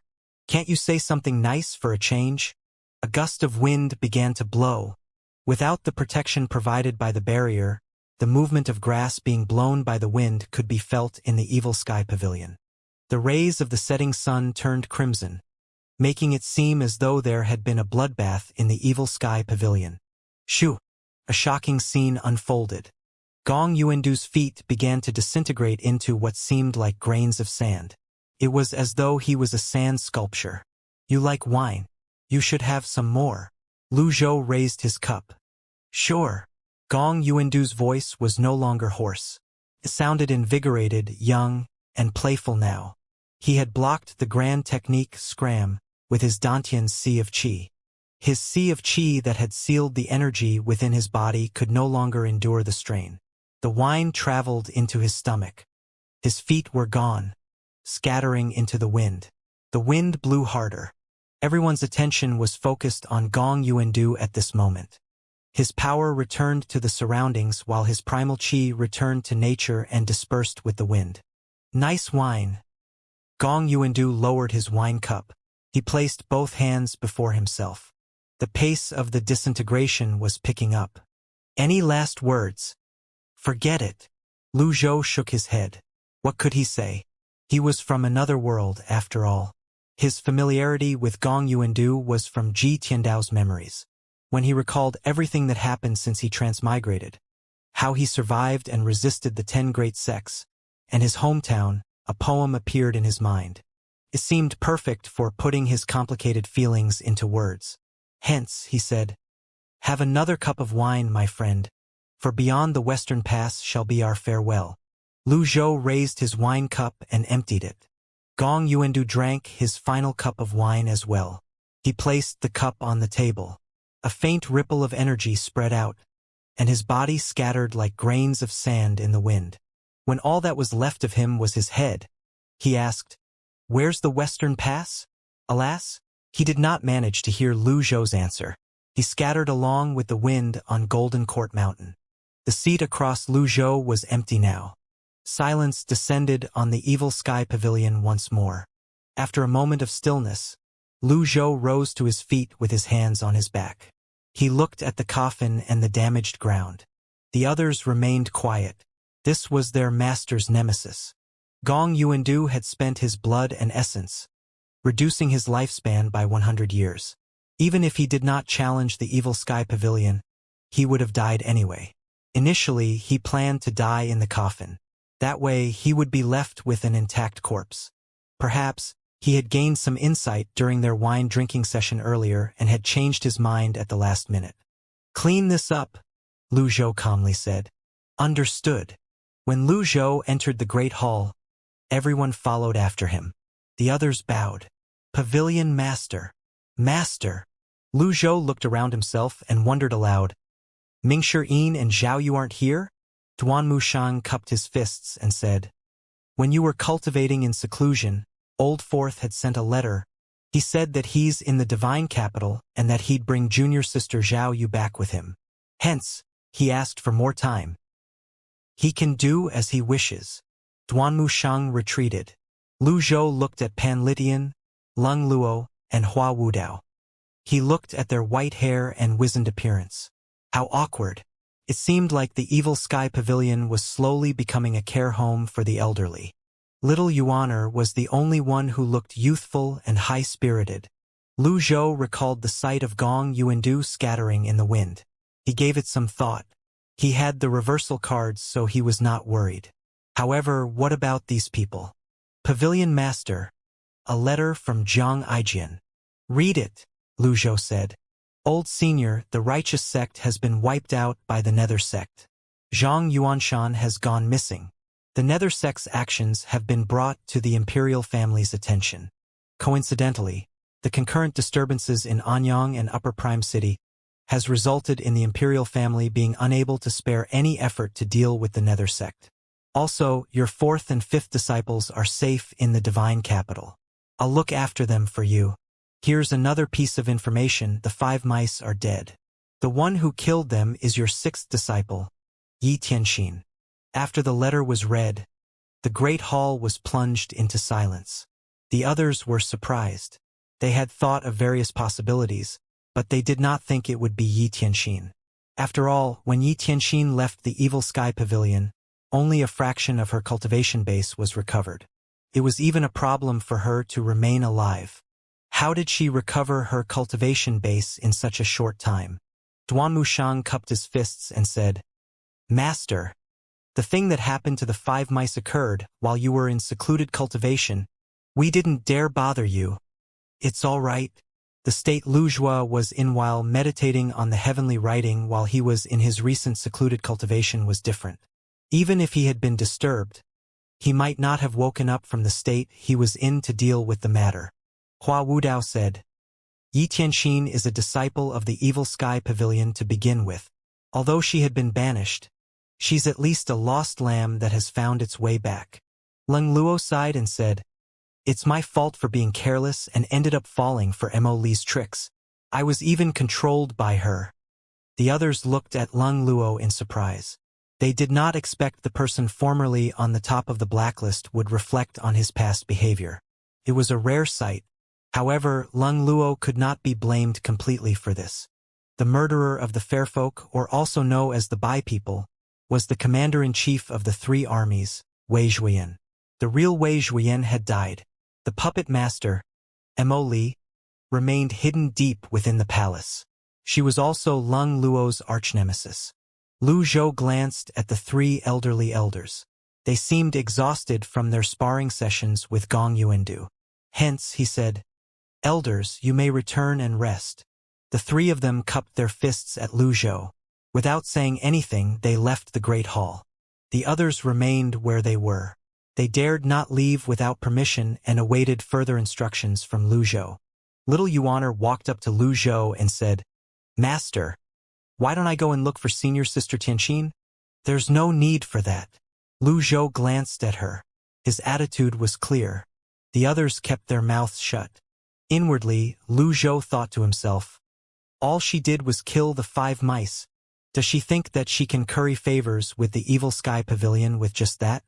She dealt with the 5 mice, and she didn't even think about coming to see me. I can't possibly be the one to initiate contact with the rascal who cheated her master and denounced her ancestors. Impossible. Duanmu Sheng bowed and said, "Master, I'm slightly worried about Old Fourth. It's the divine capital after all." Lu Zhou waved his hand and said, "I'm afraid that there's no place safer than within the palace these days. There's no need to worry." Understood. If that were not the case, Lu Zhou would have ridden into the palace on Witzard's back and taken Mo Li's wretched life. He would not have given her the chance to pull these stunts. Besides, Jiang Aijian was looking after them. There was not much of a problem. Lu Zhou initially wanted to study the 3rd technique, but when he remembered what Gong Yuandu said right before he died in front of the Great Hall, he sighed inwardly. He looked at his merit points as displayed on the system dashboard. Gong Yuandu's death gave him 1,500 points. Clearly, he was the target with the highest reward. Is it true that the 9-leaf stage can never be attained? Did nobody overcome the 1,000-year limit since the beginning of time? Although Gong Yuandu was his nemesis, they were still from the same generation, after all. He would be lying if he said he was not affected at all. He suddenly thought about the possibility of Ji Tiandao dying because he tried to attain the 9-leaf stage and failed. The fair folk, Chang Huang, the secret to eternal life, the fishing of corpses from Measure Heaven River. He was not alone in searching for the secret to a prolonged life in this world. In the beginning, Lu Zhou paid no attention to this issue because he had the reversal cards. However, in hindsight, Ji Tiandao's demise might not have been as simple as it had seemed. The system might not be enough to prevent him from repeating the same mistakes. Moreover, his disciples did not have reversal cards, and they would age one day. If his disciples died, who would collect merit points for him? With these thoughts in mind, he did not think he could rely on the system for a prolonged existence. Lu Zhou thought about Yu Zhenghai and Yu Shangrong as well. When the rascals left the Evil Sky Pavilion, they already possessed 8-leaf cultivation bases. After all these years, with their talent, were they also searching for the secrets to attain the 9-leaf stage and a long life just like Gong Yuandu? What are the secrets hidden between the 8 and 9-leaf stages? Bring Qin Jun here. Understood. A moment later, Pan Zhong escorted Qin Jun into the Great Hall. Qin Jun was the Prince of Qi, after all. When he entered the Great Hall and saw the crowd present, he was so nervous that he broke out in sweat. He trembled at a loss for words. He cupped his fist stiffly. Old mister, what kind of shameful tasks did you carry out for Yu Zhenghai in the past? Lu Zhou asked. Spill it, little Yuaner barked. Qin Jun had regained his calm when he was startled by little Yuaner again. He retreated slightly. He hastily waved his hands. Old mister, there must have been a misunderstanding. I've never helped Sect Master you carry out any shameful tasks. He was a guest in my mansion thrice. Every time he was there, he wanted to take a stroll in the divine capital. All I ever did was pass him some pieces of information. However, there was never any mention of the Evil Sky Pavilion. Please investigate this matter, old mister. What kind of information? Lu Zhou asked. They were about the Imperial Guards and the 10-terminal formation. There's also the situation in Anyang and Upper Prime City. And Qin Jun scratched his head. About the 5 princes. Princes? I'm not sure why he's interested in the princes as well, Qin Jun said. Go on. Lu Zhou's attitude was clear. Tell me everything you know and hold nothing back. The Evil Sky Pavilion had helped Qin Jun after all. Naturally, he knew about the rules and reputation of the Evil Sky Pavilion. He dared not conceal anything as he said earnestly, That's right. The last time Sect Master Yu was in the Divine Capital was a month ago. He said that he would fight Senior Sword Devil. Apart from that, he didn't say anything else. I swear to the heavens. Lu Zhou stroked his beard as he thought about this. It seemed that the Prince of Qi's value ended here. He had already guessed Yu Zhenghai's ambition from the start. Clearly, Yu Zhenghai was making preparations for the future by learning about the Imperial Guards and the 10-terminal formation. The disturbances in Anyang and Upper Prime City must have had something to do with him. Is he going to fight Yu Shangrong? Mr. First and Mr. Second are disciples of the Evil Sky Pavilion. Their cultivation bases surpassed their elders and dazzled their peers. Perhaps, people of talent appreciate one another and want to see who's superior, Qin Jun said. The iron rule of the Evil Sky Pavilion was infighting was strictly prohibited. When they were both with the Evil Sky Pavilion in the past, they respected each other. Why would they turn into enemies after they left? When and where? Lu Zhou asked. I think it's 4 months from now. As for the location, I truly have no idea. The two of them were terrifying villains. Nobody could possibly know where they were going to have their showdown. Lu Zhou stood up slowly and walked down the steps. He looked at Qin Jun and asked, Do you know Yu Zhenghai's true cultivation base? Then, Qin Jun did not dare to meet Lu Zhou's eyes. He only shook his head. A person's cultivation base was regarded as a matter of privacy. It was normal for him to not be privy to it. Forget it. Lu Zhou waved his sleeve. That's all for today. I'll take my leave. I'll be taking my leave, master. After the others left, Lu Zhou turned around and called up the system dashboard. Merit points. 1,500. I'm desolately poor. Everything was related to merit points. If he was so poor that he could not even feed himself, how was he supposed to purchase avatars and improve his realm? Lu Zhou had always been thinking of bringing the rascals back. But the problem was that the 3 remaining rascals were each a handful. Old Seventh was clearly inflicted by the binding mantra and had lost his cultivation base. However, he stubbornly remained hidden. Even with Mingshi Yin's capabilities, he could not bring him back. Clearly, capturing him was a difficult task. His current cultivation base was not even comparable to Mingshi Yin's. Lu Zhou had the 3rd technique, but he did not know what it was. However, What surprised him was the grand technique scram that he had unleashed earlier only depleted half of his extraordinary power. In other words, the open heavenly writing scroll had given him a third technique and also increased his extraordinary power. As for Yu Zhenghai and Yu Shangrong, there was no need to compare himself to them. Lu Zhou was certain both of them had an 8-leaf cultivation base. Lu Zhou stood up. I'll have to improve my cultivation base. It's not just that. I'll have to improve my disciples' cultivation bases as well. After all, I can only capture those rascals with a profound cultivation base and approach the secret of the 9-leaf stage. Yuaner. Lu Zhou projected his voice.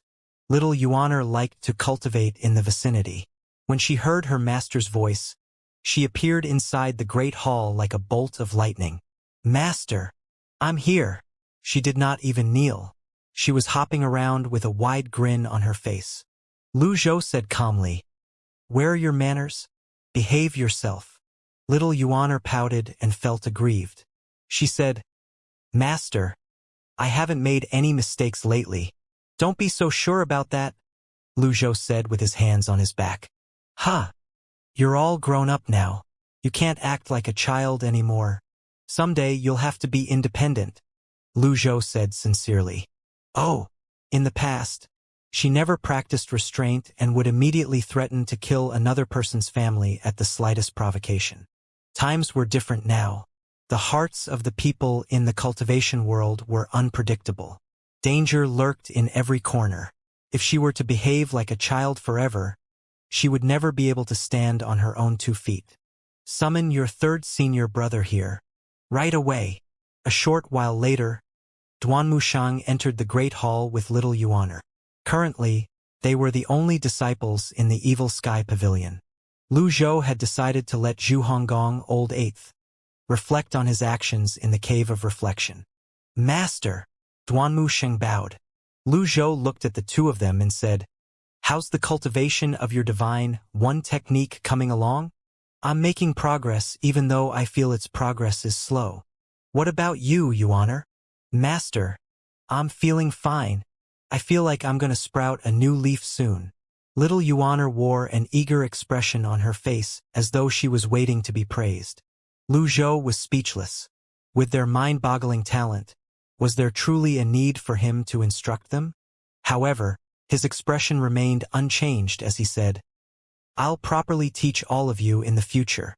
When Duanmushang and little Yuaner heard this, they grinned in delight. Thank you, Master, both of them said in unison. Early the next morning, in a certain gazebo of the Evil Sky Pavilion, the gazebo sat on a wide empty land below. It was a scenic place that was also suitable for cultivation, which was suitable for cultivation as well. Lu Zhou sat inside the gazebo. He looked at Duanmushang and little Yuaner who were standing below. You can go first. Lu Zhou pointed at Duanmushang. Demonstrate 1 round of the Divine One technique without using your primal chi. Yes, Master. Duanmushang struck his palm out. The Overlord spear flew into his hand, and he began to demonstrate his technique. The 9 disciples of the Evil Sky Pavilion had a reputation in the outside world. Everyone was curious about the treatment of the Patriarch to his disciples. When the others in the Evil Sky Pavilion heard that Lu Zhou suddenly wanted to teach his disciples, they hurried over and observed from afar. This was especially true of the 3 elders. They were conscious of their statuses. They wanted to look, but they did not want to stand alongside their juniors. Hence, they stood together and observed from the other side. They were curious as well. Come in, all of you. Lu Zhou waved his sleeve and beckoned the 3 elders to join him. They were the elders of the Evil Sky Pavilion, after all. Thank you, Pavilion Master. Lung Luo, Pan Litian, and Hua Wudao walked into the gazebo. They looked down. Duanmushang was brandishing his spear in a valiant manner. His thrusts were forceful and domineering. They could clearly see the execution of his skills. A moment later, Duanmushang was done. He spoke confidently, Master, I'm done.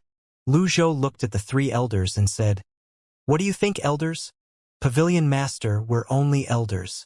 We wouldn't dare to overstep our bounds and instruct your disciples. Hua Wudao hastily cupped his hands. It was one thing to instruct them on other days.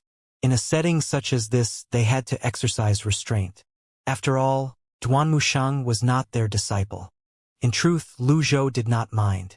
However, he decided not to push it if they were unwilling to teach his disciple. It would have been a waste if he could not earn merit points from this. Lu Zhou stood up and walked to the edge of the gazebo. He pushed his palm out. A miniature golden shining palm print shot out. Then he said, "Don't dodge." Bam! The palm print landed on Duan Mushang's leg. He did not move and took the blow squarely. Lu Zhou's palm print was not too powerful. He merely meant to test Duan Mushang. "Your foundation is all right." Duan Mushang was about to thank Lu Zhou when Lu Zhou continued to say, "However, you were too impatient in your attacks, and you put too much force behind your strikes." He could tell that much from Duan Mushang's exchanges with his opponents. Lung Luo and the others nodded. In truth, they knew where Duan Mushang's problems lay. It was related to his personality. Although he was highly talented, he was still a junior when compared to these old seniors. It was not difficult for a teacher to notice his students' problems. Moreover, these were a bunch of old seniors with terrifying cultivation bases. Lu Zhou had 1,000 years worth of Ji Tiandao's memories. Although part of it was lost, it was not something ordinary men could hope to compare to. Duan Mushang scratched his head after listening to Lu Zhou's words.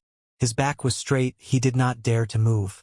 Lu Zhou said, "You are to train under the waterfall behind the mountain for 6 hours each day for 3 months. "Yes, master." Duan Mushang did not seem unwilling. In fact, he seemed delighted. After all, his master was not like this in the past. Previously, his master would rain fists on them and educate them through violence.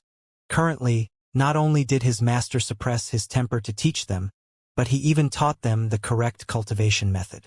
How could he not be happy? Ding! Instructing Duan Mushang reward, 300 merit points.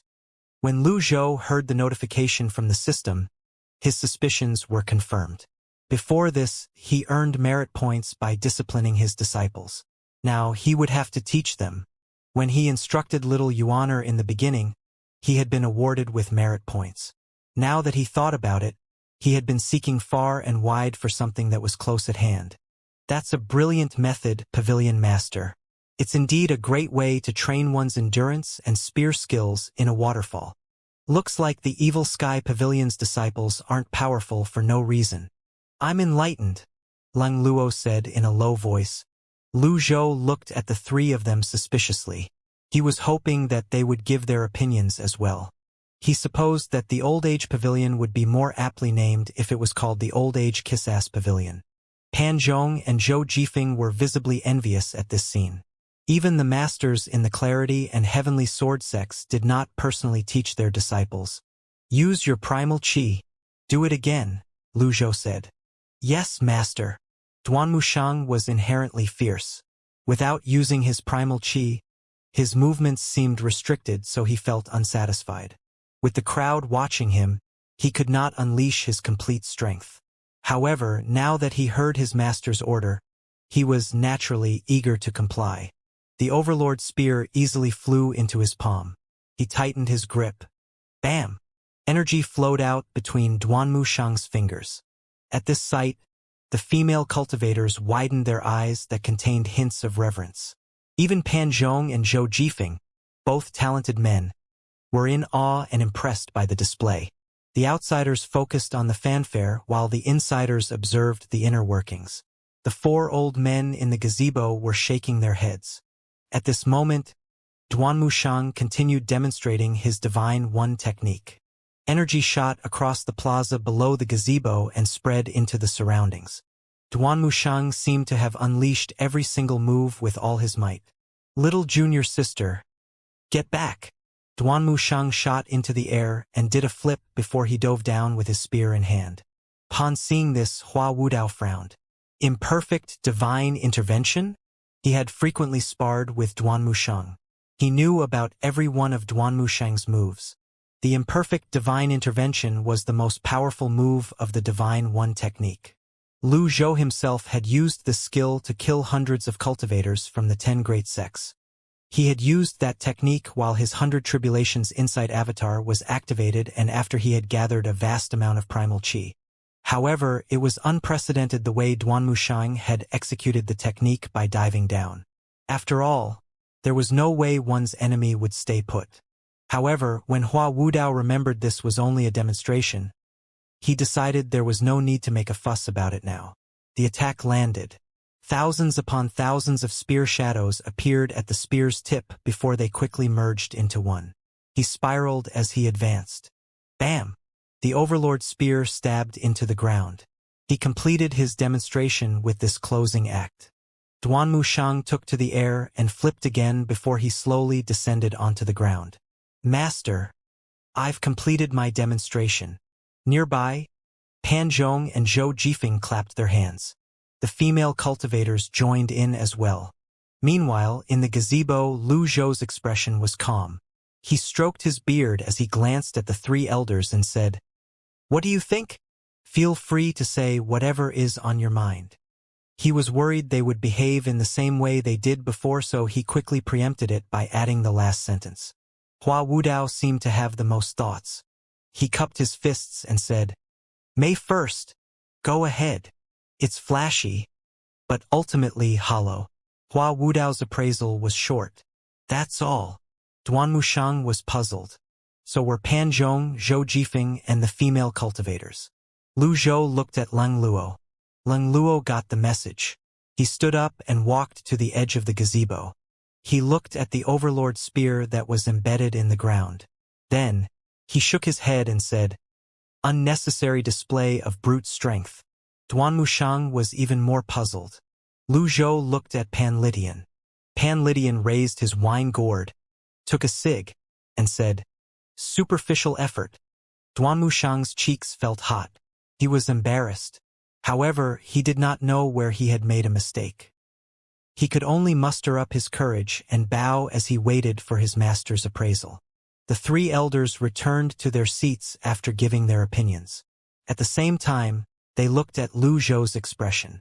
Lu Zhou was calm. He was not offended by their unfavorable comments. Lu Zhou looked at Duanmushang's Overlord spear. He asked, "Did you hear what the 3 elders said?" I did." Lu Zhou shook his head and said, "You haven't mastered the Divine One technique skills, and yet, you're trying to devise a new skill on your own?" Duanmushang's face reddened in shame. He dared not speak. Was his master going to jump down from the gazebo and start hitting him? "Do you remember the last time I demonstrated the imperfect divine intervention above the evil sky pavilion?" Lu Zhou asked. "I do. Train with that in mind. You'll pass when you can break the 6 compatible seal," Lu Zhou said. Hua Wudao was taken aback. An ominous feeling suddenly rose in his heart. "Yes, master. I'll surely master the imperfect divine intervention," Duanmushang said as he cupped his fists. "That'll be all." "Understood." Duanmushang stomped, and the Overlord spear dislodged itself from the ground. "Ding!" instructed Duanmushang. "Reward, 300 merit points." Lu Zhou was surprised to find that he had earned merit points again. It was the duty of the teacher to address the pupils' problems. Perhaps this was what a master should do. At this moment, a gust of violent wind blew through the mountains. Lu Zhou looked at the skies. Indeed, the wind was getting stronger. Hua Wudao cupped his fists. "Pavilion Master, the Golden Court Mountains barrier has vanished. If this goes on, I'm afraid the Noble Path won't be able to hold themselves back." Leng Luo shook his head disapprovingly and said, "I disagree. The Pavilion Master has defeated the Heavenly Sword sect on the Lotus Dais before this and saved many cultivators. I'm sure news about this has spread in the cultivation world. The Noble Path has made too many mistakes because of their short-sightedness that stemmed from coveting the Evil Sky Pavilion's treasures. Now that the barrier's gone, would you rush up the mountain, if it were you?" Leng Luo asked. Pan Lydian chuckled and said, "Old Hua, you're from the Yun sect. You should understand the Noble Path's way better." Hua Wudao nodded and sighed. Lu Zhou knew what the so-called way of the noble path was. Whether it was during the first or second siege, the noble path liked to rally under the banner of a punitive expedition against the fiend path. This time it would not be an exception. Lu Zhou stroked his beard and said apathetically, "They're merely rats. As long as I'm around, nobody will step on the evil sky pavilion's head." Although he had spoken with no inflection in his tone, his words radiated unquestionable power. Even the three elders who were conscious of their positions felt that. Pan Lydian sighed and said, "The clarity, heavenly sword, and righteous sex have been wiped out. Even if they were to come, they would have to think things through." The others nodded. "Master, I'm here." Little Yuaner stood in the center of the field, drawing attention to herself. The four of them ended their discussion about the barrier and looked at little Yuaner. Leng Luo said, "Cloud feather raiment. Cloud treading boots," Pan Lydian added. "Nirvana sash," Hua Wudao chimed in. They sighed in unison. The things that some spent their entire lives searching for were simply dropped into someone else's lap. Comparison would only make one feel bitter. Not only was little Yuaner terrifyingly talented, but she possessed many rare treasures as well. Lu Zhou looked at little Yuaner, nodded, and said, "Begin your demonstration." Little Yuaner nodded eagerly, and she began her demonstration. Her moves, footing, and punches flowed with extreme ease. They were practically flawless. This was especially true of her 7 stars cloud treading steps. The first-rate footwork was enhanced by the cloud treading boots. If she unleashed it with her primal chi, only her shadow would have been visible. As little Yuaner continued her demonstration, the others looked on in awe. "Master, I'm done." Little Yuaner awaited her master's praise with a delighted and eager expression on her face. Just like before, Lu Zhou was in no hurry to comment. Instead, he looked at the 3 elders. "What do you think?" Leng Luo was the first to speak. "The Supreme Purity Jade Slip?" "Yes," little Yuaner replied. Leng Luo turned to Lu Zhou, cupped his fists, and said, "There's one thing that I would like to clarify with you, Pavilion Master." "What is it?" Lu Zhou would not be surprised if his disciples asked for guidance. However, when one of the 3 elders turned to him for guidance, he suddenly felt like a teacher. Leng Luo asked, "Since the Supreme Purity Jade Slip mainly cultivates one's bodily movements, footwork, and punches, why doesn't she cultivate the invisibility technique? You're able to unleash the Great 9 Cuts hand seals during the battle with the 10 shamans. Cultivating Dao invisibility should be nothing." The 3 elders nodded in agreement. They were looking forward to Lu Zhou's reply. Pan Lydian chimed in, "Usually, a cultivator would make slower progress when they cultivated more methods. Many cultivators would usually choose to specialize in 2 or 3 cultivation methods at most throughout their lifetimes." Lu Zhou disagreed. He stroked his beard and said, "Your words are right, but it also depends on the cultivator. Dao invisibility is a fleeing skill after all. There are hundreds and thousands of cultivation methods under the Taoist sect. The variations can be confusing. Yet, there isn't a method that combines the advantages of cultivation methods. Indeed, everybody's limited to the energy they could spend in their cultivation. Those who manage to cultivate a single cultivation method to perfection are considered grand cultivators. However, it's only natural that my disciples are different from the others." He did not have to explain in detail for the 3 elders to understand his meaning. If it had been a cultivator from any other sect, they could pick one of the various paths to cultivate. However, this cultivator before them was the Evil Sky Pavilion's 9th disciple. Perhaps, talent-wise, there was nobody who would be able to surpass her. If she had the time and energy to learn a few more cultivation methods, it was definitely a good thing. "I've been enlightened." Leng Luo cupped his fists. Pan Lydian said, "Old Leng, you've studied Dao invisibility all your life, and it's all about escaping. However, you secretly learned killing techniques as well, right? Otherwise, I don't think you'd be standing here now." Leng Luo did not even look at the old beggar. "Raining on my parade at this crucial moment. This old beggar is truly vicious." Pan Lydian cupped his fists at Lu Zhou and said, I agree the Supreme Purity Jade Slip is one of the most suitable cultivation methods for little Yuaner. However, she has only been cultivating for a short time. She'll have to slowly build her foundation. Then he gestured at his wine gourd. It was a reminder to the time when he made her remove the cork from the bottle with her Nirvana sash. Based on the test, it was obvious she was lacking in basic control. However, that was not something that could be mastered overnight. I agree, Hua Wudao said. Leng Luo said disapprovingly. You just said she's quite new to this. In that case, how can you expect her to have a stable foundation now? You're expecting a young girl to display control that's only possible after 100 years of cultivation. I feel ashamed of you. Pan Lydian was taken aback. I agree, Hua Wudao said again. Pan Zhong, Zhou Jifeng, Hua Yueshing, and the other female cultivators were puzzled. Lu Zhou shook his head helplessly. He had given these old men a hard time. Indeed, it was difficult to expect them to pick bones from eggs. With his hands on his back, he looked at little Yuaner and said, You should take the 3 elders' teachings to heart. Also, you're relying on your items too much. From this day on, you are to keep your Nirvana sash, cloud-treading boots, and cloud feather raiment.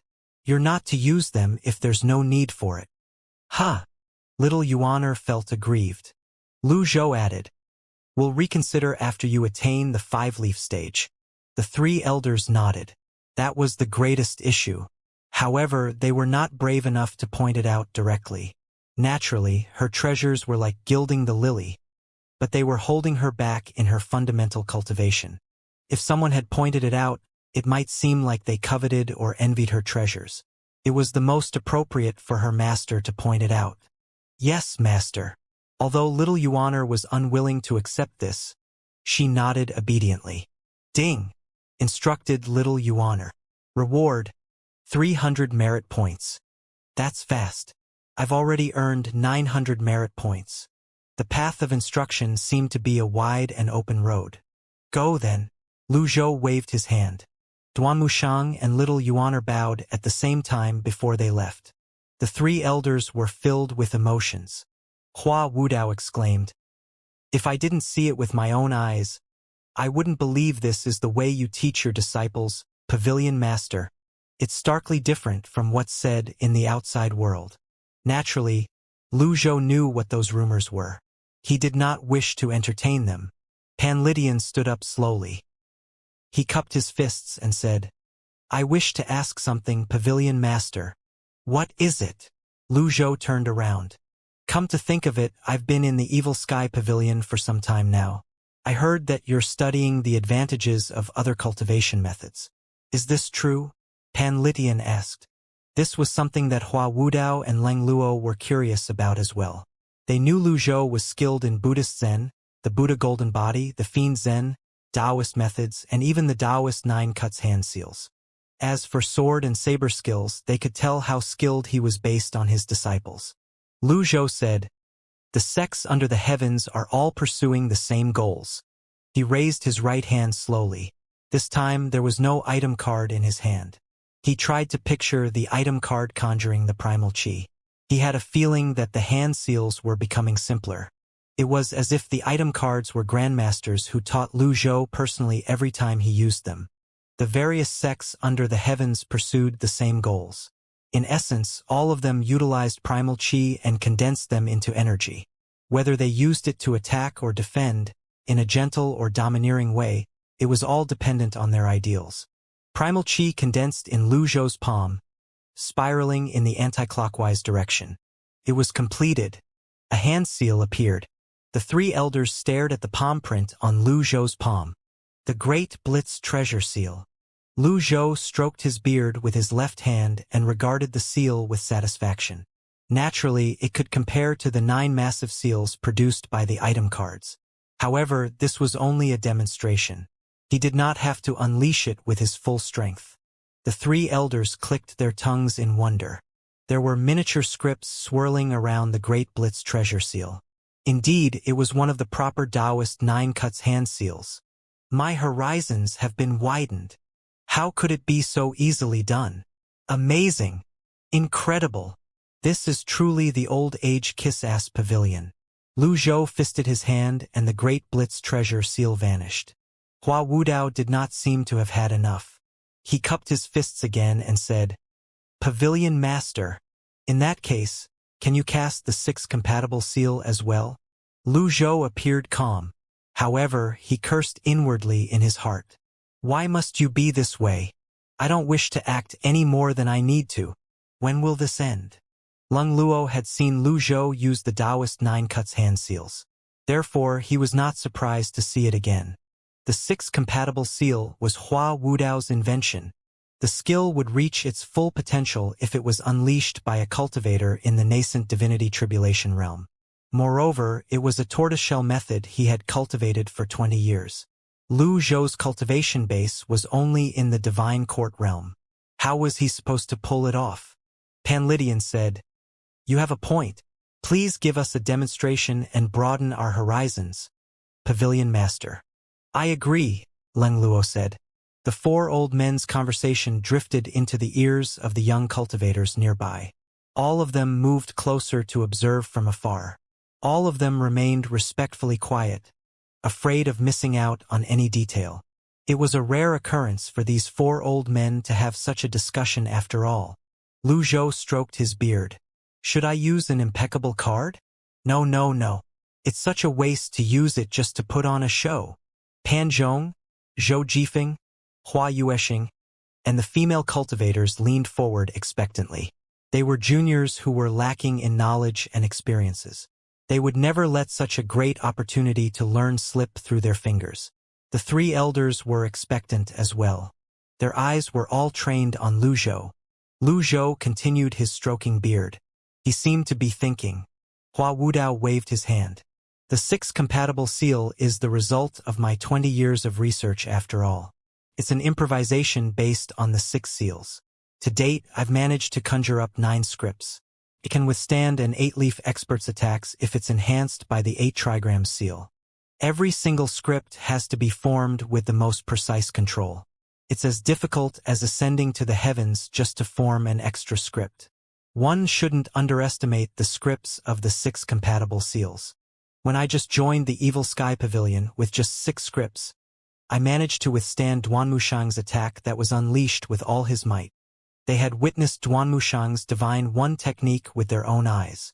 It was a domineering and terrifyingly powerful spear technique. However, Hua Wudao only needed 6 scripts to block it. Pan Zhong wondered aloud, "Elder Hua, what's the maximum number of scripts that you can manifest?" "When I created the 6 compatible seals, 10 is the maximum. However, with my own cultivation base and perception, I can only manifest 9 scripts. There's a 10th script?" "That's right.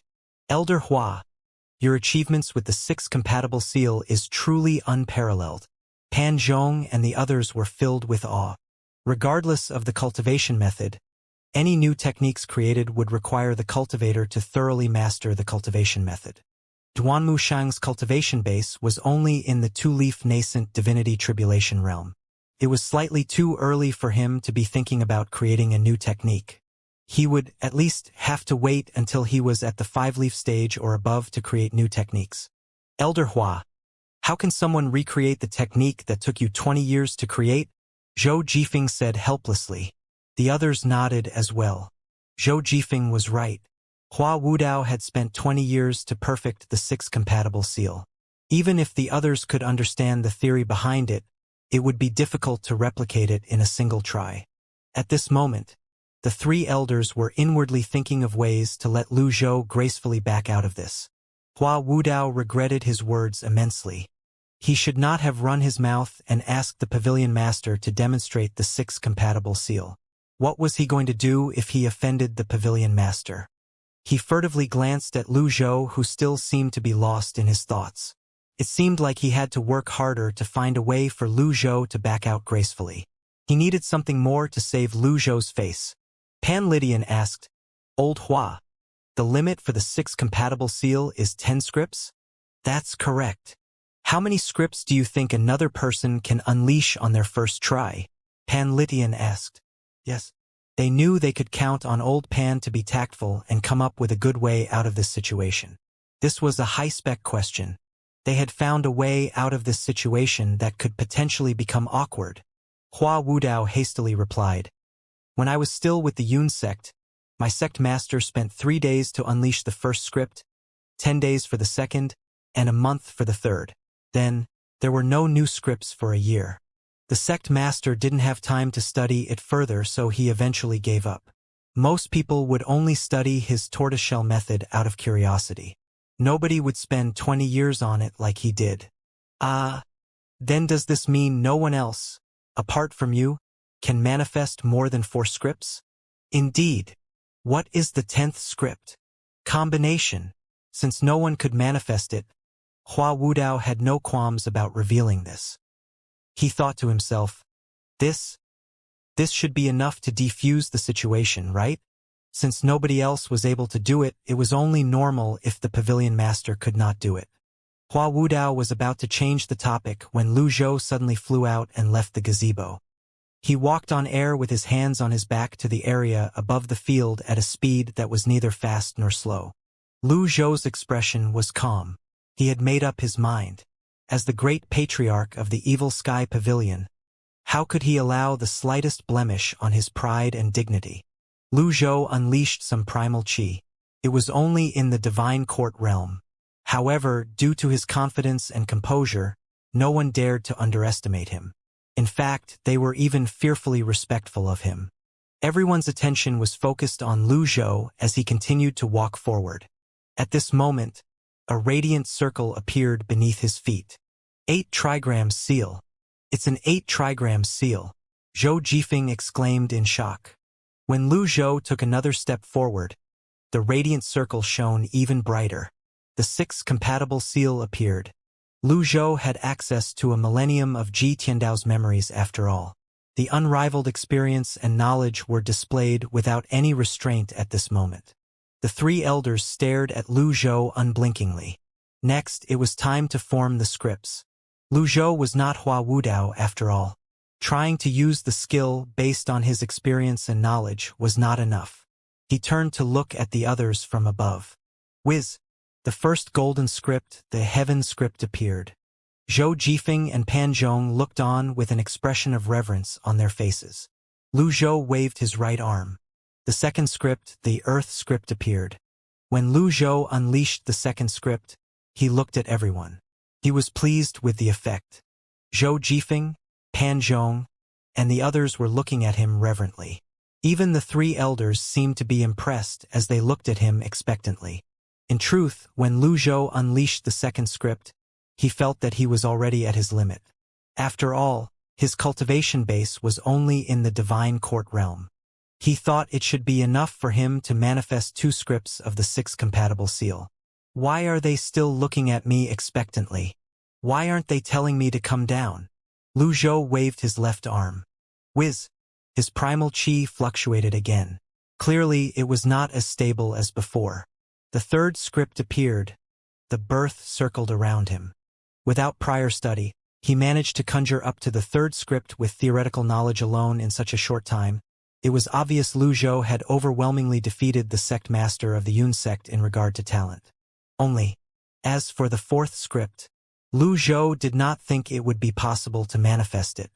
However, in their awe, the 3 elders seemed to have completely forgotten to give Lu Zhou a way to back out gracefully.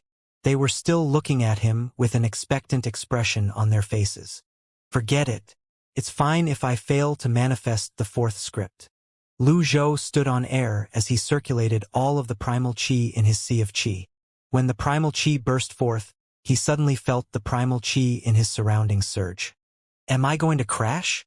It was practically impossible for him to manifest the 4th script with his divine court realm cultivation base. He frowned slightly. What should I do? At this moment, Hua Wudao finally regained his senses. He hastily said, That's amazing, Pavilion Master. I'm thoroughly impressed. Lung Luo chimed in. To be able to manifest 3 scripts of the 6th compatible seal in such a short period of time, your skills are truly unparalleled. The old men in the Kiss-Ass Pavilion finally gave Lu Zhou a way out. It was finally time for Lu Zhou to back out. However, he discovered the 4th script was in the midst of manifesting. He could not seem to stop it. He foresaw the fourth script failing to stabilize, and his primal chi would scatter, causing him to fall. Lu Zhou pushed out with his palm. His mind was clear at this moment. A unique and peculiar power surged out. The 8 trigram seal under his feet shone dazzlingly compared to before. The scripts, heaven, earth, and life had been shining with a golden light before this. However, at this moment the light from the scripts turned blue. The others were used to seeing golden light. How could they not be shocked to see it turn blue?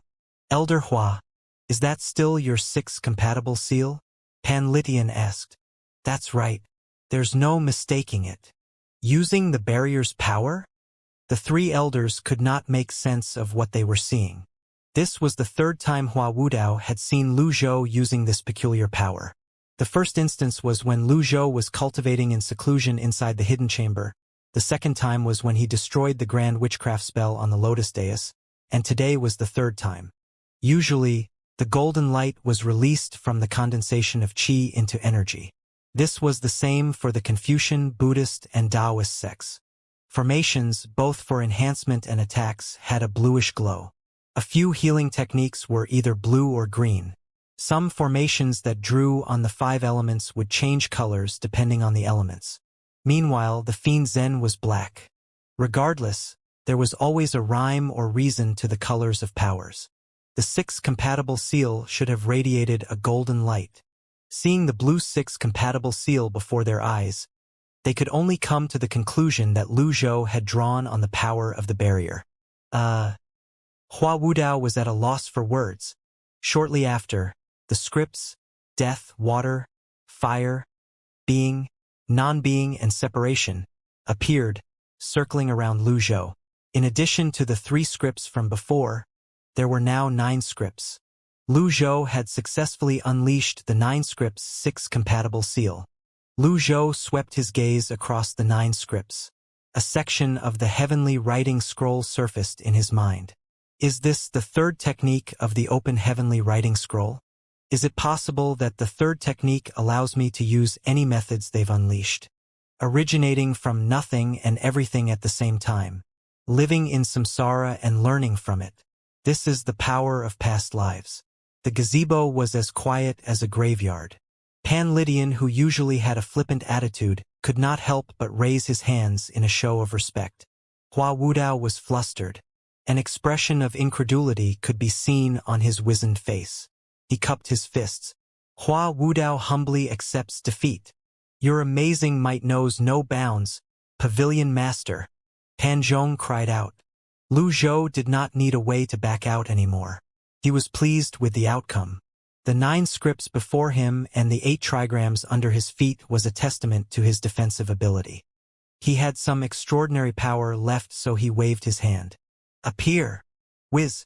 The 10th script, combination, appeared and joined the revolving 9 scripts. The 10 scripts now formed a circle, causing the 8 trigram seal under Lu Zhou's feet to suddenly expand. With the cultivation field in the center, it expanded and covered the gazebo and half of the Golden Court Mountain. It even touched the towering Evil Sky Pavilion. It had increased dozens of times in size. The difference was only in a single script, but its size was so much larger. 10 scripts, 6 compatible seal? Hua Wudao croaked. The others looked at the blue 6 compatible seal. For a time, none of them could speak. 9 scripts were already more than enough to impress them. With the sudden appearance of the 10th script, how were they supposed to keep their cool? Disperse! The 10 script's 6 compatible seal instantly vanished as Lu Zhou slowly descended. He was glad everything had gone smoothly. It was important that he kept up appearances. His expression remained calm as he stroked his beard.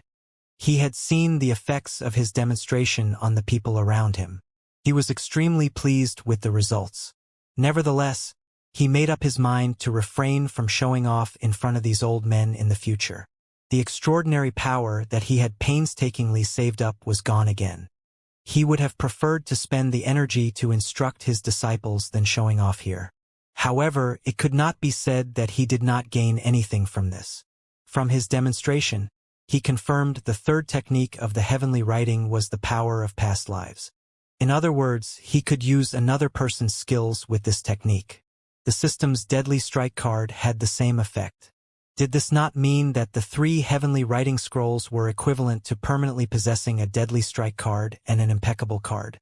However, he also remembered that he could not kill his opponent instantly using this power. The heavenly writing powers he possessed now were still not as powerful as the Deadly Strike cards and the impeccable cards. Lu Zhou stepped forward. The others finally snapped back to their senses. They bowed. No one dared to breathe heavily. Lu Zhou returned to the gazebo. He looked at the elders indifferently before he said, "Do you have any other questions, Elder Hua?" Hua Wudao had been unnerved since a long time ago, and he was in a stupor.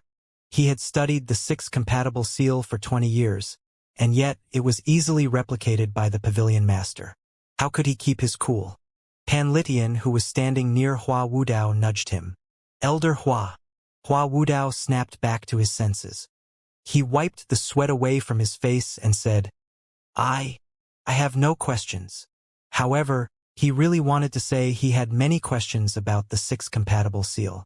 Alas, he did not have the courage to ask any more questions. Leng Luo cupped his fists. This is the first time the 10-script 6 compatible seal has manifested, right? Pan Litian offered his praise. Not only that, but I don't think anyone else would be able to cast it. Even without modifications, nobody can manifest the 10th script of the 6 compatible seal. If I didn't see this with my own eyes, I wouldn't have believed it even if you were to beat me to death. After saying this, he bowed at Lu Zhou and said, "Is this truly your first time using the 6 compatible seal, Pavilion Master?" Lu Zhou nodded ambiguously. That was the truth. It was up to Pan Litian to believe it or not. Hua Wudao, who had taken great pride in his 6 compatible seal, felt as though he had been dealt with a great blow. "The barrier's power?" Leng Luo asked. Lu Zhou did not answer him immediately. This was because he knew he would, at least, need an 8-leaf cultivation base to truly unleash the 10-script 6 compatible seal. He could not possibly say that he had mastered the powers of the heavenly writing scroll, after all. In the end, he said, "I'll need a powerful source to unleash the 10-script 6 compatible seal." Hua Wudao fell to one knee. He cupped his fists and said, "I have been utterly rude to have made such a request of you, Pavilion Master. I didn't expect you to use the barrier's power. Please punish me harshly, Pavilion Master." He was the cause of this after all. Golden Court Mountain had lost its barrier, and Lu Zhou had used the barrier's power just to make a demonstration. How was Lu Zhou supposed to deal with powerful opponents in the future? Therefore, he quickly apologized. The others looked at each other. Lu Zhou's gaze fell on Hua Wudao. He saw Hua Wudao's loyalty rising greatly. He said, "You may rise."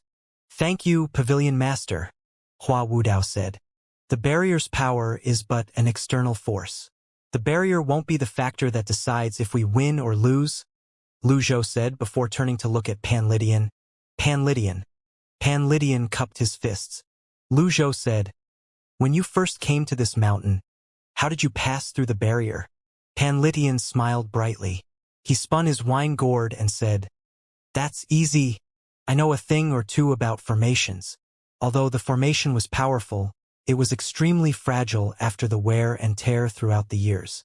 It's clear that the formation had been mended several times from a supply of primal chi, but the formation veins were still damaged. Besides, this wine gourd bottle of mine isn't an ordinary item." He tossed the wine gourd up, and it spun in the air before a golden light burst forth. Lu Zhou knew the wine gourd was not an ordinary item, so he was not surprised. However, the others, especially Pan Zhong and the younger generation, widened their eyes and clicked their tongues in wonder. Before this, Pan Litian had lost his cultivation base and could not utilize his primal chi. Now that he could use his wine gourd bottle, he seemed much more invigorated. "A treasure from the Black Forest?" Hua Wudao exclaimed in shock. "I was lucky." Lu Zhou and Leng Luo had heard Pan Litian speak about this previously. They knew the extremely peculiar wine gourd that came from the Black Forest. It was burned by a great fire, and what remained of it was forged into this unique weapon. Its grade was no lower than a heaven-grade weapon. As everyone knew, there were ordinary weapons that were used by the mortals. Their materials were crude and of low quality. Then there were the 4 grades: yellow, mystic, earth, and heaven. From the earth grade onward, the weapon would be able to form a bond with its user. When the bond was at its peak, the weapon's full potential would be unleashed. At heaven grade, the weapon's characteristics would be activated as well. Naturally, a weapon had to be used by a suitable user. For instance, giving sabers and swords to Hua Wudao was a waste. He was skilled in defense, sabers and swords would do nothing to help him. Another example was Hua Yuexing, who was skilled in archery. Any other weapons apart from a bow and arrow would not be suitable for her. For those who were skilled in sound techniques, there were weapons in the form of string or wind instruments. However, these cultivation methods were usually too difficult to master, and few would try to cultivate them. However, regardless of the weapon, they were the fruits after years and years of labor and research. It was now easier to determine their place and uses, saying that the wine gourd bottle's use was not obvious. Indeed, it was rare to see someone use a wine gourd as a weapon. Leng Luo asked bluntly, "Old Pan, what's the use of your gourd?" Pan Lydian opened his hand, and the wine gourd flew back into his hand. "There are many uses. I can smash someone's head with it, use it as a pillow, refresh me, or make me drunk." He looked extremely pleased with himself. "Don't give me that look. I'm telling the truth." Leng Luo's thoughts were written on his face. "Who'd believe you? You're a crazy old man." Pan Zhong, who had admired the display, cried out, "Old Pan, not bad. I wish to have such a weapon myself someday." "You want it. Nobody would reject a heaven-grade weapon. It's one of my wildest dreams." "Alas, heaven-grade weapons are too rare," Pan Zhong said. "What do you say to having this as a present once you're in the nascent divinity tribulation realm?" Pan Lydian asked with a smile. "Ha!" Although the two of them were close, they were not at the stage where they would give each other such a rare weapon. Even a cultivator who entered the mystic enlightening realm knew how important heaven-grade weapons were. Yet Pan Lydian said, "You'd need a nascent divinity tribulation realm cultivation base at least to wield a heaven-grade weapon. Remember to work hard. Don't make fun of me, old Pan. I'm not taking your weapon," Pan Zhong said.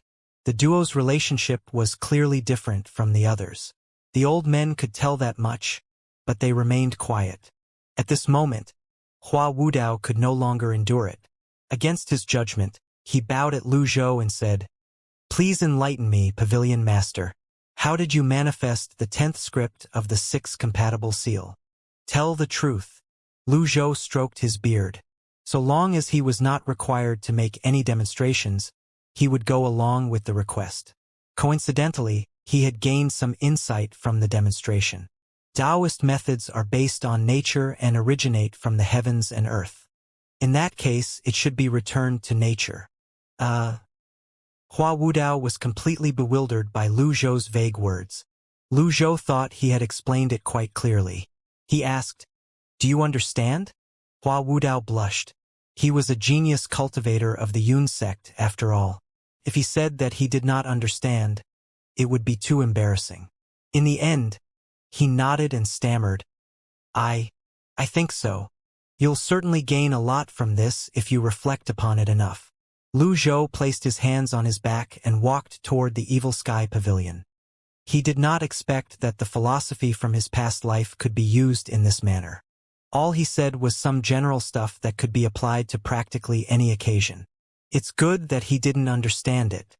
This way he'll think it's awesome and profound. Moreover, he did not gain any merit points from giving these instructions. This told him that it was useless for him to instruct people that were not his disciples. They were a bunch of old men. They had neither future nor hope. It would be better for him to focus his energy on his troublesome disciples. "Save journey, Pavilion Master." The others bowed. They watched Lu Zhou leave. Lu Zhou returned to the East Pavilion. He thought about the techniques he currently possessed. The first heavenly writing power was the power of speech. It was a sound technique. The second heavenly writing power was the power of muting. It was an offensive technique where the blue lotus bloomed. The third heavenly writing power was the power of past lives. It must be a replicating technique that enabled him to replicate techniques from others. In addition, meditating on the heavenly writing scroll could suppress witchcraft spells, Brahmin sound techniques, illusory effects. He was certain that these heavenly writing powers were connected to the open heavenly writing scroll. Since there was a third technique, there would naturally be a fourth technique. In that case, where was the fourth open heavenly writing scroll? When Lu Zhou thought about this, he walked up to the table and looked at the old parchment drawing. The Mausoleum of Swords was clearly shown. As expected, this shows the locations of the open heavenly writing scrolls. Lu Zhou scrutinized the picture again. Apart from the divine capital and the Mausoleum of Swords, the other parts of the picture were blurry. He could only wait for the fourth open heavenly writing scroll. With the parchment drawing, he would not have to worry about not being able to find the next open heavenly writing scroll. With this thought in mind, he no longer studied the ancient picture. He went behind the screen and sat cross-legged before he began to meditate on the contents of the heavenly writing.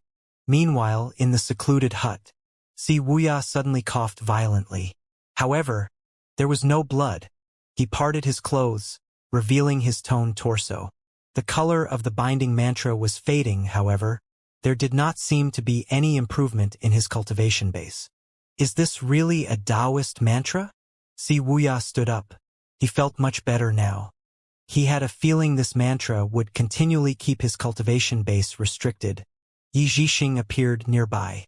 When he saw Wuxia's expression, he hastily said, "Sect Master, I'm all right. Report," Wuxia said with a wave of his hand. "Our sources near Golden Court Mountain have reported back. The mountain's barrier is gone," Yi Zhixing said. When Wuxia heard this, he frowned in confusion. What happened to the evil sky pavilion? Sect Master, the old senior had just returned from the Mausoleum of Swords. I've sent some men to the Mausoleum of Swords, and they found that the demon sword had been taken away. Yi Zhixing paused before continuing. The demon sword is now in Zhang Aijian's hands. Wuxia said. With Master's temper, he would never give the demon sword away that easily.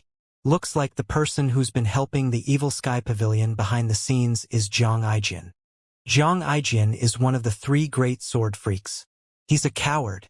How could it be him? Yi Zhixing found this strange.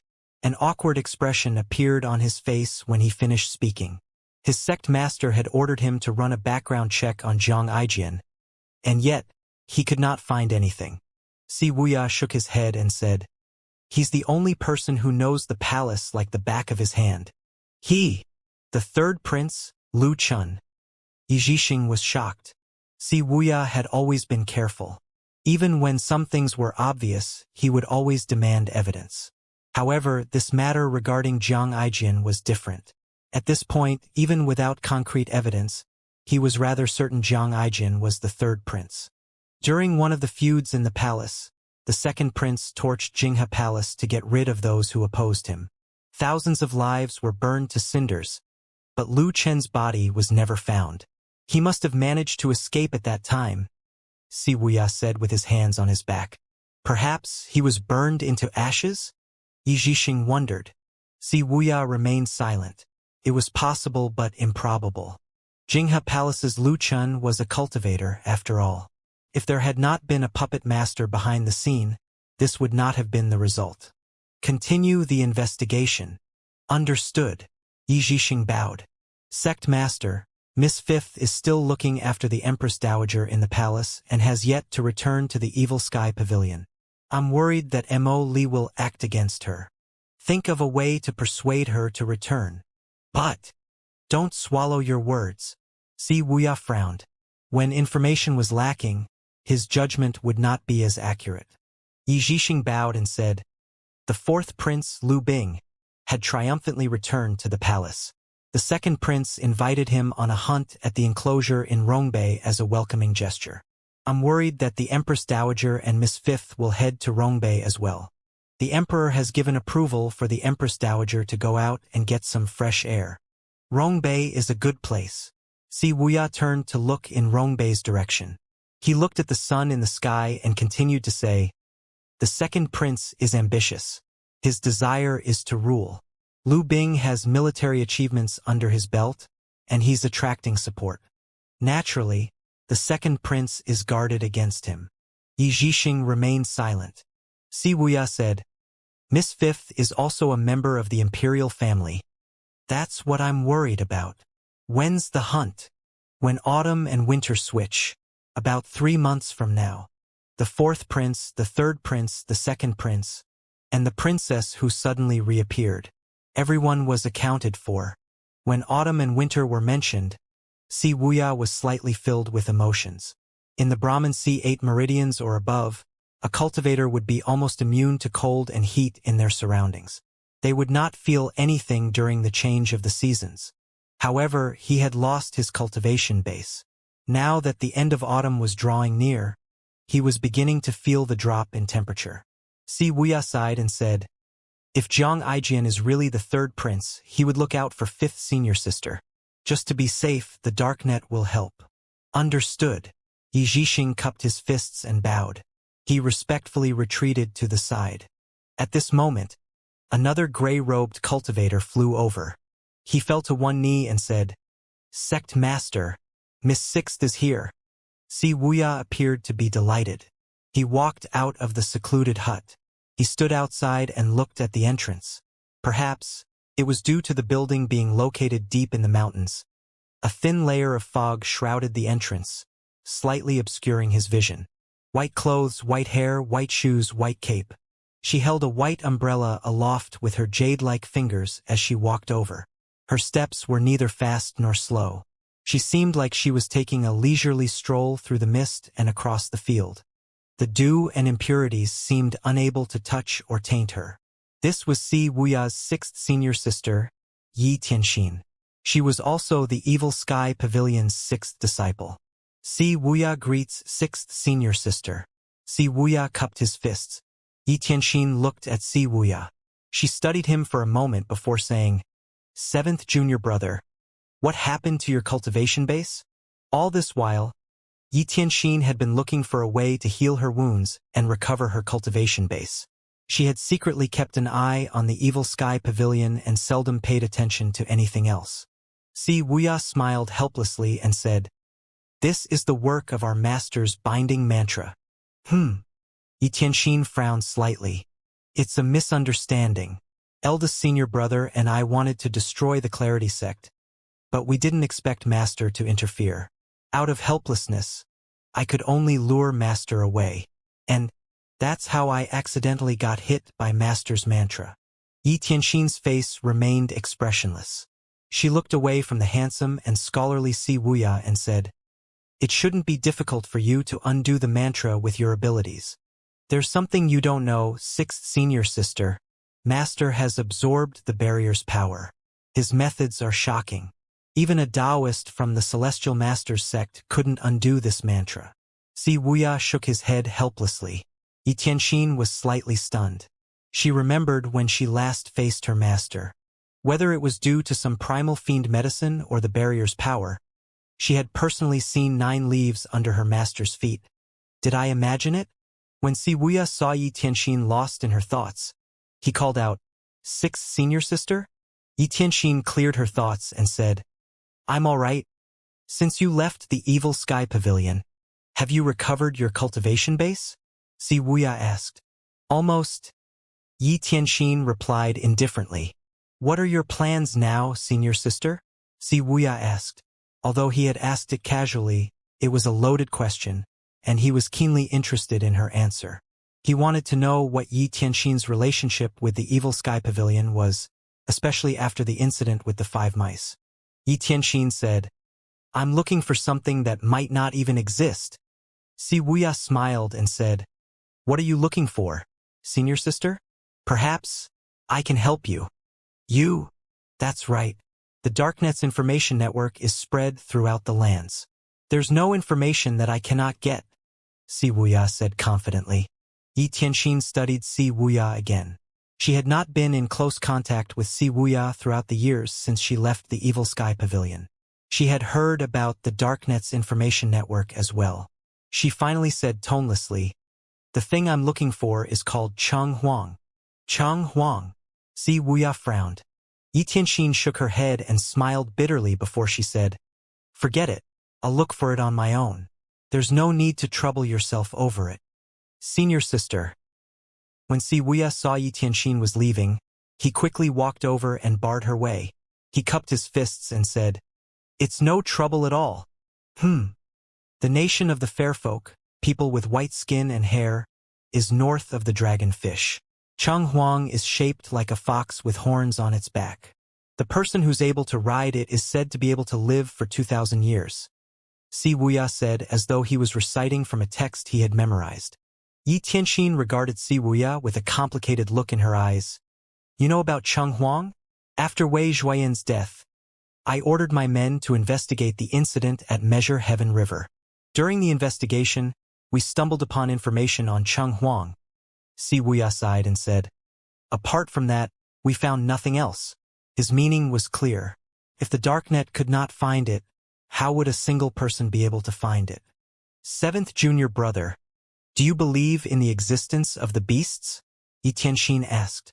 Well, the life limit had always been the main stumbling block for human cultivators. There had never been an exception to the life limit. Ride it and live for 2,000 years. Isn't that equivalent to overcoming the 1,000-year limit? Is that possible? Si Wuya asked.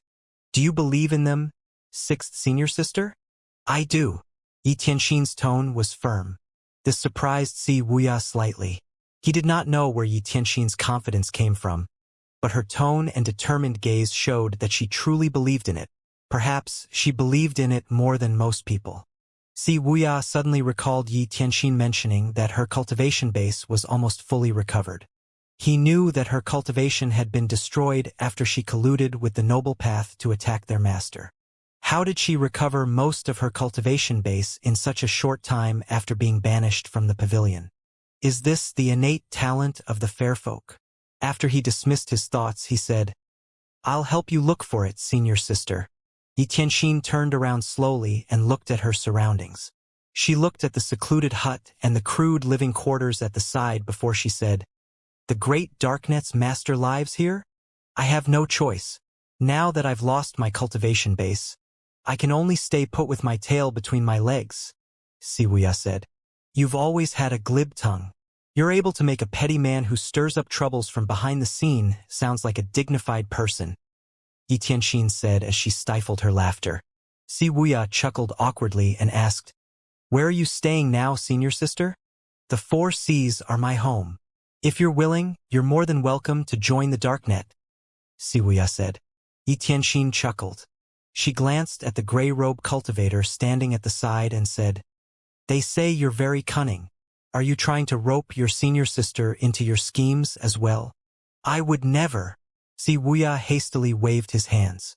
"Come to think of it, you had quite a reputation as well back when you're still in the Evil Sky Pavilion. Master had a short fuse, and yet he seldom reprimanded you. Tell me honestly, why did you leave the Evil Sky Pavilion?" Yi Tianxin asked solemnly as she looked at Si Wuya. Her departure was different from the others. She had left due to the fish dragon village. In hindsight, that had been a terrible mistake. She did not expect the others to leave as well. Si Wuya sighed heavily and said, "What else if not for eldest senior brother and second senior brother?" "Eldest and second senior brothers?"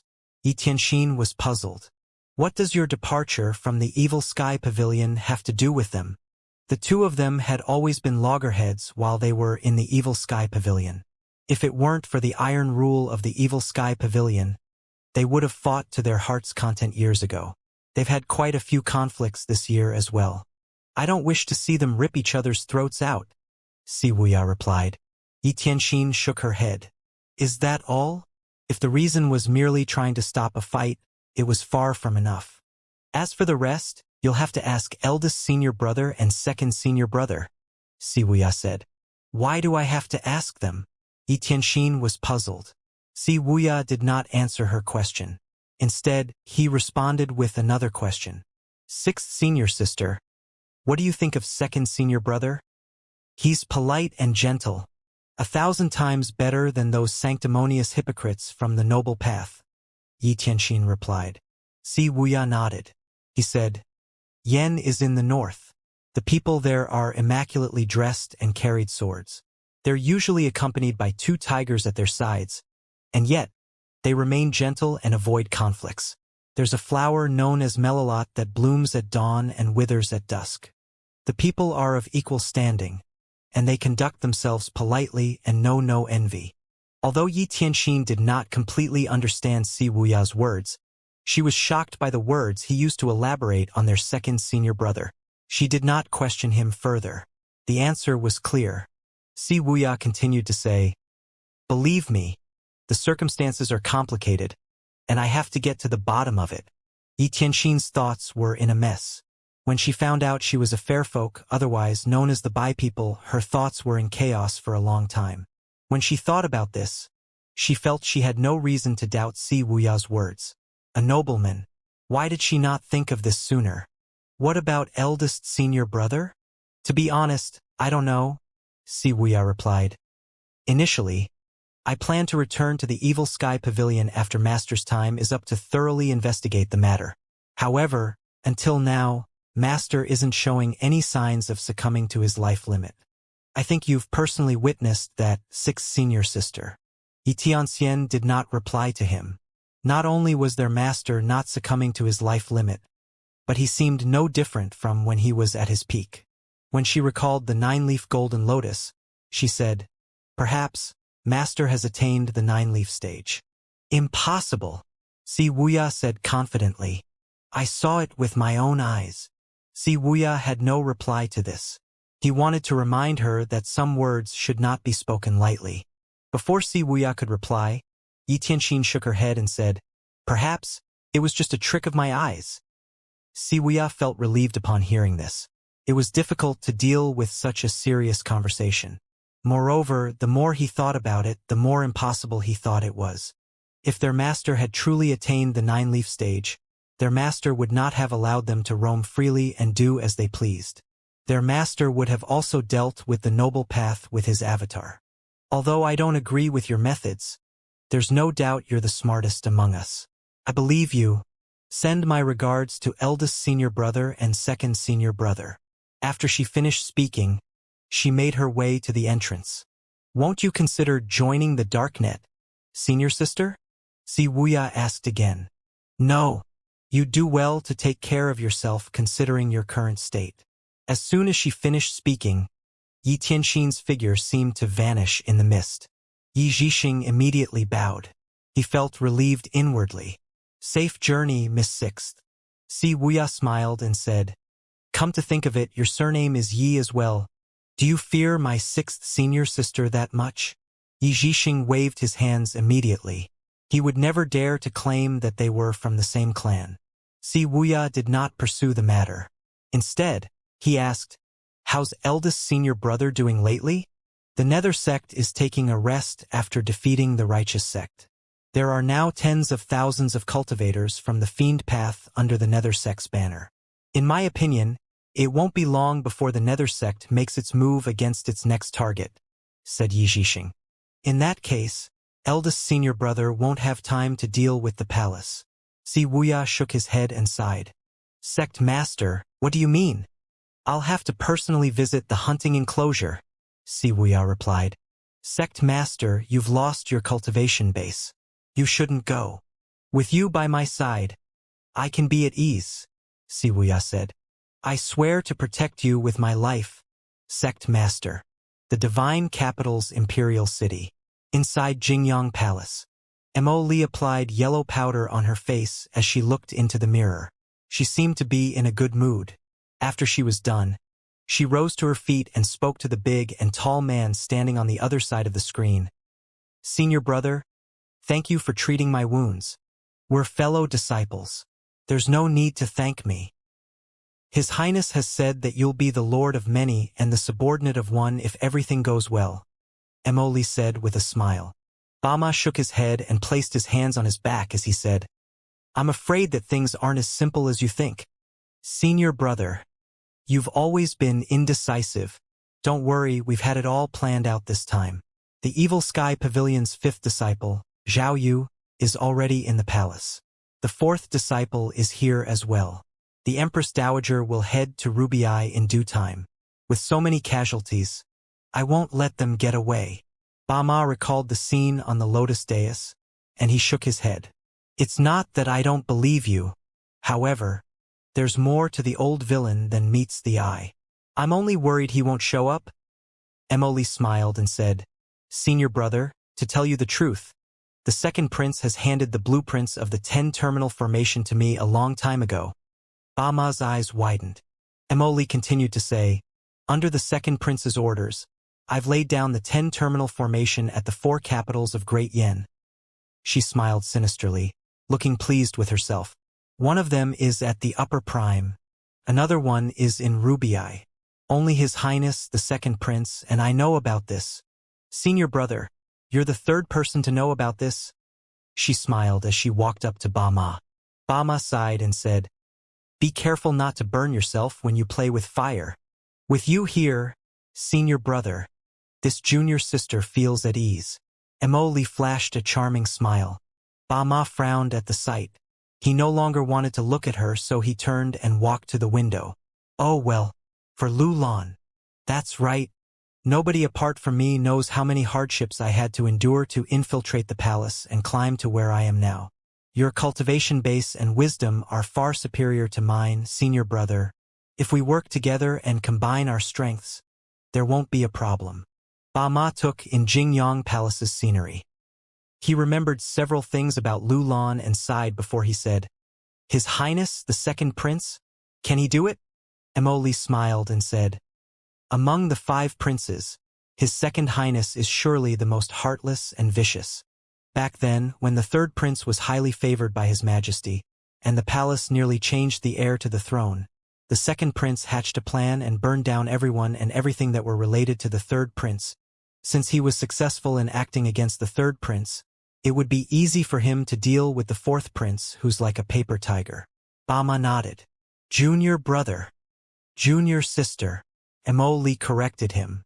Ba Ma suppressed the goosebumps that were threatening to break out all over his skin and said in a deep voice, I don't care about anyone else, but Lu Bing must die.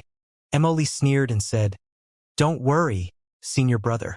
I want him dead more than you do. The fourth prince, Lu Bing, had been at the borders for many years. He had led many expeditions against Lu Lan. Corpses were strewn everywhere, and there were many casualties. The most humiliating event was when Lu Bing led the 10 great generals of Great Yen and captured their king. In that battle, cultivators from both sides fought for 3 days and 3 nights. Nobody could keep up with the number of casualties. When it was recorded in the palace's archives, it was written that there were no birds in the skies nor beasts on the ground. The only thing, as far as the eye could see, was dead men and bones. A month later, Lu Zhou finally regained his extraordinary power after meditating on the heavenly writing. He had also been instructing his disciples in their cultivation. Duan Mushang and Little Yuaner had greatly improved their strength and cultivation bases during this time. He walked up to the waterfall. He saw Duan Mushang training under the waterfall, letting the weight of the water rain upon his body. He stroked his beard and nodded at this sight. Upon seeing Lu Zhou, Duan Mushang bowed under the waterfall. Master! Lu Zhou saw Duan Mushang resisting the falling water with his energy alone without using any cultivation method. He said, The waterfall can train the endurance of your primal qi and temper your spear skills. I understand. Duan Mushang raised a hand, and the overlord spear that was stabbed into the ground nearby dislodged itself from the ground and flew into his hand with a whistle. He began brandishing the overlord spear and swiping the water away. Lu Zhou frowned slightly. Duan Mushang was hard-working enough, and he was obedient. However, he was slightly dumb. If the Divine One technique had not been suitable for Duan Mushang, it would have been difficult for Duan Mushang to reach this stage. In the end, he projected his voice and said, If you can keep yourself dry without relying on your energy, it can be considered as a minor achievement. Understood. The waterfall was like a heavy downpour of rain. How was it possible for him to remain dry with his spear skills alone? Perhaps he had to move his spears so quickly that it would form a barrier. He groaned inwardly, but he still did as he was told. Although his foundation was solid, they were still lacking. He needed good training. Ding! Instructed Duanmusheng. Reward: 300 merit points. Lu Zhou glanced at the interface. Recently, he had earned 3,200 merit points just by instructing his disciples. Apart from earning merit points, he truly wanted his disciples' cultivation bases to improve as well. At this moment, little Yuaner flew over. Master! She flitted to the left and right. A sparrow flitted here and there as she chased after it. It looked exhausted. When she finally caught the sparrow, she released it again. Then, she landed near Lu Zhou and said expectantly, "I'm now very familiar with the 7 stars cloud treading steps." It was clear that she was waiting to be praised. Lu Zhou knocked her head. "Indeed, your 7 stars cloud treading steps has improved, but a sparrow isn't a person. It won't do you much good practicing with it." "Oh, you should learn from your senior brother." Lu Zhou pointed at Duanmusheng. "Oh." Little Yuaner looked at the unending stream of waterfalls. She felt a chill run up her spine. She shuddered at the thought of standing under the cold water. She averted her eyes and said, "Master, can you teach me something else?" Lu Zhou was surprised. Little Yuaner rarely made such requests. Usually, she was quite passive. Hence, he asked, "What do you want to learn?" "What about calligraphy?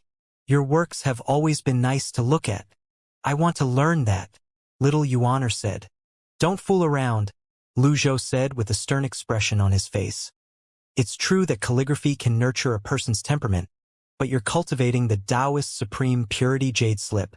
Calligraphy is more suited to cultivators of the expansive heavenly energy from the Confucian branch." "Oh." Little Yuaner seemed dejected. Lu Zhou looked up at the sun. It was still early. He stroked his beard and said, "Demonstrate your fist techniques. I'd like to see your progress." "MHM." Little Yuaner nodded.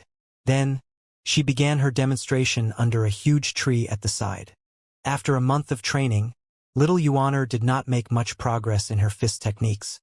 But her temperament was much better than before. Her movements were not rushed nor slow. It was a definite improvement. After a while, she finished her demonstration. Lu Zhou nodded. It was a good demonstration even though it had some flaws. "Not bad. Thank you for the compliment, Master." Little Yuaner grinned widely when Lu Zhou complimented her. "This little girl's heart needs some work. Can't be rushed. Looks like I'll have to guide her by hand in the future." At this moment, Zhou Jifeng ran over, bowed, and said, "Pavilion Master, a letter from Jiang Aijian." "Read it." Zhou Jifeng opened the letter and read aloud, "Thank you for stopping Wuxia, old senior. Not only did he not interfere with my investigations, but he gave me a few pieces of information as well." Upon hearing this, Lu Zhou was baffled. When did he do anything to that rascal? Zhou Jifeng continued reading, "The Empress Dowager will travel to Rubiai to rest. Your disciple, Zhao Yu, will most likely follow her. Coincidentally, the second prince, Lu Huan, has invited Lu Bing to a hunt at the enclosure in Rubiai in 2 months. Emily is aided by an elite, and I suspect that they're on the move. I'll send more letters once I have new information." This time, there was no ha-ha-ha in Jiang Aijian's letter. Lu Zhou frowned. Zhao Yu was not a fool. Why would she proceed when she clearly knew that it was a trap? Also, Jiang Aijian did not mention Mingshi Yin in his letter. What was Mingshi Yin doing then? When he recalled the grand witchcraft spell on the lotus dais, he felt slightly angered. "How dare you touch my disciple?" Since Zhao Yu was an orphan of Princess Yun Zhao, she could be considered as a member of the imperial family. To think that Mo Li was so audacious. Fortunately, they were in the imperial city, and Mo Li had to refrain from openly making a move. "Bring Qin Jun here." "Understood." Shortly after, Zhou Jifeng brought Qin Jun over. Lu Zhou looked at Qin Jun and said, "I'm giving you a mission."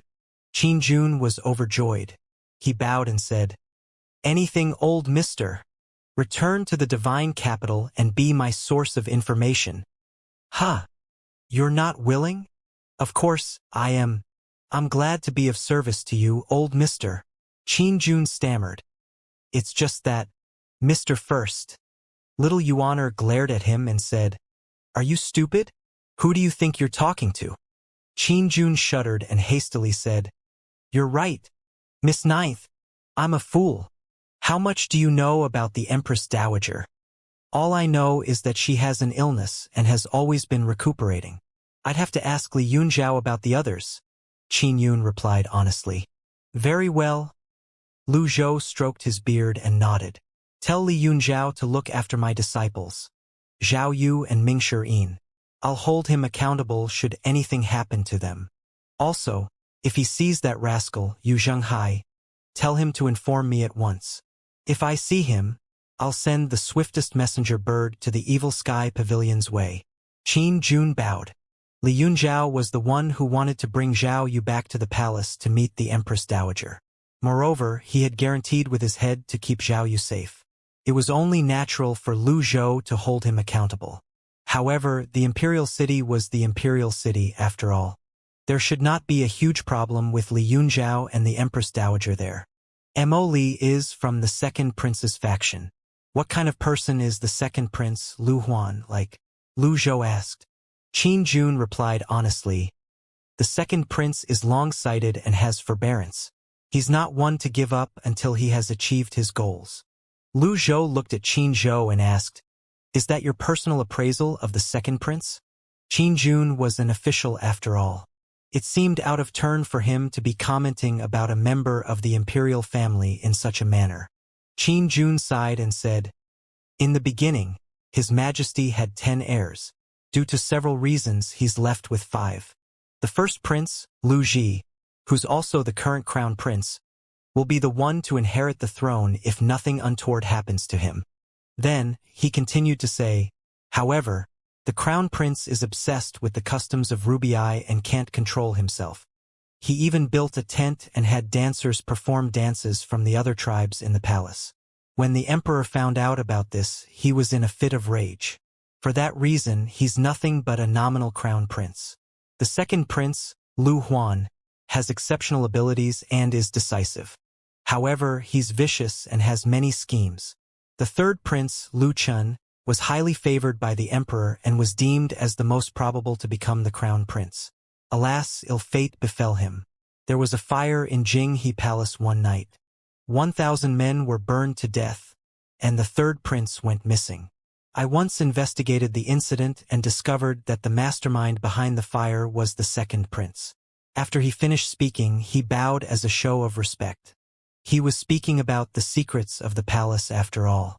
If someone else discovered he had spoken these words, the consequences that awaited ranged from being fired to being beheaded. Lu Zhou did not expect the second prince to be so ruthless. Well, since Mo Li was willing to follow him, there was no doubt they were birds of the same feather. He asked, "Do you think the second prince will make a move against the fourth prince at the enclosure?" Qin Jun hastily said, "I don't dare to speak with certainty. However, based on his past actions, I would say it's possible. The hunt in the enclosure is organized by the second prince, so I don't think he'll make a move in the enclosure. However, the same can't be said about other places in Rubii. The second prince can easily find himself an alibi after all.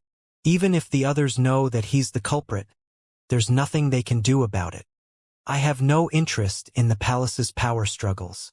The lives and deaths of the princes have nothing to do with me."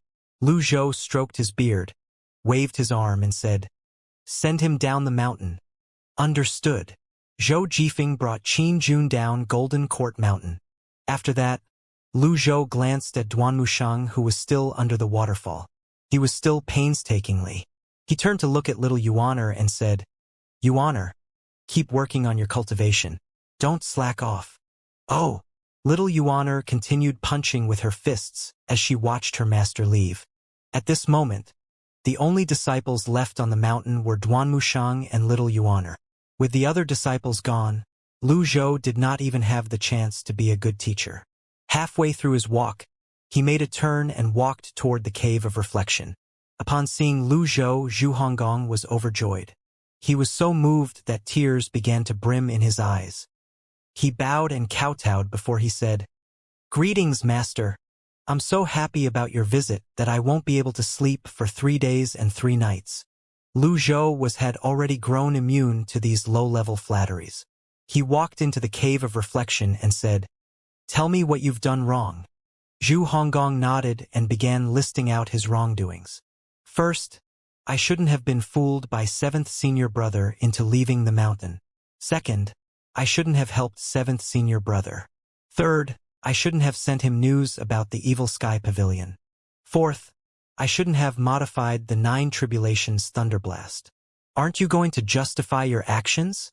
Lu Zhou asked. "I don't dare." Zhu Honggong fell to his knees as his body trembled.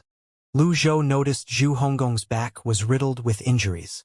They were scars from the beating he had been subjected to.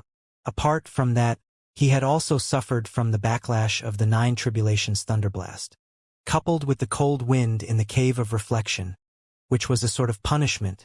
Zhu Honggong looked exhausted and haggard. However, Zhu Honggong's loyalty seemed to have gone up. It seemed like the Zen tunic was much more important to Zhu Honggong than he had expected. Finally, he said, "Rise and speak." "Thank you, Master." Lu Zhou asked, "How long have you been with the pavilion?" "It's been 20 years. Lu Zhou remained silent. After a brief moment, he walked out of the cave of reflection with his hands on his back. "Safe journey, Master." Although Zhu Honggong was puzzled, he did not dare to ask any questions. When Lu Zhou stepped out of the cave of reflection, he stopped in his tracks and said, "The 9 tribulations thunderblast originated from thunderblast. The 8th layer is samsara. If it's used well, you'll gain an unending supply of power from the circulation of yin and yang, and you won't fall into samsara. The 9th layer is the twin sal tree, which is half withered and half flourishing. When the sal tree blooms, the one who flourishes shall perish. Rid yourself of the backlash effects in 3 months. If you fail, you'll spend the next 3 years inside the cave of reflection. If you succeed, you'll move into the South Pavilion." After he finished speaking, he did not wait for Zhu Honggong's reply and made his way to the Evil Sky Pavilion. Zhu Honggong seemed to have fallen into a daze when he heard Lu Zhou's words. He was startled for a moment before a wave of joy welled up in his heart. He kneeled and sincerely kowtowed. "Thank you, Master. Thank you, Master. Thank you." The professional ass-kisser Zhu Honggong was at a loss for words that he could only repeat these words. His face was wet from tears. Lu Zhou only received the notification from the system when he had returned to the Evil Sky Pavilion. Completed the 9 tribulations thunderblast cultivation method. Reward: 1,000 merit points. Instructed Zhu Honggong. Reward: 300 merit points. Lu Zhou had only given Zhu Honggong some pointers to improve his cultivation base. He had forgotten that he would also receive merit points from completing his disciples' cultivation methods. He searched his memories again. Among his 9 disciples, it seemed like Zhu Honggong was the last one to have a completed cultivation method. The cultivation methods cultivated by Yu Zhenghai, Yu Shangrong, Si Wuya, and Yi Tianxin were complete. The 4 of them also possessed cultivation bases that were clearly superior to the others. Lu Zhou glanced at the system's dashboard. Merit points: 4,500. Then, he looked at the price of the 9 transformations yin-yang and shook his head. In the end, he closed his eyes and continued to meditate on the heavenly writing. In the following 3 months, Lu Zhou spent a lot of time instructing Duanmushang and Little Yuaner. He would occasionally visit the Cave of Reflection to see Zhu Honggong's progress and to make sure there were no mishaps. Unfortunately, he did not receive any news from Mingshi Yin and Zhao Yu. If they had been on the mountain, he could have instructed them as well. Early in the morning, Lu Zhou had just finished with a meditation session when he saw Zhou Jifeng stepping into the great hall with a letter in his hand. It was about time for him to receive information from the divine capital. Pavilion Master. A letter from Qin Jun. Read it. Old Mr. Zhao Yu is by the Empress Dowager's side. Li Yunzhao said that the Empress Dowager is not doing so well. Also, Mingshi Yin isn't in the imperial city. Li Yunzhao guarantees that'll protect Zhao Yu with his life again and wants you to be assured. Lastly, the second and fourth princes have departed for the enclosure in Rubii for the hunt. If there are no surprises, the Empress Dowager should be departing in these few days. Pavilion Master, I'm willing to head to Rubii to investigate the matter, Zhou Jifeng said after he read the letter. It's pointless. If Jiang Aijian and Qin Jun, both of whom were in the divine capital, could not discover anything, what could Zhou Jifeng, an outsider, find out? Lu Zhou stroked his beard and thought about how he should deal with Emoli. As the master of his disciples, he could not allow her to roam free. At this moment, he noticed that there was a new mission on the dashboard. Kill Emoli. He found it reasonable but also thought that it made no difference. Mission or no mission, Emoli's fate was sealed. That'll be all. Lu Zhou waved his arm. I'll take my leave then. After Zhou Jifeng left, Lu Zhou gauged his extraordinary power. Currently, he could use the Heavenly Writings extraordinary power twice. There was no increase in the upper limit. If he continued to meditate on the Heavenly Writing Scrolls, all he could do was increase the pace of his meditation. He would not be able to store more extraordinary power. Lu Zhou looked at his merit points again. 7,500 points. He gained a lot from instructing his disciples throughout the past 3 months. Luck points, 41. I haven't tried my hands on lucky draws for a long time now. After ruminating over it for a moment, he finally did 10 consecutive draws. As he expected, he was greeted with 10 appreciative messages. There was no rhyme or reason to the lucky draws. Let's leave the rest to fate. Continue. Lucky draw. Ding. Spent 50 merit points and 5 luck points. Obtained special treasure box X1. When Lu Zhou heard this notification, he was invigorated. Either the system suddenly decided to be kind or he had gotten luckier. He had difficulty believing that he obtained a special treasure box after earning only 51 luck points. Regardless, he was beginning to transition from an African chieftain to a European royal. In no time at all, a special treasure box appeared on the table before him. The box was not big. It was only the size of a drawer. It seemed like the item in the box was not too big. Time limit, 3 days. Will vanish if unopened within the time limit. Lu Zhou bent down and wondered if the treasure box would be similar to the last box he obtained where it had to be opened by his disciples' weapons. If that were the case, 3 days would be a tight schedule. He looked to the left and right before he began to study the box. There were no special veins or patterns on all 6 sides of the box. However, there was a button on the side of the box that faced him. He chuckled. If it can be opened so easily, what's the point of putting a time limit on opening it? It seems like the system has its dumb moments as well. Lu Zhou raised his wizened hand and ran it along the bronze box. He wondered what treasure was contained in it before he finally pressed the button. Click. Ding. You will obtain the avatar, the 9 transformations Yin Yang, special cooldown X1, activated once the box is unlocked. Reversal card X20, critical block card X50. Will you proceed with unlocking the box? Lu Zhou was stunned when he saw the notification from the system. The rewards are unexpectedly handsome. The 9 transformation Yin Yang alone cost 30,000 merit points. With the 2 reversal cards in his possession, he would now have 22 reversal cards. What is this special cooldown? Lu Zhou did not press again. As a person who had transmigrated, he knew what cooldown meant. Perhaps this special card was a restriction that would be activated the moment he obtained the rewards? If that were the case, he would have to think carefully before opening the box. Lu Zhou slowly rose to his feet. The 9 transformation Yin Yang and 20 reversal cards. He would be lying if he said he was not moved. He frowned as he muttered to himself, a 3-day limit? The hunt in the enclosure is about to start, and you're trying to increase the difficulty for me? Lu Zhou snorted inwardly. Just as he was about to unlock the box, he heard a voice from outside the Great Hall. Pavilion Master. Lu Zhou turned around and saw Lung Luo walking in with a straight back. His eyes looked much livelier now under the silver mask. When he had accepted Lung Luo into the Evil Sky Pavilion back then, He was prepared to deal with a stubborn and difficult-to-deal-with person. However, things seemed to have worked out just fine. He waved his arm and said, "You can dispense with the courtesy." Lung Luo bowed at Lu Zhou and said, "I heard that you're going to intervene in the hunt at the enclosure, Pavilion Master." "That's correct."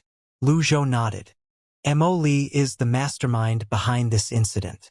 Hence, I request to travel to Ruby Eye with you, Lung Luo bluntly said. Lu Zhou did make Lung Luo a promise. Mo Li was Lung Luo's only target. If Lung Luo did not see Mo Li die, he thought Lung Luo would probably be unable to live in peace. He asked, "Your wounds haven't healed, and your cultivation base isn't recovered. Are you sure you want to come along?" Lung Luo straightened up and said, "Mo Li has always stayed deep within the palace. Since she's venturing out, it's like a chance bestowed by the heavens. It's not too late for a gentleman to have his revenge even after 10 years have passed." "I'm not a gentleman." Lu Zhou did not expect Lung Luo to be so stubborn. He stroked his beard and said, "In that case, I'll keep my promise. How much of your cultivation base has been recovered?" 40%. Lung Luo replied honestly. Lu Zhou nodded. Lung Luo's situation was different from Pan Litian's. Pan Litian's cultivation base was only destroyed. With the help from the Sable Magnolia, Pan Litian would recover more quickly. Lung Luo, on the other hand, imploded his own sea of qi during the battle with the 10 shamans. It was quite a commendable feat for Lung Luo to recover 40% of his cultivation base. He asked, 40%, if you don't use an avatar, you can probably fight against an early-stage nascent divinity tribulation realm cultivator. Are you confident you can kill Mo Li? Thud. Lung Luo fell to one knee and cupped his fists. He said every word clearly and loudly. "Please fulfill my wish, Pavilion Master." The great hall was exceptionally silent. Lu Zhou did not look at Lung Luo. Instead, he paced with his hands on his back, circling Lung Luo. Zhao Yu was in the divine capital. Ming Shi'in must be keeping a low profile. Lu Zhou had given it some thoughts. As long as Mo Li showed her face, all he had to do was get on his mount and send a deadly strike card her way. The problem was there were many elites by Mo Li's side. There was also the Grand Shaman who made an appearance on the Lotus Dais. It was impossible for him to take out so many elites with his cultivation base. Moreover, Mo Li was much more intelligent and cunning compared to the original Wei Zhuoyan. For this reason, he thought it was not a bad idea to bring Lung Luo along. "Don't move." Lu Zhou suddenly lifted his hand. A strengthened critical heal card appeared in his palm, and he shattered it. The mysterious power condensed in his palm. The power was like a wave from the ocean. "What's this?" Lung Luo was shocked. He did not move. After all, he knew it would be easy for Lu Zhou to kill him if Lu Zhou so wished. There was no need for Lu Zhou to wait until this day. Before Lung Luo could make sense of the situation, a strong whirlpool stirred up by the power wrapped around his body. Power seeped into his 8 extraordinary meridians. A healing power several times stronger than the merciful arc of salvation spread through his body. Lotus position. Lu Zhou retracted his hand. Lung Luo finally understood that Lu Zhou was healing his wounds. He immediately sat with his legs crossed after he bowed deeply at Lu Zhou. He flattened his palms and sat in the lotus position. He could feel the power swirling around him. Lu Zhou looked at Lung Luo in satisfaction. He was not worried about Lung Luo pulling any tricks. Moreover, the strengthened critical heal card would only heal Lung Luo's wounds. Lung Luo would have to depend on himself to recover his cultivation base. About an hour later, Lung Luo slowly opened his eyes.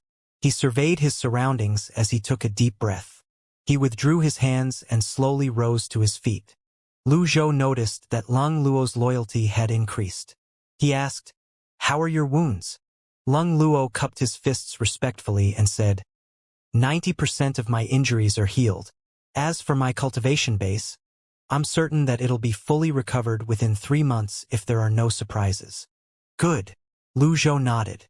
"If I'm given the chance, I'm confident that I'll be able to deal a grave blow on Mo Li," Lung Luo said confidently. He was an 8-leaf elite after all. Even an emaciated camel was larger than a horse. Naturally, Lu Zhou did not doubt Leng Luo's words. Do you have any plans that you care to share? Leng Luo spoke frankly and confidently. When I was with the Black Knights, I'd met the Emperor several times.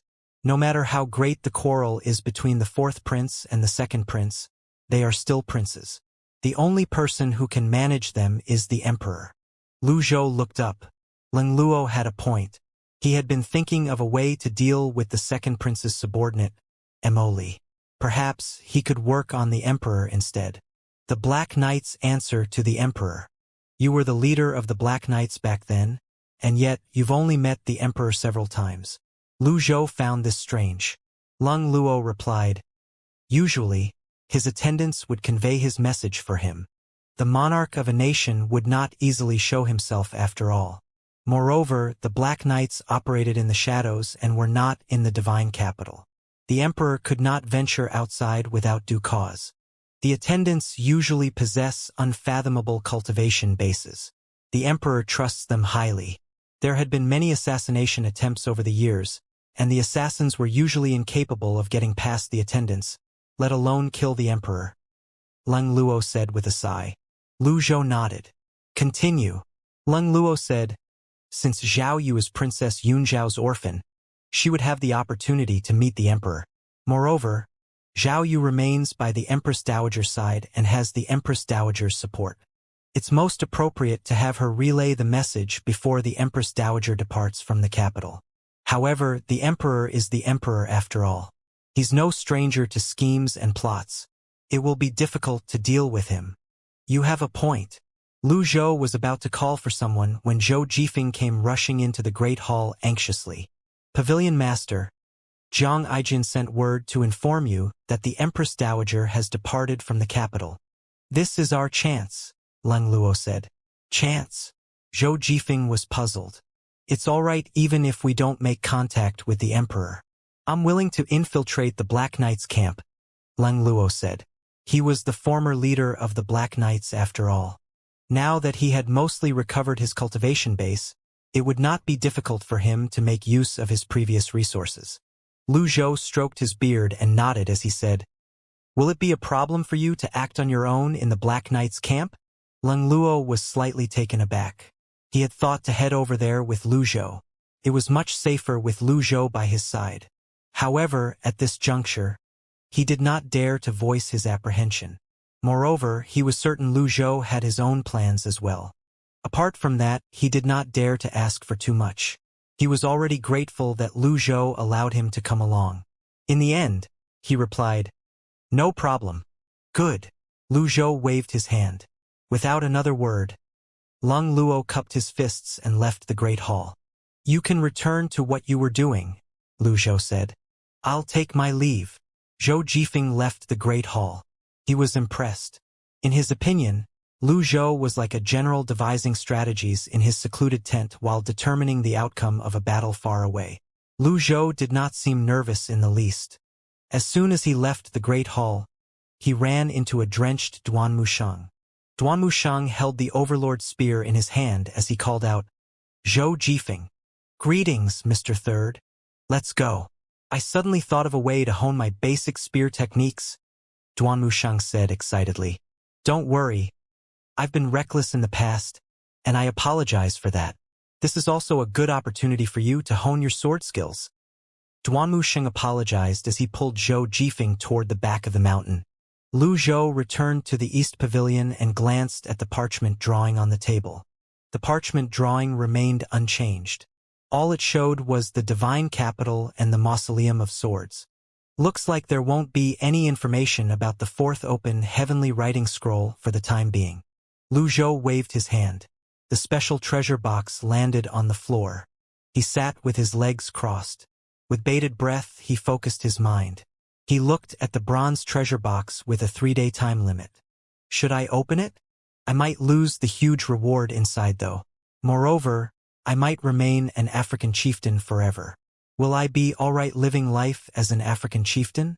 The problem is, if I unlock the treasure box, I'd have to let Emoli go while I hide on this mountain and keep a low profile. Lu Zhou had no qualms about not completing the system's missions. After all, he did not know what cooldown meant. It was risky. In the end, he sneered. Do you think that I'd be restricted by you just because you've increased the difficulty? He raised his hand and smacked the box. Click. As soon as the button was pressed, the same message popped up again. Lu Zhou did not seem to hesitate as he chose to unlock it. Ding! Obtained the avatar, the 9 transformation Yin Yang, special cooldown X1, reversal card X20, critical block card X50. Ding! Activated special cooldown. All item cards will be placed under cooldown for 7 days. Countdown begins. Lu Zhou expected as much. He called up the system dashboard and looked at the items column. The remaining time was displayed there. 6 days 23 hours. However, his mounts and weapons were not placed under cooldown. At least it has a conscience. With just a thought, Lu Zhou equipped the avatar. His 8 methods connected avatar disappeared and was replaced by the 9 transformation Yin Yang. At the same time, a huge surge of power coursed through his meridians. Early the next morning, when Lu Zhou opened his eyes, he felt refreshed. It seemed like his cultivation base had progressed into the Dao transforming stage. He believed it would not take long before he entered the nascent divinity tribulation realm. He could only consider himself established in the cultivation world once he entered the nascent divinity tribulation realm. Lu Zhou checked his remaining lifespan. Remaining life, 6,582 days. If he did not have the reversal cards, he would not have been able to endure the sight of these numbers every day. He prepared to use his reversal card. Then, he remembered that his item cards were all on cooldown. He had no choice but to give up on using the reversal cards. 7 days isn't that long. I can wait. At this moment, Zhou Jifeng's voice rang from outside. Pavilion Master, Senior Lung has departed. When Lu Zhou emerged from the pavilion, he saw Pan Zhong and Pan Litian as well. He frowned as he asked, "What's the matter?" Pan Litian said, "I'm just thinking that I'll feel bad if something were to happen to Lung Luo. Hence, I wish to travel to Ruby Eye with him. I would like to go as well." "Me too," Zhou Jifeng chimed in. With his hands on his back, Lu Zhou replied, "Golden Court Mountain's barrier is now gone. There will be people with malicious intent trying to sneak into Golden Court Mountain. If everyone's gone, who's going to guard Golden Court Mountain?" The 3 of them were stunned. They could not come up with a reply. "Look after Golden Court Mountain. The time for you to showcase your abilities will come." Understood. The 3 of them bowed. Lu Zhou had no intention of sending too many of his men out. It would be meaningless. Moreover, the more people he sent out, the more attention they would attract. Moreover, if they were in danger, he would not be able to protect all of them. He decided to leave Mo Li to Lung Luo. With Lung Luo's abilities, it should not be a problem for him to look for an opportunity to launch a deadly blow. There was not much that Lu Zhou had to do. All he needed to do was observe from the shadows and try to fool as many people as he could. He was not Ji Tiandao. Walking right into the trap in a fit of rage was not a show of strength. It was pure stupidity. After that, Lu Zhou summoned Little Yuaner. Then, they left Golden Court Mountain on Wizard's back. Meanwhile, in a certain pavilion in Ruby Eye City. The pavilion was high enough to be a great vantage point. As soon as one looked out, one would be able to see the streets of Ruby Eye. Sect Master, the Empress Dowager, has departed. She should be staying in the obedient summer villa when she arrives. Very well, Si Wuya replied casually before asking, "Has Jiang Aijian relayed the information?" "He should have." Should have. Si Wuya did not like that word. It meant that there was uncertainty. He did not like uncertainties. Yi Zhixing bowed and said, "Although our men discovered that Jiang Aijian is the Evil Sky Pavilion's informant, he's extremely cunning. We couldn't keep track of him all the time." As soon as Yi Zhixing finished speaking, a figure shot past the pavilion. Soon after, a mocking voice rang in the air. "Trying to monitor me?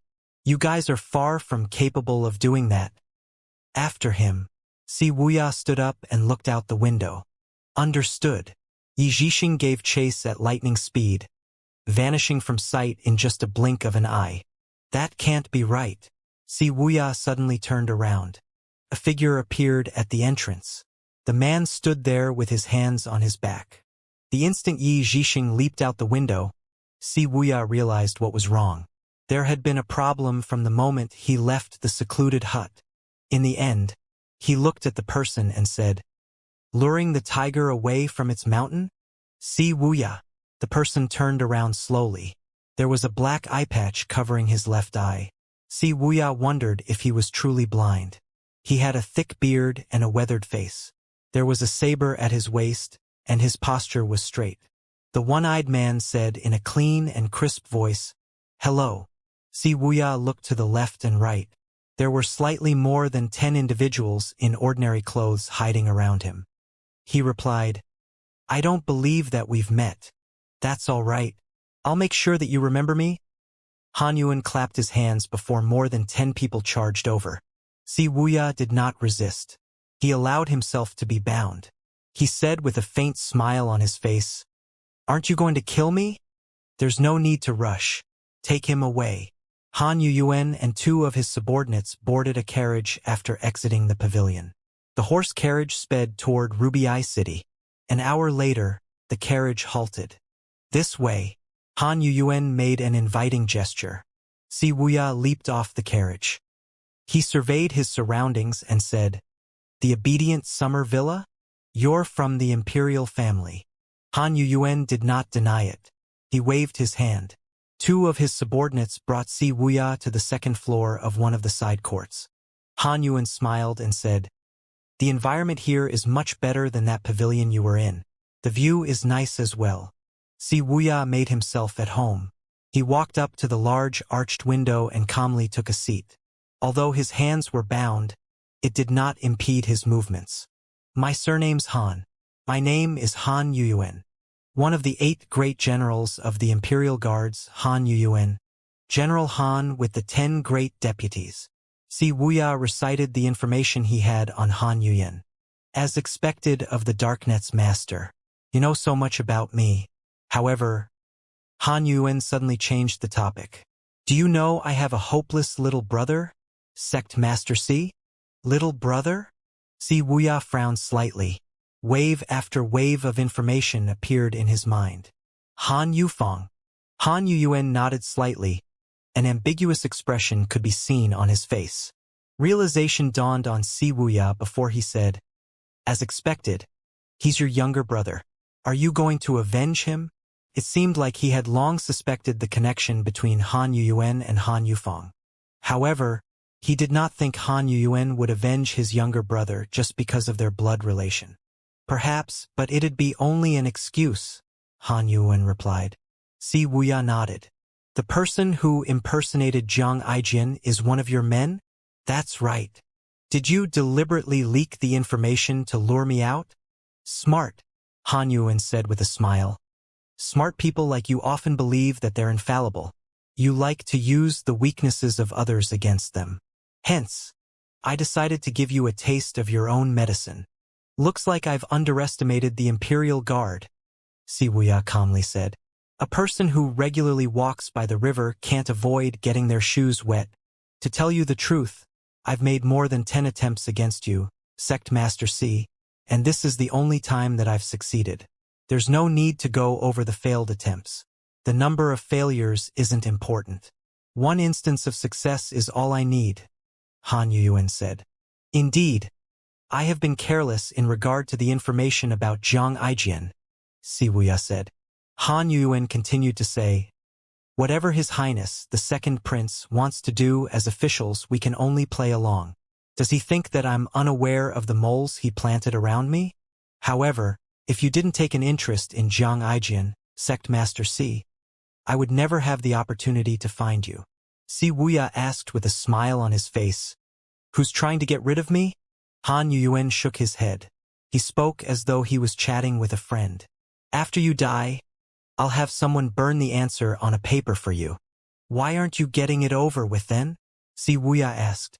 "Why, of course it's so that you can enjoy the show, Sect Master Si." "The show? You're from the Evil Sky Pavilion. What do you think of this villa? How's the scenery here?" In a place as beautiful as this, it's such a shame not to shed blood here. Han Yuan took a seat across Wuxia. His subordinates were in the vicinity. Although they had been following the general for a long time now, they still shuddered in fear when they heard those words. Han Yuan continued to say, I had someone impersonate Xianxia and sent a letter to the Evil Sky Pavilion. I hope that your master will come and watch the show as well. Wuxia said honestly, even my eldest senior brother isn't bold enough to provoke the Evil Sky Pavilion. You're digging your own grave. Han Yuan laughed confidently. Like I said, smart people think that they're infallible, and it's true. Oh well, you won't get to live much longer anyway. Wuxia laughed as well. Are you certain that you're going to succeed this time? Han Yuan spread his arms and said, You've lost your cultivation base. My 10 deputies will be guarding you here. Any sudden move and your head will fall to the ground. Do I need to elaborate on such a clear outcome? I'm impressed, Wuxia said. Wine. 2 of his subordinates brought some good wine. Han Yuan filled a cup with wine. His movements were neither rushed nor slow. The others thought Han Yuan planned to have a chat with Wuxia over wine when Han Yuan suddenly raised the cup and flicked it forward. Splash! The wine splattered on Wuxia's face. Han Yuan said to his subordinates, This is the Darknet's master whose information network is spread across the lands. This is the Evil Sky Pavilion's 7th disciple. Aren't you very capable? Aren't you certain I won't succeed? Fight back if you can. General, why don't we give him a thorough beating?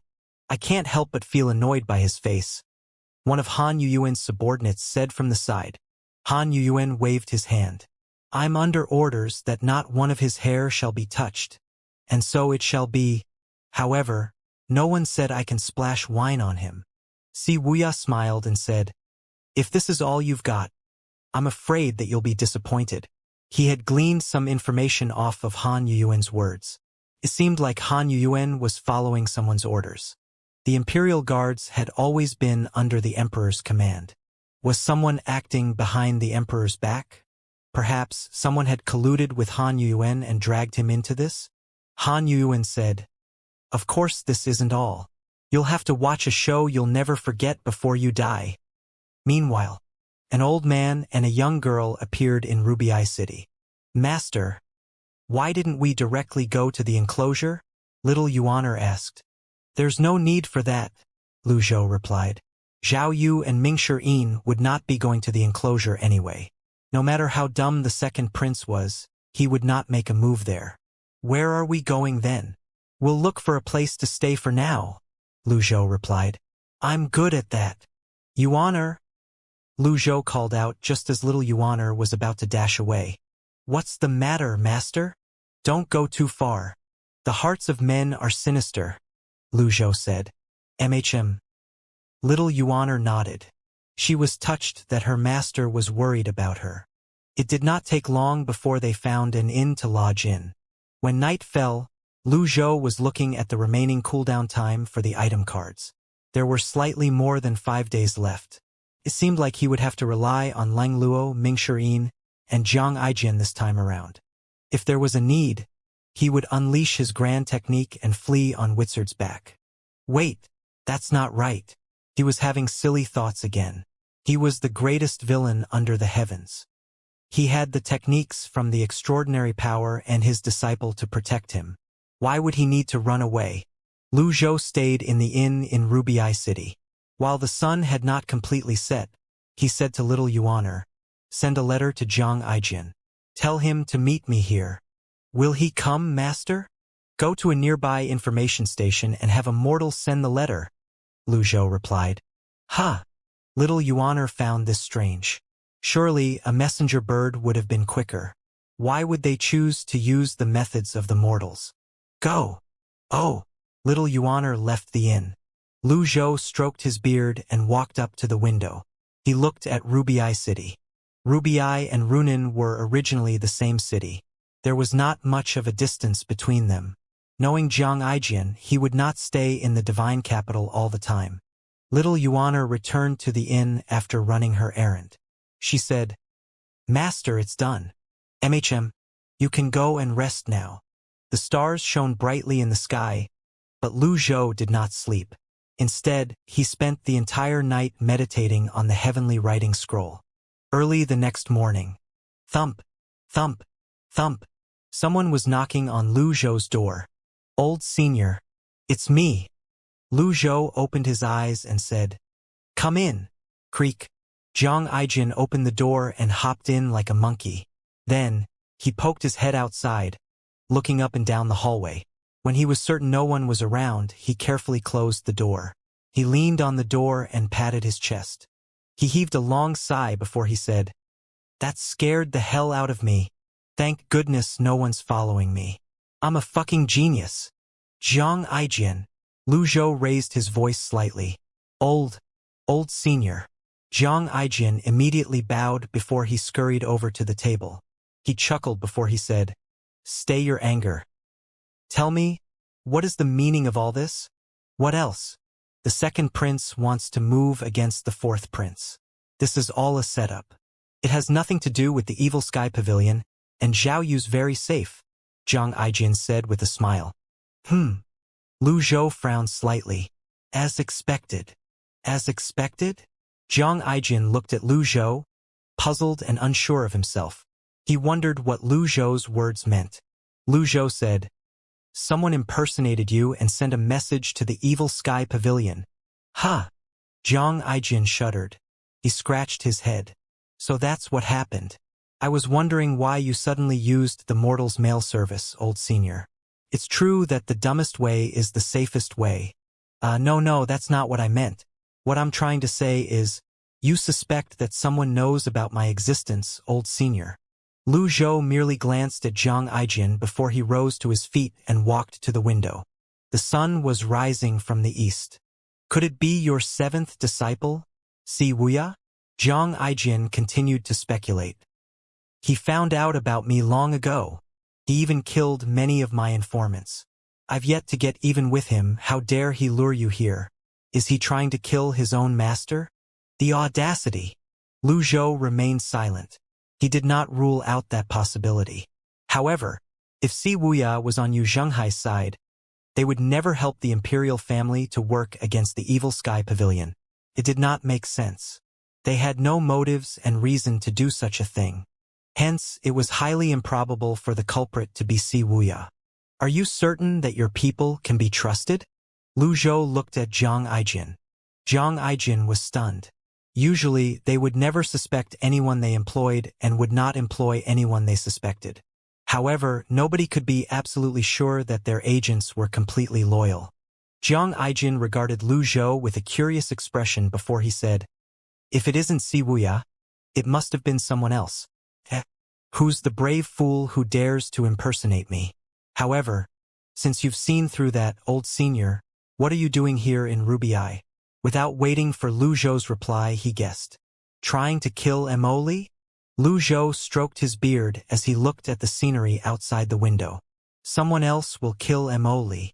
Wow. Shall we go and witness it, old senior? Zhang Aijin said with a grin. The Empress Dowager is resting in the obedient villa. The second prince and the fourth prince have already departed for the enclosure. I'm betting that the second prince will win.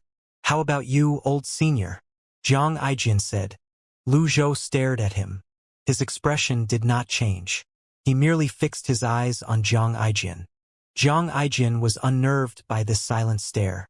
He hastily waved his hands and said, It was a joke, a joke. At the end of the day, Zhang Aijin was their brother. Was he truly all right making a bet about them? Are you going to take me there? Lu Zhou did not expect this. His original plan was to stay put in the inn. He planned to wait for Lung Luo's report. After all, Lung Luo was an 8-leaf elite. If Lung Luo were to go on a rampage, not many people would be able to stop him. I heard that there's a formation under Rubii City. However, I can sneak in and out of it. I've studied Mo Li's tricks thoroughly, Zhang Aijin said. Don't worry, old senior. There are many secret passages connected to the villa. Not even Lu Huan knows about them. At that place, so long as I want to escape, I can do so at any time. Oh wait, with your cultivation base, old senior, there's no need to run. Lu Zhou remained unmoved. He recalled Qin Jun's words. Someone had set fire to Jinghe Palace. Clearly, Jiang Aijian had done many things to oppose Mo Li. In that case, everything made sense now. Lu Zhou had been suspicious before this. Since Jiang Aijian had left the palace, why was he still interested in the palace's affair? It seemed like Jiang Aijian intended to avenge the 1,000 lives that were lost. Lu Zhou regarded Jiang Aijian carefully. This fellow always had a smile on his face. Who knew he had such a dark past? As the saying went, hit a man but not his face. He would not bring the incident in Jinghe Palace up. In the end, he said apathetically, lead the way. In the afternoon, at the entrance to Ruby City, 2 troops of soldiers entered the city majestically. The civilians parted and made way for them. Lu Huan, the second prince, sat on horseback and said with a smile, Fourth brother, I think I've spent too much time in the palace. I'm no match for a seasoned veteran like you. You're exaggerating, brother. Those are just ordinary skills. All I did was kill some beasts. Lu Bing, the fourth prince, replied with a smile. In other words, the real battlefield was much more vicious than wild beasts. Lu Huan nodded. You're right, fourth brother. It's just for fun anyway. Grandmother wishes to rest in the villa for a few days. This is the only way for us brothers to have some fun. Yes, let's not speak about trivial matters. Brother, I heard you prepared something from grandmother. There's no need to rush, fourth brother. You'll see when we get to the villa. All right. The 2 brothers spurred their steeds to the Obedient Summer Villa. The second floor of the Obedient Summer Villa. Sect Master C, did you have a good rest last night? Han Yuan walked over and sat down with an indifferent expression on his face. Si Wuya looked out at the peaceful villa through the window and said, It wasn't a bad night. I'm just curious when this show of yours will begin. Are you feeling anxious? Han Yuan said jokingly. Maybe I am. Si Wuya turned around and raised his hands toward Han Yuan. General Han, with your magnanimity, I'm sure you can, at least untie me, right? When the subordinates at the side heard this, one of them cursed. Refuse a toast only to be forced to drink a forfeit. General, let's not waste words with this one. We should end his miserable life with a saber right now. Han Yuan glared at him. Mind your manners. After he said that, a smile bloomed on his face, replacing the darkened expression on his face. He waved his hand and said, Untie him, General. Smack. Han Yuan suddenly turned around and slapped his subordinate. The subordinate reeled back from the slap, and his face swelled immediately. After spinning 2 circles, he felt dizzy and fell to the ground. Get lost, Han Yuan barked. I'm sorry for speaking out of turn. I'll take my leave now. Han Yuan no longer bothered with that subordinate. Instead, he smiled as he looked at Si Wuya and said, That's just the way he is. He has a fiery temper and draws a clear line between those that he loves and hates. However, he's extremely loyal and is one of my most capable subordinates. We shouldn't judge a book by its cover. He may seem rash and impatient, but he's thorough with his work. He never dallies. He raised a hand, and a huge energy blade emerged. It slashed the rope that bound Si Wuya's hands, and the rope fell immediately. Si Wuya stretched his arms. He heaved a long sigh and said, I'm impressed by the way you handle your subordinates, General Han. I'd like to know who is it that wants me captured. Can you tell me? It's meaningless to learn about those things. What I can guarantee you is that nobody will touch you before your death, said Han Yuan. You're not telling me? Han Yuan cupped his fists to the left and said, It's what was asked of me. Interesting. Si Wuya smiled. Han Yuan sighed and said, You killed my hopeless little brother. Usually, I would have cut you in half and sent you on your way immediately. However, the bigger picture is much more important than my personal grudges. Han Yufeng was the leader of the 5 mice. The rebellion at Upper Prime City was also their doing. You're one of the 8 great generals of the Imperial Guards.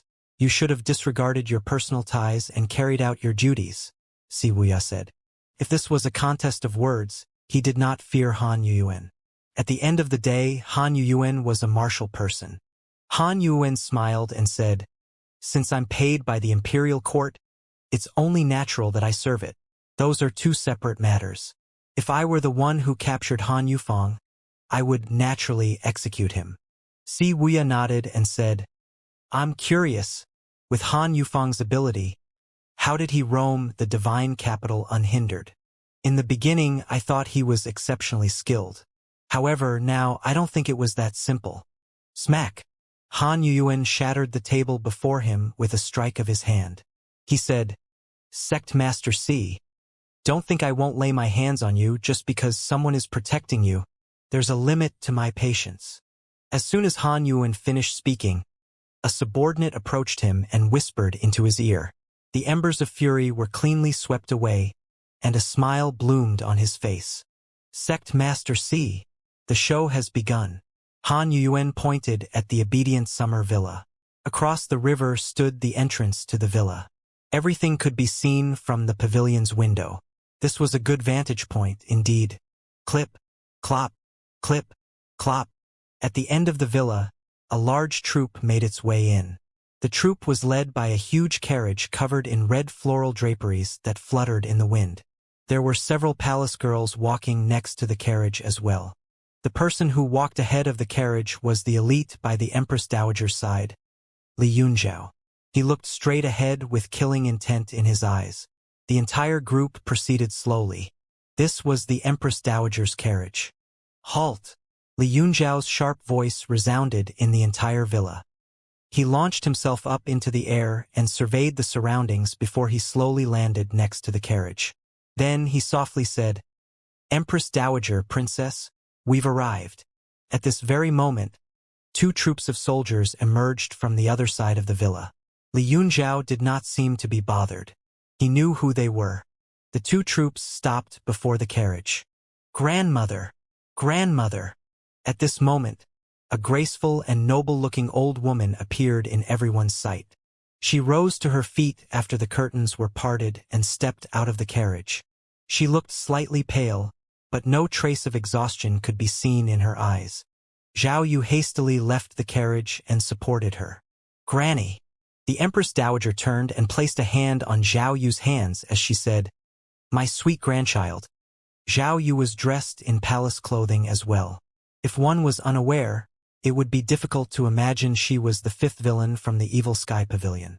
Inside the pavilion, Si Wuya was slightly taken aback when he saw Zhao Yu. Although he knew Zhao Yu was Princess Yunzhao's orphan, he still could not help but feel shocked when he finally saw her. Han Yuyuan smiled and said, "Zhao Yu, the fifth disciple of the Evil Sky Pavilion and Princess Yunzhao's orphan. The Empress Dowager has already instructed His Majesty to crown her as Princess Zhao Yu. What a shame. A few days as a princess is all she will have." "She's the one you want to kill?" Si Wuya asked, puzzled. "She's not the only one. There's you as well." Han Yuyuan looked at Si Wuya and smiled. He liked the feeling of having the power to decide the fate of people who thought they were smart. He felt more pleased than when he was lopping the heads of his enemies on the battlefield. The Empress Dowager glanced at the second and fourth prince before she gently said, "You may rise. This isn't the palace." "Grandmother, I knew you were coming to the villa to recuperate, so we went to hunt some game for you. We've also employed the best cook in Ruby City," Lu Bing said. Lu Huan, naturally, would not let Lu Bing steal the limelight. He said immediately, "I've also prepared some entertainment for you, grandmother. It might be boring in the palace, but here in Ruby I can prepare any songs that you like to hear, grandmother." When Li Yunzhao heard this, he bowed and said, "Your Highnesses, I'd like to make sure the Empress Dowager is safe. It's better to refrain from inviting unknown personnel into the villa. Unically, it's only natural that the people I bring can be trusted," Lu Huan, the second prince, said. Li Yunzhao frowned. "You trust them, but I don't." The Empress Dowager waved her hand and said, "I finally have the chance to come out and have a breath of fresh air. Stop bickering at once." "Understood." The others bowed. Zhao Yu supported the Empress Dowager as she alighted from the carriage and entered the villa. The entire villa was surrounded and tightly guarded. No one was allowed to enter. Li Yunzhao observed the surroundings for a moment before entering the villa. Meanwhile, several carriages slowly proceeded toward a spot near the villa. Inside one of the carriages, Lu Zhou and little Yuaner were looking at Jiang Aijian, who was dressed in exotic clothes. Jiang Aijian said awkwardly, "Don't give me that look. I'm going on stage for a performance later." "For your grandmother?" If Lu Zhou could not even see through this, he would have spent his 1,000 years of living in vain. Just presenting the Buddha with borrowed flowers. Jiang Aijian scratched his head awkwardly. It had been a long time since he had seen his grandmother. He might hold a grudge against everyone, but those people did not include his grandmother. "I've underestimated you," Lu Zhou said as he stroked his beard. "This is nothing. I'm a far cry compared to your 7th disciple. You might not know this, but when he wanted to wipe out the Clarity sect, he planted more than 200 moles in their ranks. I'm truly impressed," Jiang Aijian said. "So, how many of your men did you plant around Lu Huan?" Lu Zhou asked. Jiang Aijian said sheepishly, "A few." Lu Zhou kept his eyes trained on Jiang Aijian. Jiang Aijian said helplessly, "Lu Huan is extremely cunning. I've planted some of my men around him before, but they were turned. It's likely that they'd been controlled by Emoli. In any case, there aren't many of them whom I can trust." With this explanation, Lu Zhou finally understood how those people were able to forge a letter. He said, "You should personally write the letters to Evil Sky Pavilion from now on." "That's not a problem," Jiang Aijian replied. After all, any hole that had been discovered would have to be patched up. Creak, creak, creak. The carriage entered the obedient summer villa. Little Yuaner poked her head out of the carriage to have a look. Then, she looked inside and said, "We're not the only ones." Jiang Aijian said, "That's normal. The second prince knows what the Empress Dowager likes, so he employed several troops." Lu Zhou did not look out the window. At this moment, a few soldiers walked up to their carriage. Jiang Aijian said in a low voice, "They'll be verifying our identities. Let me do the talking." Lu Zhou was not worried about that at all.